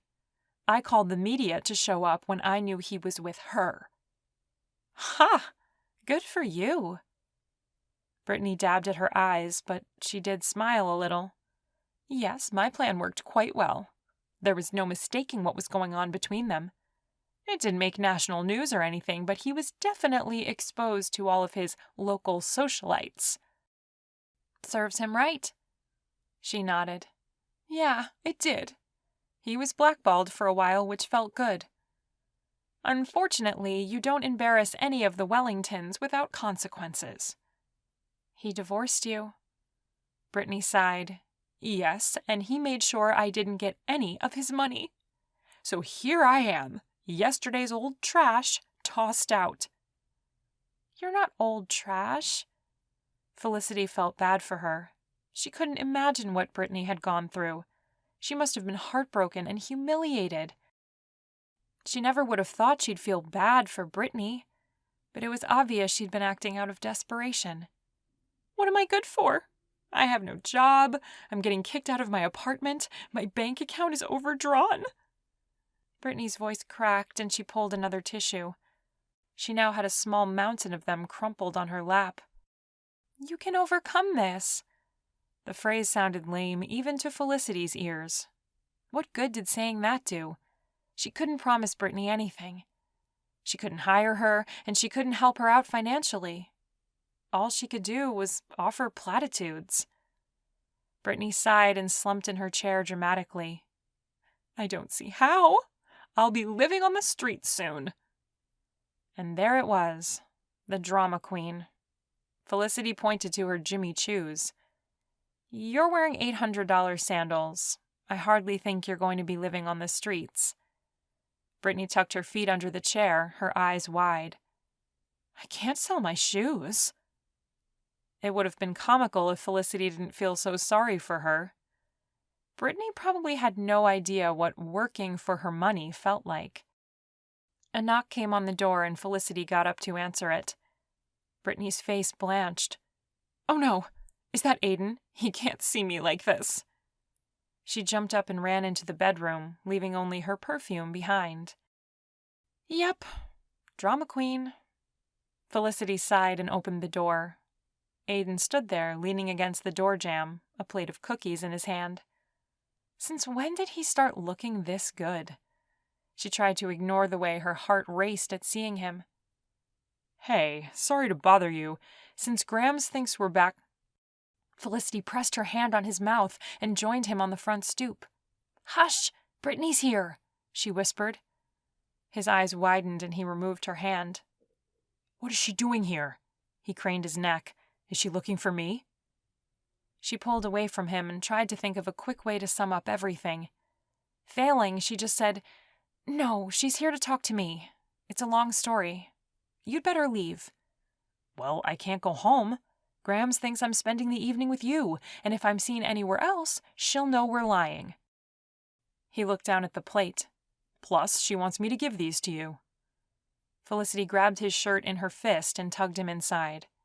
"Fine," she whispered. "Just sit down. Let me talk to Brittany." She left Aiden in the living room. When she entered the bedroom, she saw Brittany sitting on the bed. The life had gone out of her. She looked defeated, slumped over, and frowning. It was odd to feel sorry for someone like Brittany, but Felicity couldn't help it. Her sympathy deepened. "Are you okay?" "No."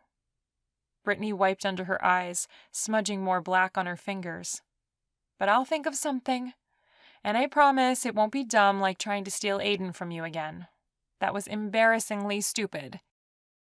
A weird sensation overcame Felicity, and she suddenly saw Brittany for who she was.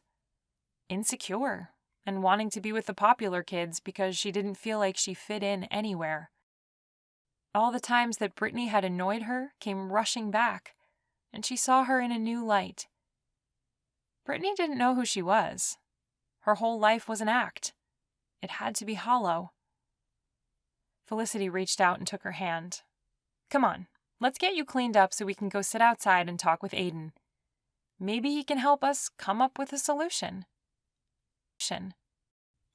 Chapter 20. Aiden stared as Brittany walked by the open bedroom door, her makeup all messed up from crying. She and Felicity walked into the bathroom and closed the door. A moment later, Felicity came out. "Let's go outside and sit on the deck. Brittany's getting cleaned up and will join us in a second." She pointed to the plate on his lap. "Are those Graham's snickerdoodles?" "Yes." "Man, she's pulling out the big guns." She took the plate from him and walked toward the patio. As soon as he was outside with Felicity, he cornered her. "What's going on?" "Brittany needs some help. I just thought we could all talk about it and maybe you'd have some ideas." "Ideas about what? Why is she crying? Don't you realize she's manipulating you?" Felicity pulled a chair over, the metal scraping on the wooden planks of the deck. "See, that's what I thought at first, too. She shows up at my villa, crying and making a fuss. I wondered what she wanted from me. But after talking with her, I don't think she's trying to pull something. I think she's really in a bad place." "She's always in a bad place. She's the devil," he whispered as he sat down. Felicity frowned at him. "Be nice. Her marriage was a sham. Her husband was horrible to her, cheated on her, and expected her to live with it." Before he could respond, the sliding glass door opened and Brittany stepped out. She walked over to them and picked the chair that was next to Felicity, which surprised him. He wasn't sure what game Brittany was now playing, but he didn't trust her for a second. Felicity crossed her legs and leaned back, extending the plate to Brittany. "Want a cookie? Grams knows how to make a fantastic snickerdoodle." Aiden was surprised when Brittany grabbed one and took a bite. He wanted to say something about carbs, but decided not to be a jerk. "Brittany is looking for work," Felicity said. "But she's afraid since she hasn't had a job for a long time that she's unemployable. What do you suggest?" "Wait, what?" He blinked. "What about all that money you have?" Brittany didn't say anything. She didn't even raise her gaze, and Aiden glared at her. What was this new ploy she was playing at?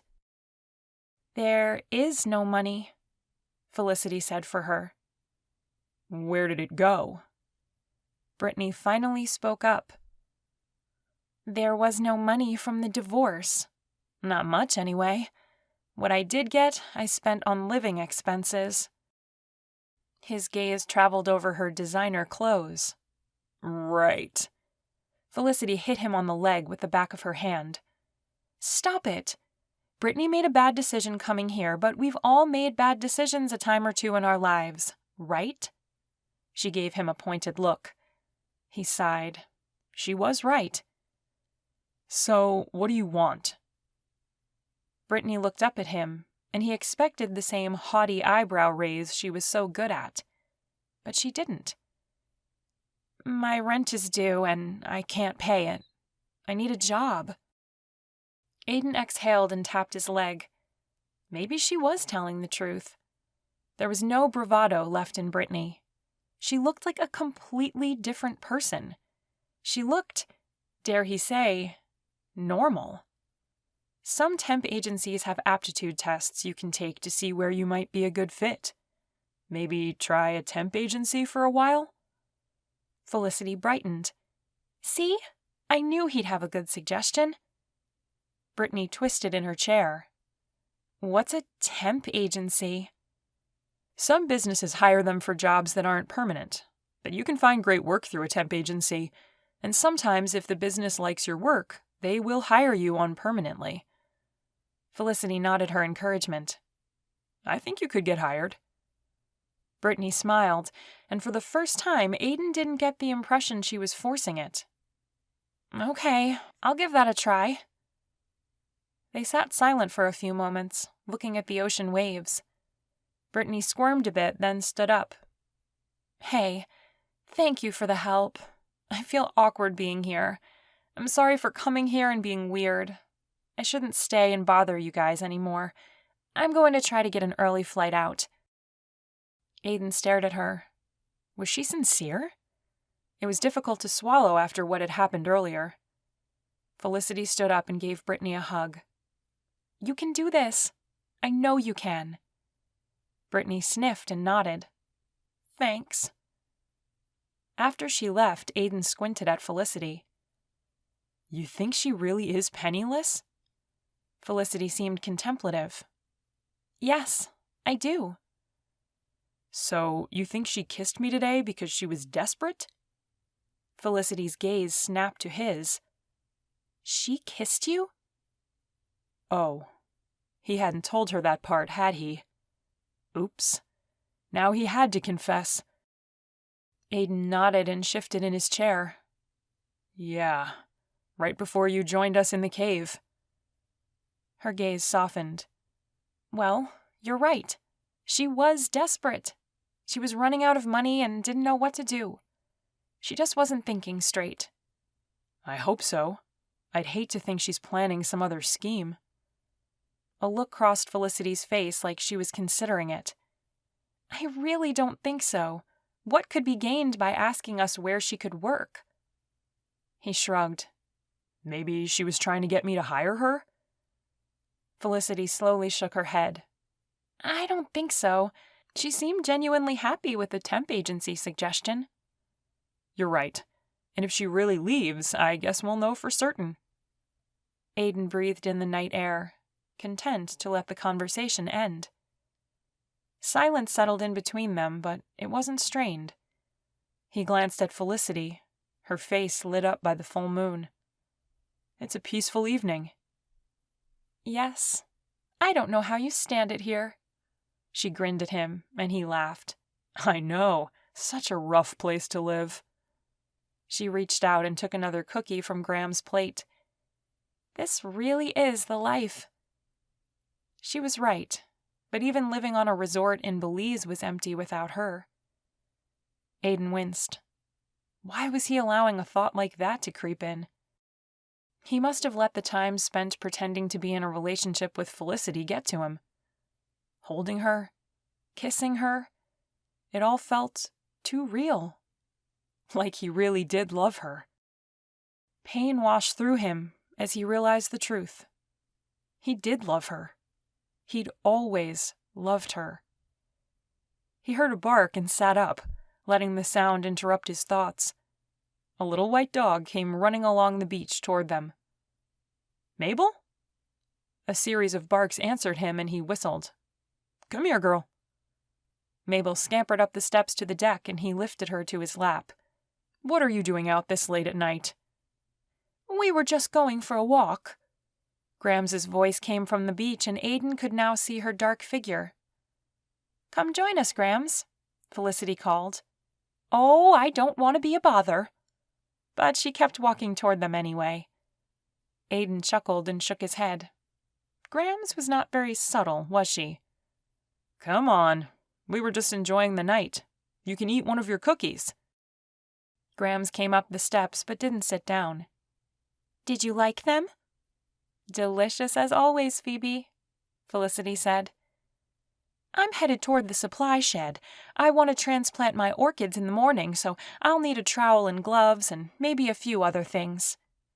Aiden squinted at her. Why are you doing that? She put her hands on her hips. Because I'm a woman and I want to have flowers on the other side of my villa. Is that terrible? Felicity giggled and tucked her legs under her. You should be able to have flowers wherever you want them, Grams. See? This one understands. Grams pointed to Felicity. It's my prerogative. All right, go ahead. But we do have a gardener for that kind of thing. Mabel squirmed and he let her down onto the deck. She walked to Grams, her nails clicking on the wood. I want to do this myself.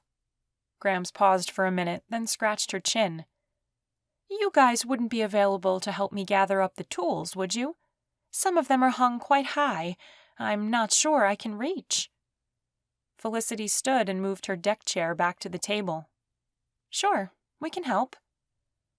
Aiden wasn't sure what Grams was up to, but he joined Felicity. No problem. We were done out here anyway. After we gather the tools, we can call it a night. Grams nodded, a strange look on her face. Thank you. Mabel followed after them as they headed toward the supply shed. I appreciate the help, Grams said. I know it sounds silly, but I just want to get everything ready so I can start on this project in the morning. We don't mind. Felicity glanced at him and he shrugged his agreement. Did you enjoy the cave tour, Felicity?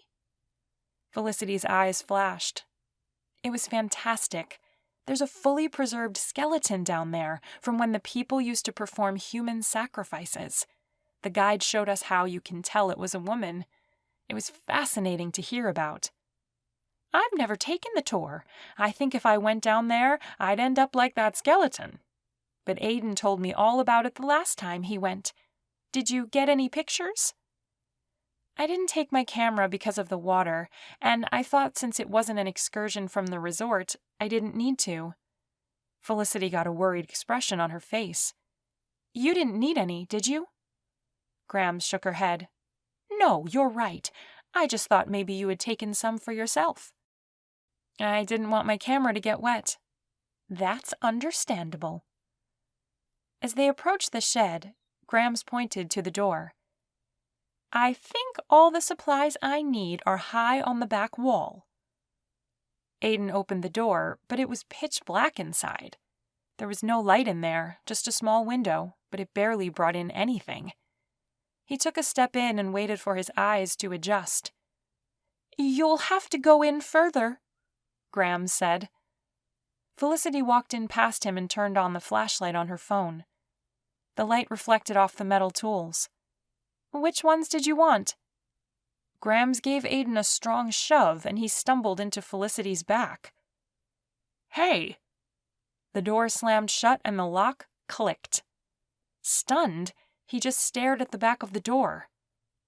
Grams, he called out.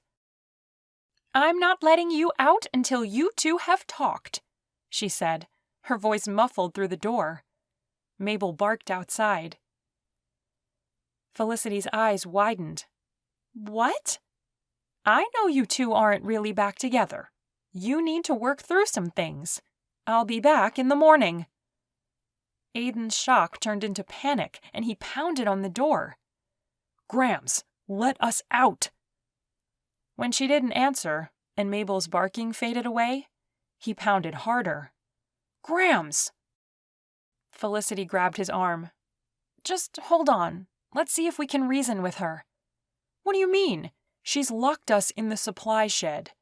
He wanted to bust the door down and take Grams into a mental hospital. What in the world was wrong with her? Sure, they'd pretended the relationship, but what gave Grams the idea that locking them in the shed was a good plan? She was mental. Felicity calmly swiped her finger over her phone and then put it up to her ear. Just hold on. I'll talk to her. The light from the back of her phone shone bright on the shelves beside them. Felicity waited a minute before saying, Hey, Grams, what's up? She nodded and listened for a moment. Well, I don't know what to tell you. Aiden and I have talked. Felicity nodded at something Grams was saying. Right, but we've worked through all that. Then her face fell. Well, Grams spoke again, and Aiden strained to hear what she was saying, but he couldn't make out any words. Finally, Felicity's shoulders slumped. Are you really going to make us spend the night in a shed? Whatever Grams was saying made Felicity blink, and it looked like she was getting emotional. Grams, please, she said, her voice almost a whisper. But then she took the phone away from her ear and shook her head. She's not going to let us out. Not until morning. Then I'll get someone else's attention. He banged on the door again. Help! We're stuck in here!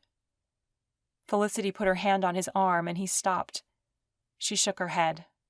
It won't do any good. No one will hear you. It's late enough, everyone's in their villas for the night. She was right, but Aiden felt helpless just giving up.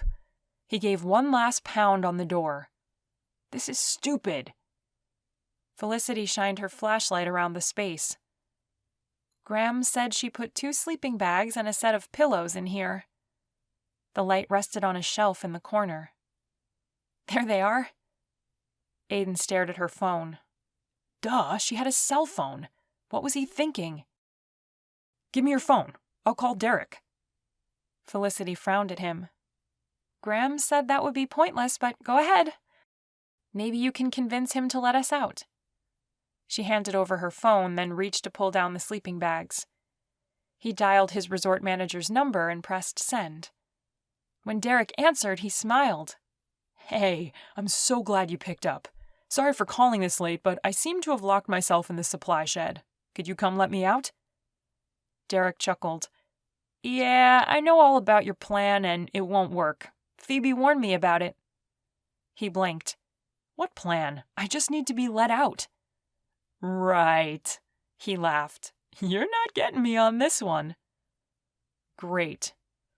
What did Phoebe say? Because she's locked me in the supply closet with Felicity and has some crazy idea about... Wait, I thought you said you locked yourself in. You have to keep your story straight if you're going to get anyone to believe you. Aiden pinched the bridge of his nose.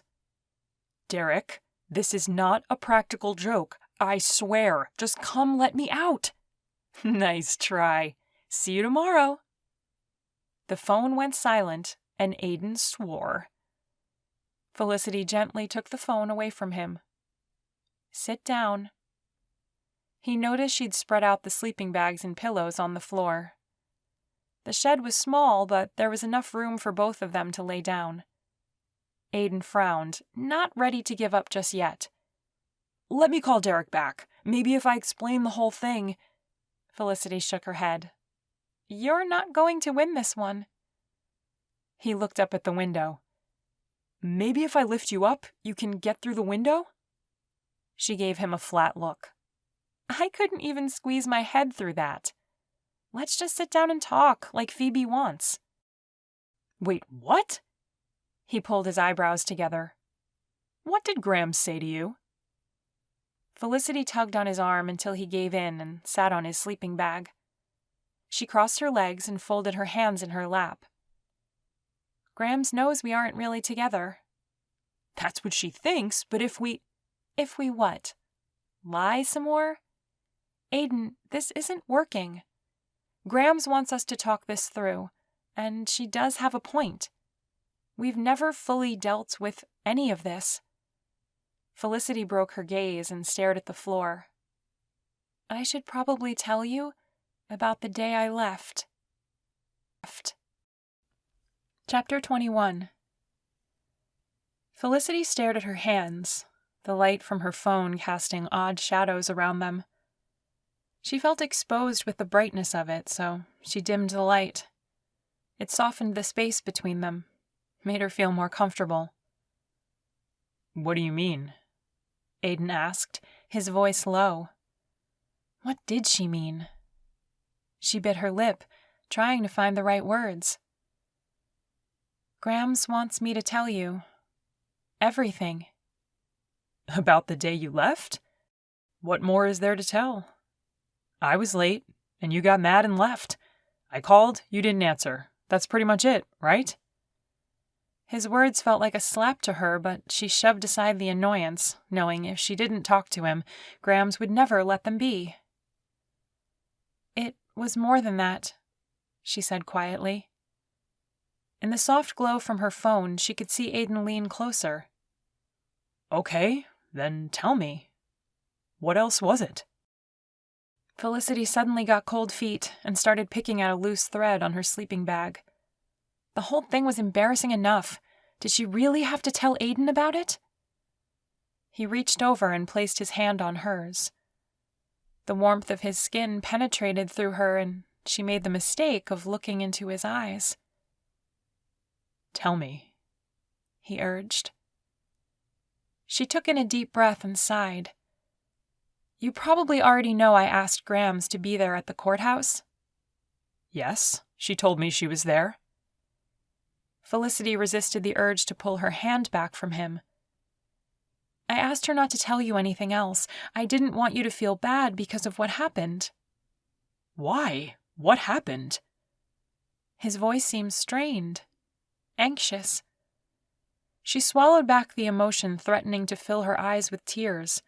She had to go through with this. Grams wouldn't let her back out. If she didn't spill, Grams would just find another way to force them together, and she didn't want to think of what she might do next.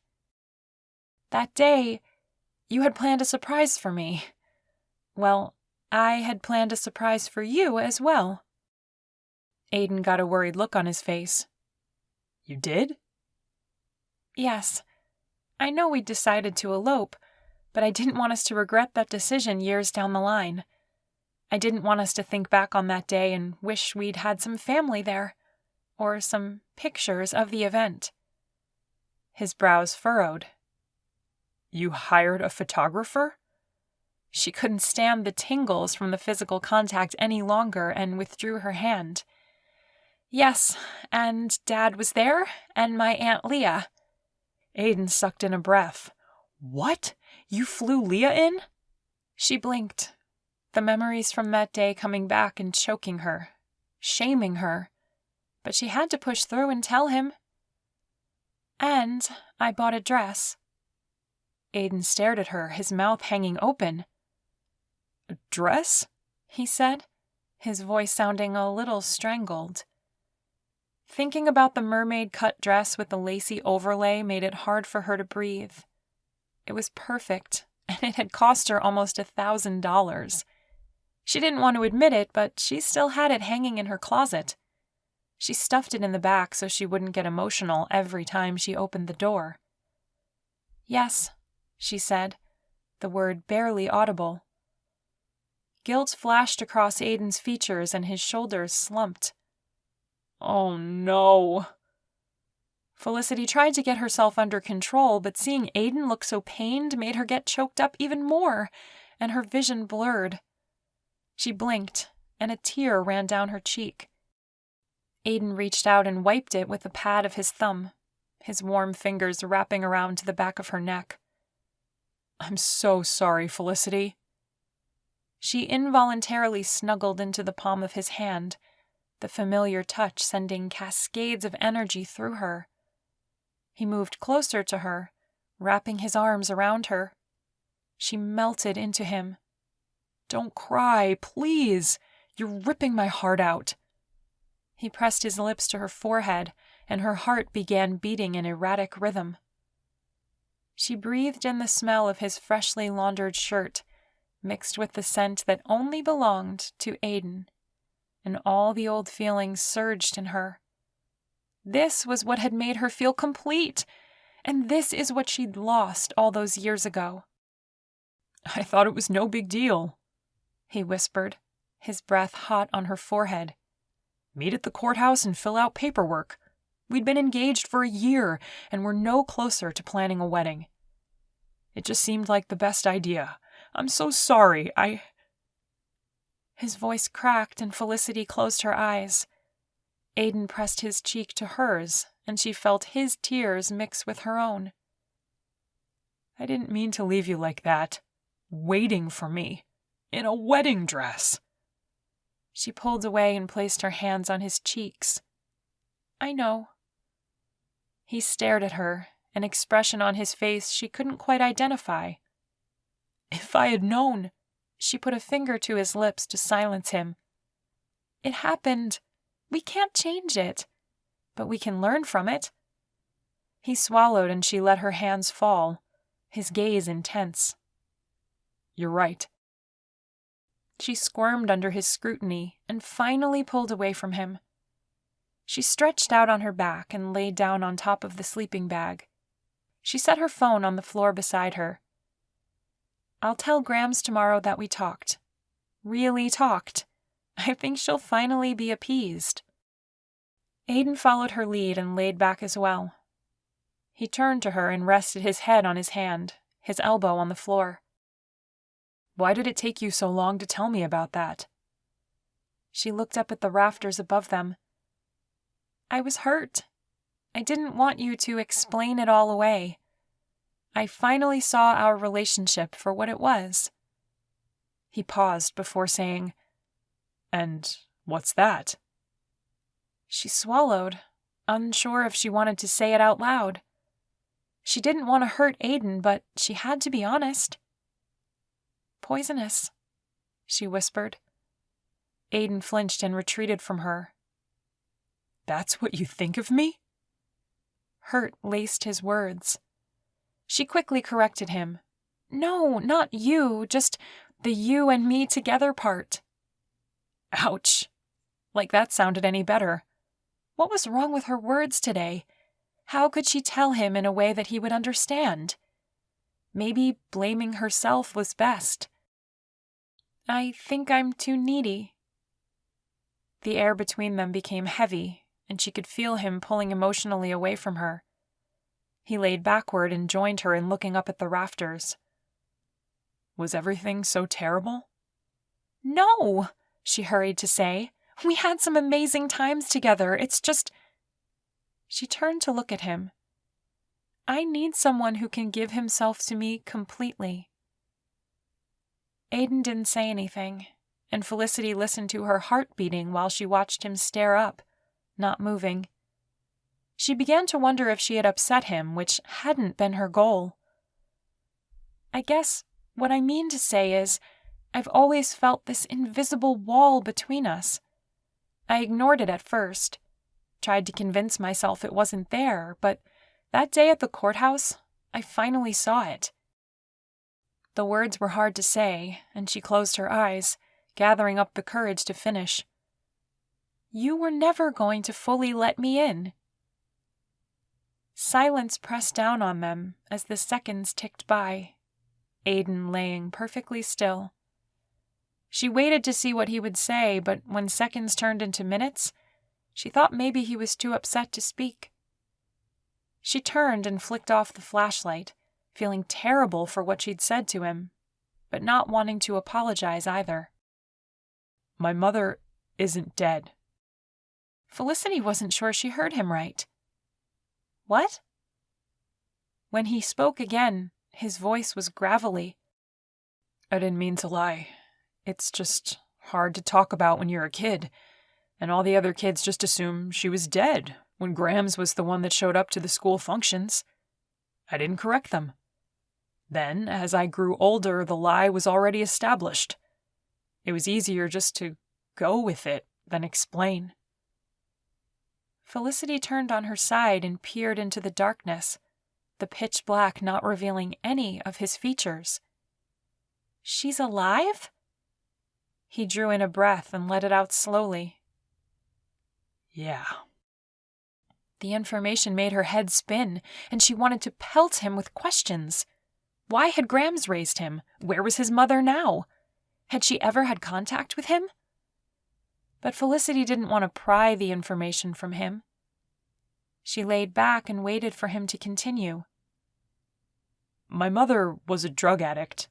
She'd gotten into the wrong crowd in high school. Grams tried everything to get her the help she needed, but rehab never worked for long. Felicity tried to imagine what it must have been like for Grams. It was too terrible to think about. Aiden shifted on the sleeping bag. When she got pregnant, Grams talked her into another try at rehab. She stayed there until she had me, but she couldn't stay straight. The drugs were too alluring. She gave me up to Grams and took off. Aiden sighed. No one knows who my father is. My mother was too strung out to know. Felicity's heart hurt for him. What an awful way to grow up, not even knowing who your father is. I don't know what to say. I've come to terms with it. The emotion in his voice betrayed him, and she scooted over, joining him on top of his sleeping bag. He wrapped his arm around her and pulled her close, and she laid her head on his chest. Where is she? Last I heard, she was living somewhere up in Michigan. What does Grams think about it? He tensed. Grams said she lost a daughter a long time ago. Of course, if she straightened out, Grams would take her back into her arms, but my mother hasn't been healthy in a long time. Grandmother didn't want me around that, and I understand. Grams is my mother. She was the one that cared for me and was always there for me. You were lucky to have Phoebe. I don't believe in luck. Grams did what she did because of love. His voice broke, and she placed a hand on his cheek. Felicity's throat tightened, and she blinked back her emotions. Yes, she loves you greatly. She's an amazing woman. He flexed his jaw, then cleared his throat. I suppose I'm the only one in the room who lied about his mother being dead. Felicity smiled. Yeah, my mom really did die when I was a kid. Aiden hooked a finger under her chin. I'm sorry I lied. In the dim light, she could see the way he was looking at her, the way he'd let down the wall between them. He was vulnerable, and she wanted to reassure him that she wasn't going to use that against him. Before she could process what she was doing, her lips were pressed to his, and he responded immediately. He pulled her closer, his hands traveling up into her hair, his kiss warm and passionate. She pushed aside all the hurt, all the pain that had happened between them, and she let herself get lost in the tingles that zinged over her heart at his touch. He broke the kiss and whispered her name. It was a plea, a caress. Her hand traveled up his chest to the nape of his neck as his lips pressed kisses along her jaw. Having Aiden's arms around her again felt good. Right, like they belonged together. She loved him. The thought made her jerk away, and she scrambled back to her own sleeping bag. No, she couldn't be in love with Aiden again. This is what she'd been telling herself couldn't happen. Felicity? He asked, his breath shallow. What's wrong? Her heart raced as her mind tried to form words. We can't keep doing this to ourselves. He sat up and put his hand on her shoulder. Doing what? Kissing? Because it seems to me it's not a bad thing. She turned from him, pulling her legs to her chest and wrapping her arms around them. We can't get back together. Chapter 22. Aiden froze as a slow pain enveloped him. Had he pushed her too much? Would she run again? How could he back off? His mind raced and he said the first thing he could think of. Who said we're getting back together? The second the words were out, he wished he could take them back. She sucked in a breath and turned to glare at him. So, this is just a make-out session for you then? Is that it? He shook his head, wishing he could bang some sense into it. No, not at all. You know what, Aiden? She said, her voice laced with hurt. Just don't. We've proven time and again we aren't good together. Go to sleep and leave me alone. She climbed into her sleeping bag and zipped herself in. A soft sniffling sound told him she was crying. Crud. Now he felt like the worst guy in the world. No, the gum on the shoe of the worst guy in the world. Why had he said that? How much more could he mess up everything between them? He climbed into his own sleeping bag and bunched up the pillow. After listening to Felicity crying for a couple of minutes, he couldn't stand it any longer. He rolled over and put his arm around her. I'm sorry. I didn't mean it. You know I'm not like that. She wiped at her face but didn't answer him. Felicity, I love you. He hadn't meant to say the words, but he knew they were true. He couldn't deny it any longer. His pulse quickened and he pulled her back to his chest, sleeping bag and all. He buried his face in her hair. I love everything about you. She drew in a breath and sighed. Aiden, I appreciate you telling me about your mother. I know how hard that was for you, but it doesn't change the fact that you keep me at a distance. You always have. Everything else is a priority in your life. Yes, you sold your drone technology, but now the resort is your first concern. Pain stabbed in his chest at her words. What are you saying? You'll never love me enough to give up what separates us, she said, her voice sounding hoarse. You want me to sell the resort? He shrunk back from her.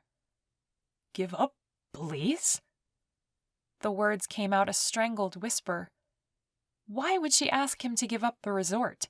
He could barely even think of it. Grams loved Belize. It was paradise. And it was their home now. How could she ask him to give up his home, his dream job, and his dream life? She turned to look at him over her shoulder. I'm not asking you to. I know you can't. Like I've been saying, I've come to terms with us, with how things have to be. And that's why I've decided to leave in the morning. He recoiled from her. This again. This is how Felicity dealt with things. She left. He'd just poured his heart out to her, and she ripped it up right in front of him. With shaking hands, he rolled over and closed his eyes. Now he'd have to sleep next to her, knowing tomorrow she would leave and destroy him once again. Felicity jumped up when she heard the lock click. She'd cried herself to sleep last night and woken up an hour ago with a massive headache. She was ready to be done with this place, ready to go back home. Aiden didn't shift, so she assumed he was still asleep. Grams opened the door and Felicity stepped out into the sunlight, gripping her phone. She'd been upset at Grams last night, but all her anger left her as she looked at the worried expression on her face. She pulled Grams into a hug. I have to go. You told him? She nodded. Yes. But it didn't matter? How could she explain? Felicity glanced back at Aiden sleeping on the floor of the shed. He hadn't moved. Of course it mattered, as I knew it would. He felt terrible, he apologized, and we talked about it. Grams gave her a hopeful expression. And? It doesn't change the fact that he can't give me what I need. Grams teared up and pulled her into another hug. Are you sure? She whispered. Felicity nodded. Yes, I'm sure. Okay then. I'll change the flight. You can leave early. Grams took her hand and squeezed it. Come on. She closed the shed door softly so as not to wake Aiden, and followed after Phoebe. Inside the house, Phoebe opened her laptop and clicked on the keys. 3 hours later, Felicity was at the airport waiting for her flight, everything packed up in her hot pink floral suitcases. She walked through the airport, her luggage rolling along the smooth flooring. As she sat in the terminal, she tried not to think about Aiden, but his face pushed into her mind. Guilt flooded over her. Why had she told him she wanted him to give up the resort? She didn't really want that. He'd just upset her. Aiden would never put her first. He would never give up time spent on other things, never make her the priority she wanted to be. Something else would always come before her. She fought back the tears as she fiddled with the handle of her suitcase. Why had she allowed herself to fall back in love with Aiden? She knew the heartbreak that would cause, knew it bitterly well. She should have left the moment she saw Aiden, just turned and walked out. She'd be home eating Chunky Monkey and watching Netflix. She rubbed the space between her eyebrows. Was it possible her headache had gotten worse? A woman plopped down in the seat next to her, clutching a large purple purse. She looked to be in her 50s, her blonde hair showing gray roots. The woman pointed to the pink flowers on Felicity's suitcases and grinned. I love your style. Felicity forced a smile. Thanks. I'm Martha, by the way. The woman slipped her shoes off and wiggled her toes. Ah, that's better. I got spoiled with all that soft sand. Didn't wear my shoes once the last 7 days. She turned to look at Felicity. I didn't catch your name. Felicity. Martha shifted in her seat and pulled her purse up higher on her lap. Then she took a long look at Felicity. You okay, sweetie? For some reason, emotion surged in Felicity, and she blinked back the moisture gathering in her eyes. How did this woman know? She couldn't speak, so she just shook her head. Aw, darling, it's a man, isn't it? Her kind eyes showed understanding. Felicity nodded and swallowed.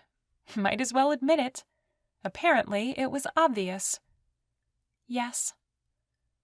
Do you love him? Her throat grew dry. Was she that easy to read? There was no use in lying anymore. Not to Martha, and not to herself. Yes, she said, staring at the industrial-grade carpet. Martha patted her knee. What happened? Did you fight? No. And then the whole story just came spilling out of her. Felicity couldn't believe it. She was normally a reserved person. She kept to herself. But something inside her snapped, and the whole ugly story materialized. She told Martha about how they had been engaged and what made them fall apart. Then how she got suckered into coming to Belize and the whole stupidity of her falling back in love with a man who would never give her what she wanted. They called for first class to line up at the gate, and Felicity suddenly felt foolish. I'm sorry. Here I am babbling on about my life, and none of this really affects you. You must think I'm crazy. No, sweetie, Martha said, pulling her purse closer to her chest and slipping her shoes back on. I think you love that man, but you're afraid to give him everything. Felicity blinked. That wasn't the point of the story at all. How had she gotten that? What? You have to learn to trust him. Martha's expression softened. In a relationship, there's always some give and take. You can't expect him to be the one to give everything while you're not contributing or sacrificing. Honey, there's always sacrificing going on. The trick is to do it out of love and not resent him for it. Martha stood and patted Felicity on her shoulder. When you're ready to fully commit to him, you go back to that man and tell him you love him. You belong together. She padded off to the gate, leaving Felicity with her mouth open. Of all the nerve. Felicity wasn't the one who was holding back. Aiden was the one who always put her second. This whole thing was Aiden's fault. Wasn't it? But as she sat and waited for her zone to be called, guilt surged in her throat. Had she been placing too much on Aiden's shoulders? Was she not sacrificing enough for the relationship? Was she being unreasonable? She'd always thought a man should treat his wife like a queen. But what about her? Was she not treating Aiden the way he deserved to be treated? The conversation from last night echoed in her ears. She'd asked him to give up the resort. What kind of a woman does that? She'd been completely unreasonable. And the worst part? She'd known it at the time. Tears pricked at the back of her eyes. Why was she doing this? Martha was right. Felicity was just as much to blame as Aiden. And last night, Aiden had confessed his love for her, but she'd turned her back on him. The woman called the last boarding zone, and she mechanically stood, staring at the crumpled ticket in her hand, unable to think clearly. Would Aiden forgive her if she ran back to him? Could she humiliate herself that way? Felicity swallowed, and her vision blurred. What about all the time she waited for Aiden, only to be stood up? Would her life end up being a series of disappointments if she went back to Aiden? The memory of her standing at the courthouse, waiting for him, clutching her flowers and realizing the gut-wrenching truth that he wasn't going to show up, surfaced. She blinked back the tears. The woman at the ticket desk glared at her, then got on her loudspeaker to say one more time that it was the last call for boarding the flight. Felicity walked forward. She was not going to be a doormat. Chapter 23. Aiden rubbed Mabel's fur as the dog panted and wagged her tail with pleasure. His back hurt from leaning against the palm tree, but he didn't really want to sit in the sun. And he didn't want to go back to his villa. Not with the chance of running into Felicity one last time before she left. Her words echoed in his mind. It doesn't change the fact that he can't give me what I need. He exhaled and shifted against the scratchy bark of the tree. Well, this is it, he said to Mabel. I told her I love her, and she left me. Again. The hollow feeling in his chest threatened to envelop him. He'd been rejected by Felicity a second time, and it hurt worse than he'd ever imagined. His throat burned with the pain. A rustling came from behind him, and he turned to see Grams. He thought maybe she'd be mad at him, but she just stood there, a look of calm on her face. "What are you doing?" He shrugged and leaned forward to get the circulation going in his back. "Thinking." Grams sat beside him. "You mean wallowing?" He chuckled. Good old Grams. She knew how to say it. "Yeah, wallowing." A breeze carried Grams' light perfume to him. She picked up a small stick and twisted it in her hands. "Why are you sitting here wallowing?" Aiden stared out at the ocean waves. "She left me, just like last time." The words cut through him and he blinked back the wave of nausea. "And like last time, you're going to let her go?" Aiden squinted. "She doesn't want me." Why was she making him say it, relive it? Grams frowned and looked at the sand. "Aiden, you know I love you, but I wish I had done this 5 years ago." He waited, but when she didn't go on, he said, "Done what?" She reached up and slapped the back of his head. "Ouch, Grams! What was that for?" "Go after her, you twit!" "What? Why? Did you hear the part about her not wanting me?" Grams got a look on her face, the one that said not to argue with her. "She loves you. She wants you. She just wants you to promise her the moon." Mabel barked, and Aiden picked up the little dog, cradling her in his arms. "That's the thing. I can't give her the moon, Grams. She expects too much of me. Do you know what she wanted me to do? Give up the resort." He thought maybe Grams would be shocked at this news, but she didn't react at all. She just stared at him. "No girl expects an actual moon, Aiden. They just want to be promised it." "But that's irrational." "And what you're doing here is irrational as well." Aiden held back a glare. "How so?" "You love her. You're miserable without her, and yet you sit here being miserable instead of going after her and fighting for what you love." Grams challenged him with a slight eyebrow raise. "You know it's true." "Okay, that's true. But she won't listen. I tried." "You didn't try very hard. Is this what you want? To sit here in paradise, your heart breaking for another 5 years?" His heart was breaking, and he swallowed the lump that rose in his throat. "Of course not." "Then give this up for her." His gaze snapped to hers. "Give this up? What about you?" Graham smiled. "Why are you worrying about me? I will be happy anywhere. Would you just go get your girl back?" Aiden drew his brows in confusion. "But she said, do you want all of this without her? What is the point, Aiden? What are you doing here?" Something about what Graham said clicked inside of him, and he stood up so fast Mabel jumped from his lap and barked up at him. He ran a hand down his face. "You're right." Grams gave him a smug smile. "Of course I'm right." "Having $1 billion is meaningless if I don't have Felicity in my life." "I'm glad you're finally realizing that." "I have to go to her." Grams rubbed her temples. "Why are you still here?" He looked at her with wild eyes. "Because you let her go. You took her to the airport." Grams gave him a flat look. "Then get on your plane and go to her. You know where she lives." His heart raced as he stared at her. Duh, of course. He had to go to Texas. Show Felicity he was willing to give everything up for her.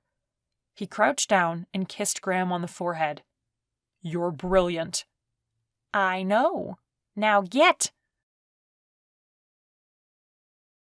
Felicity shoved her largest suitcase into the trunk of her Honda Accord. She was emotionally and physically exhausted, and all she wanted to do was go home and soak in the tub, maybe eat the pint of ice cream in the freezer.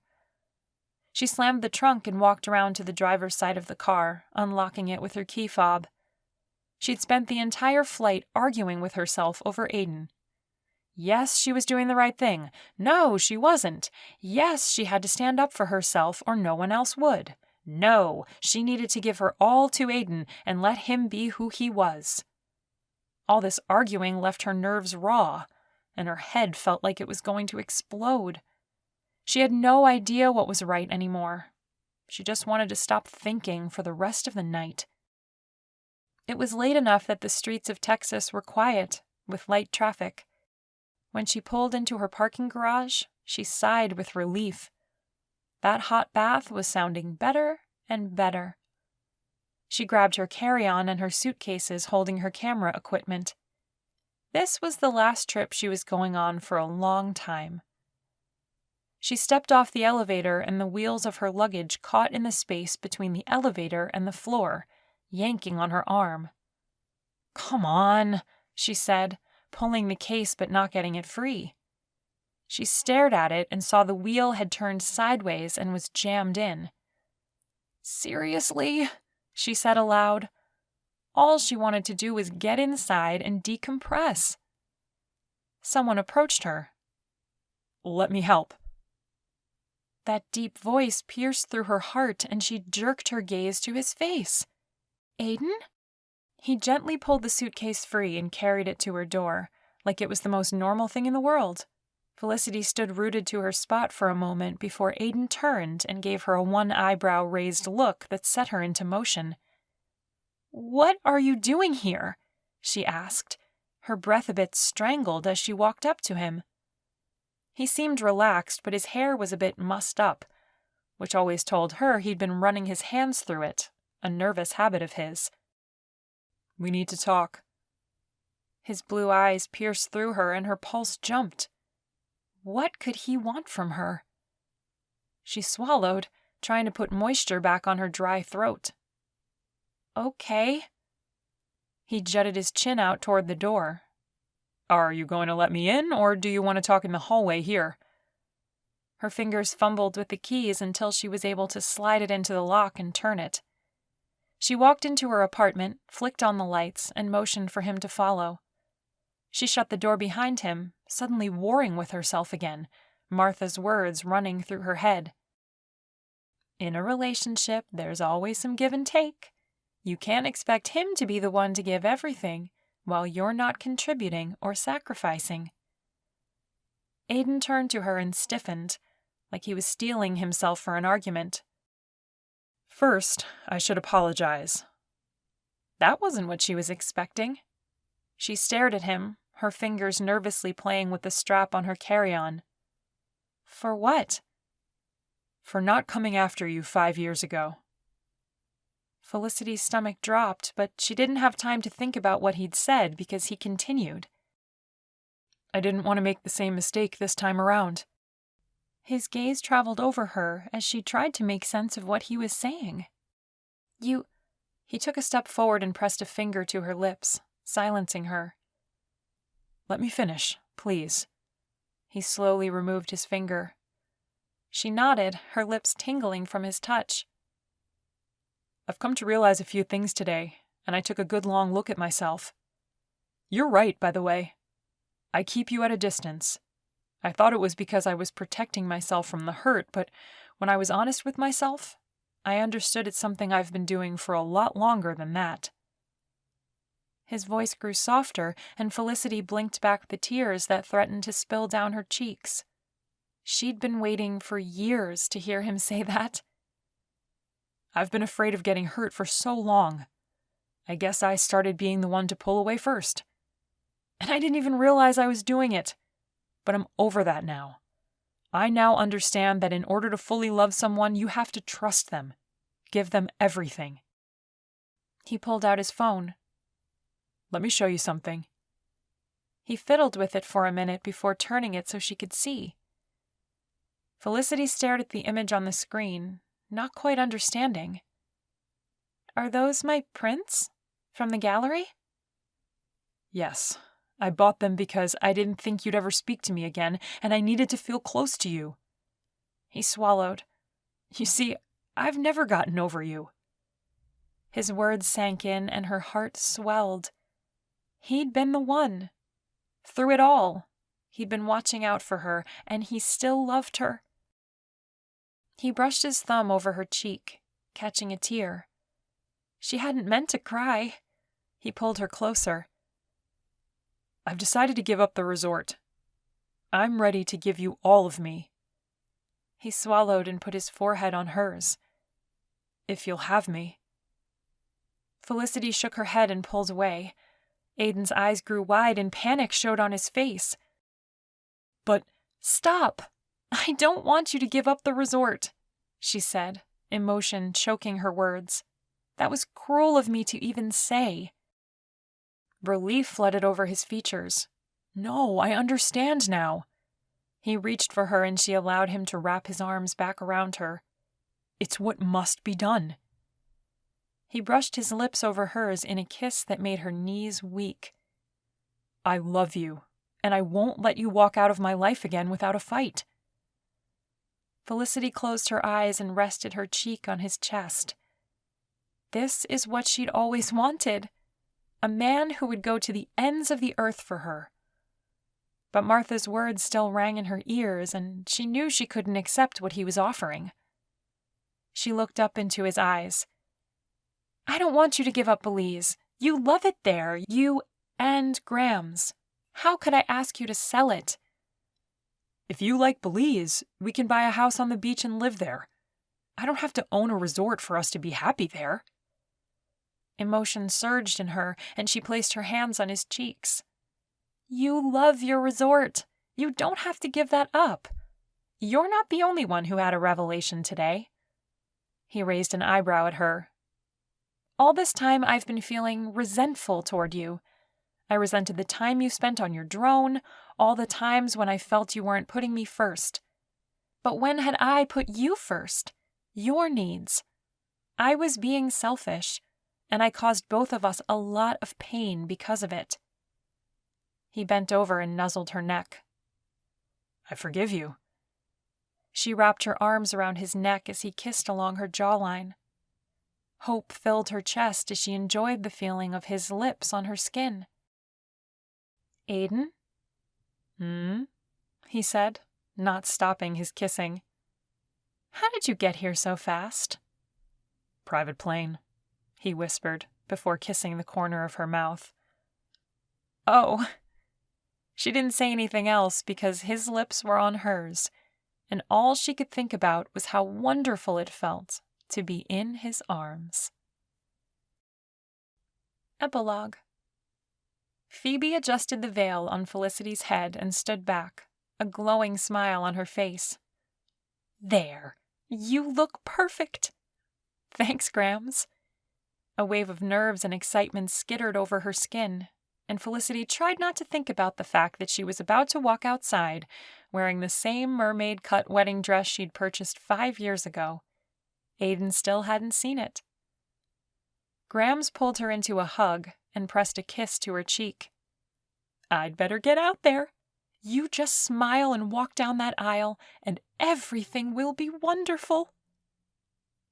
"I love you," Felicity said, swallowing back emotion. "I love you too, sweetie." Grams exited the villa, and Felicity picked up her bouquet of flowers. She sucked in a breath. This was it. "I can't believe it," said a voice behind her, and she turned to see her father standing just inside the sliding glass door. "My little girl has grown up." "Daddy," she said, blinking back emotion. His flight had been delayed, and they weren't sure he was going to make it in time. Her heart soared to see him. His dark hair was now mostly gray, trimmed close. He looked distinguished. She smiled at him. "You look good," she said. He walked to her and swept her up into a hug. She buried her nose in his chest, smelling his familiar scent of aqua velva and mint gum. "Me? You look like a princess." "You always know just what to say." Felicity wiped a tear away. "Hey now, no crying on your wedding day." Her father grabbed her hand and placed it on his arm. "We're about to walk down that aisle. Are you ready?" She nodded, trying to get her emotions under control. "Quite."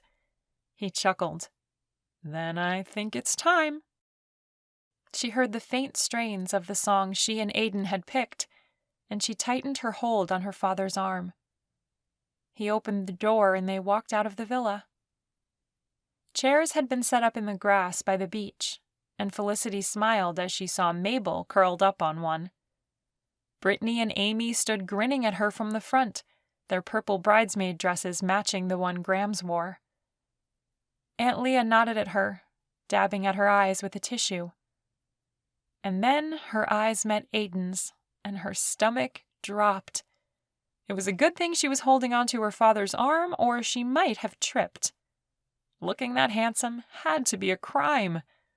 His blue eyes bored through her as he stared at her. He mouthed the word, "Wow," and her knees grew wobbly. It was hard to concentrate on the ceremony because standing next to Aiden had her heart pounding in her ears. And when he slid the ring on her finger, she grew lightheaded. This was it. They were getting married on the beach in Belize. "You may now kiss the bride," the minister said, and Aiden swept her into his arms. Mabel barked as she jumped down from her chair, and Aiden chuckled. "Mabel's happy you said yes." Everyone laughed, and then he gave her a feather-light kiss that curled her toes. She pulled him to her and pressed her lips to his, making the crowd laugh and cheer. And then it was done. She was married to her best friend, the man who knew her more than she knew herself, the man who finally proved to her that he would give up the world for her. But the funny thing was, she didn't want the world. She just wanted Aiden. The end. This has been Her Big Fat Dreamy Billionaire Ex, Clean Billionaire Romance Series Book 4. Written by Victorine E. Lieske, narrated by Liz Krane. Copyright 2018 by Victorine E. Lieske. Production copyright by Victorine E. Lieske.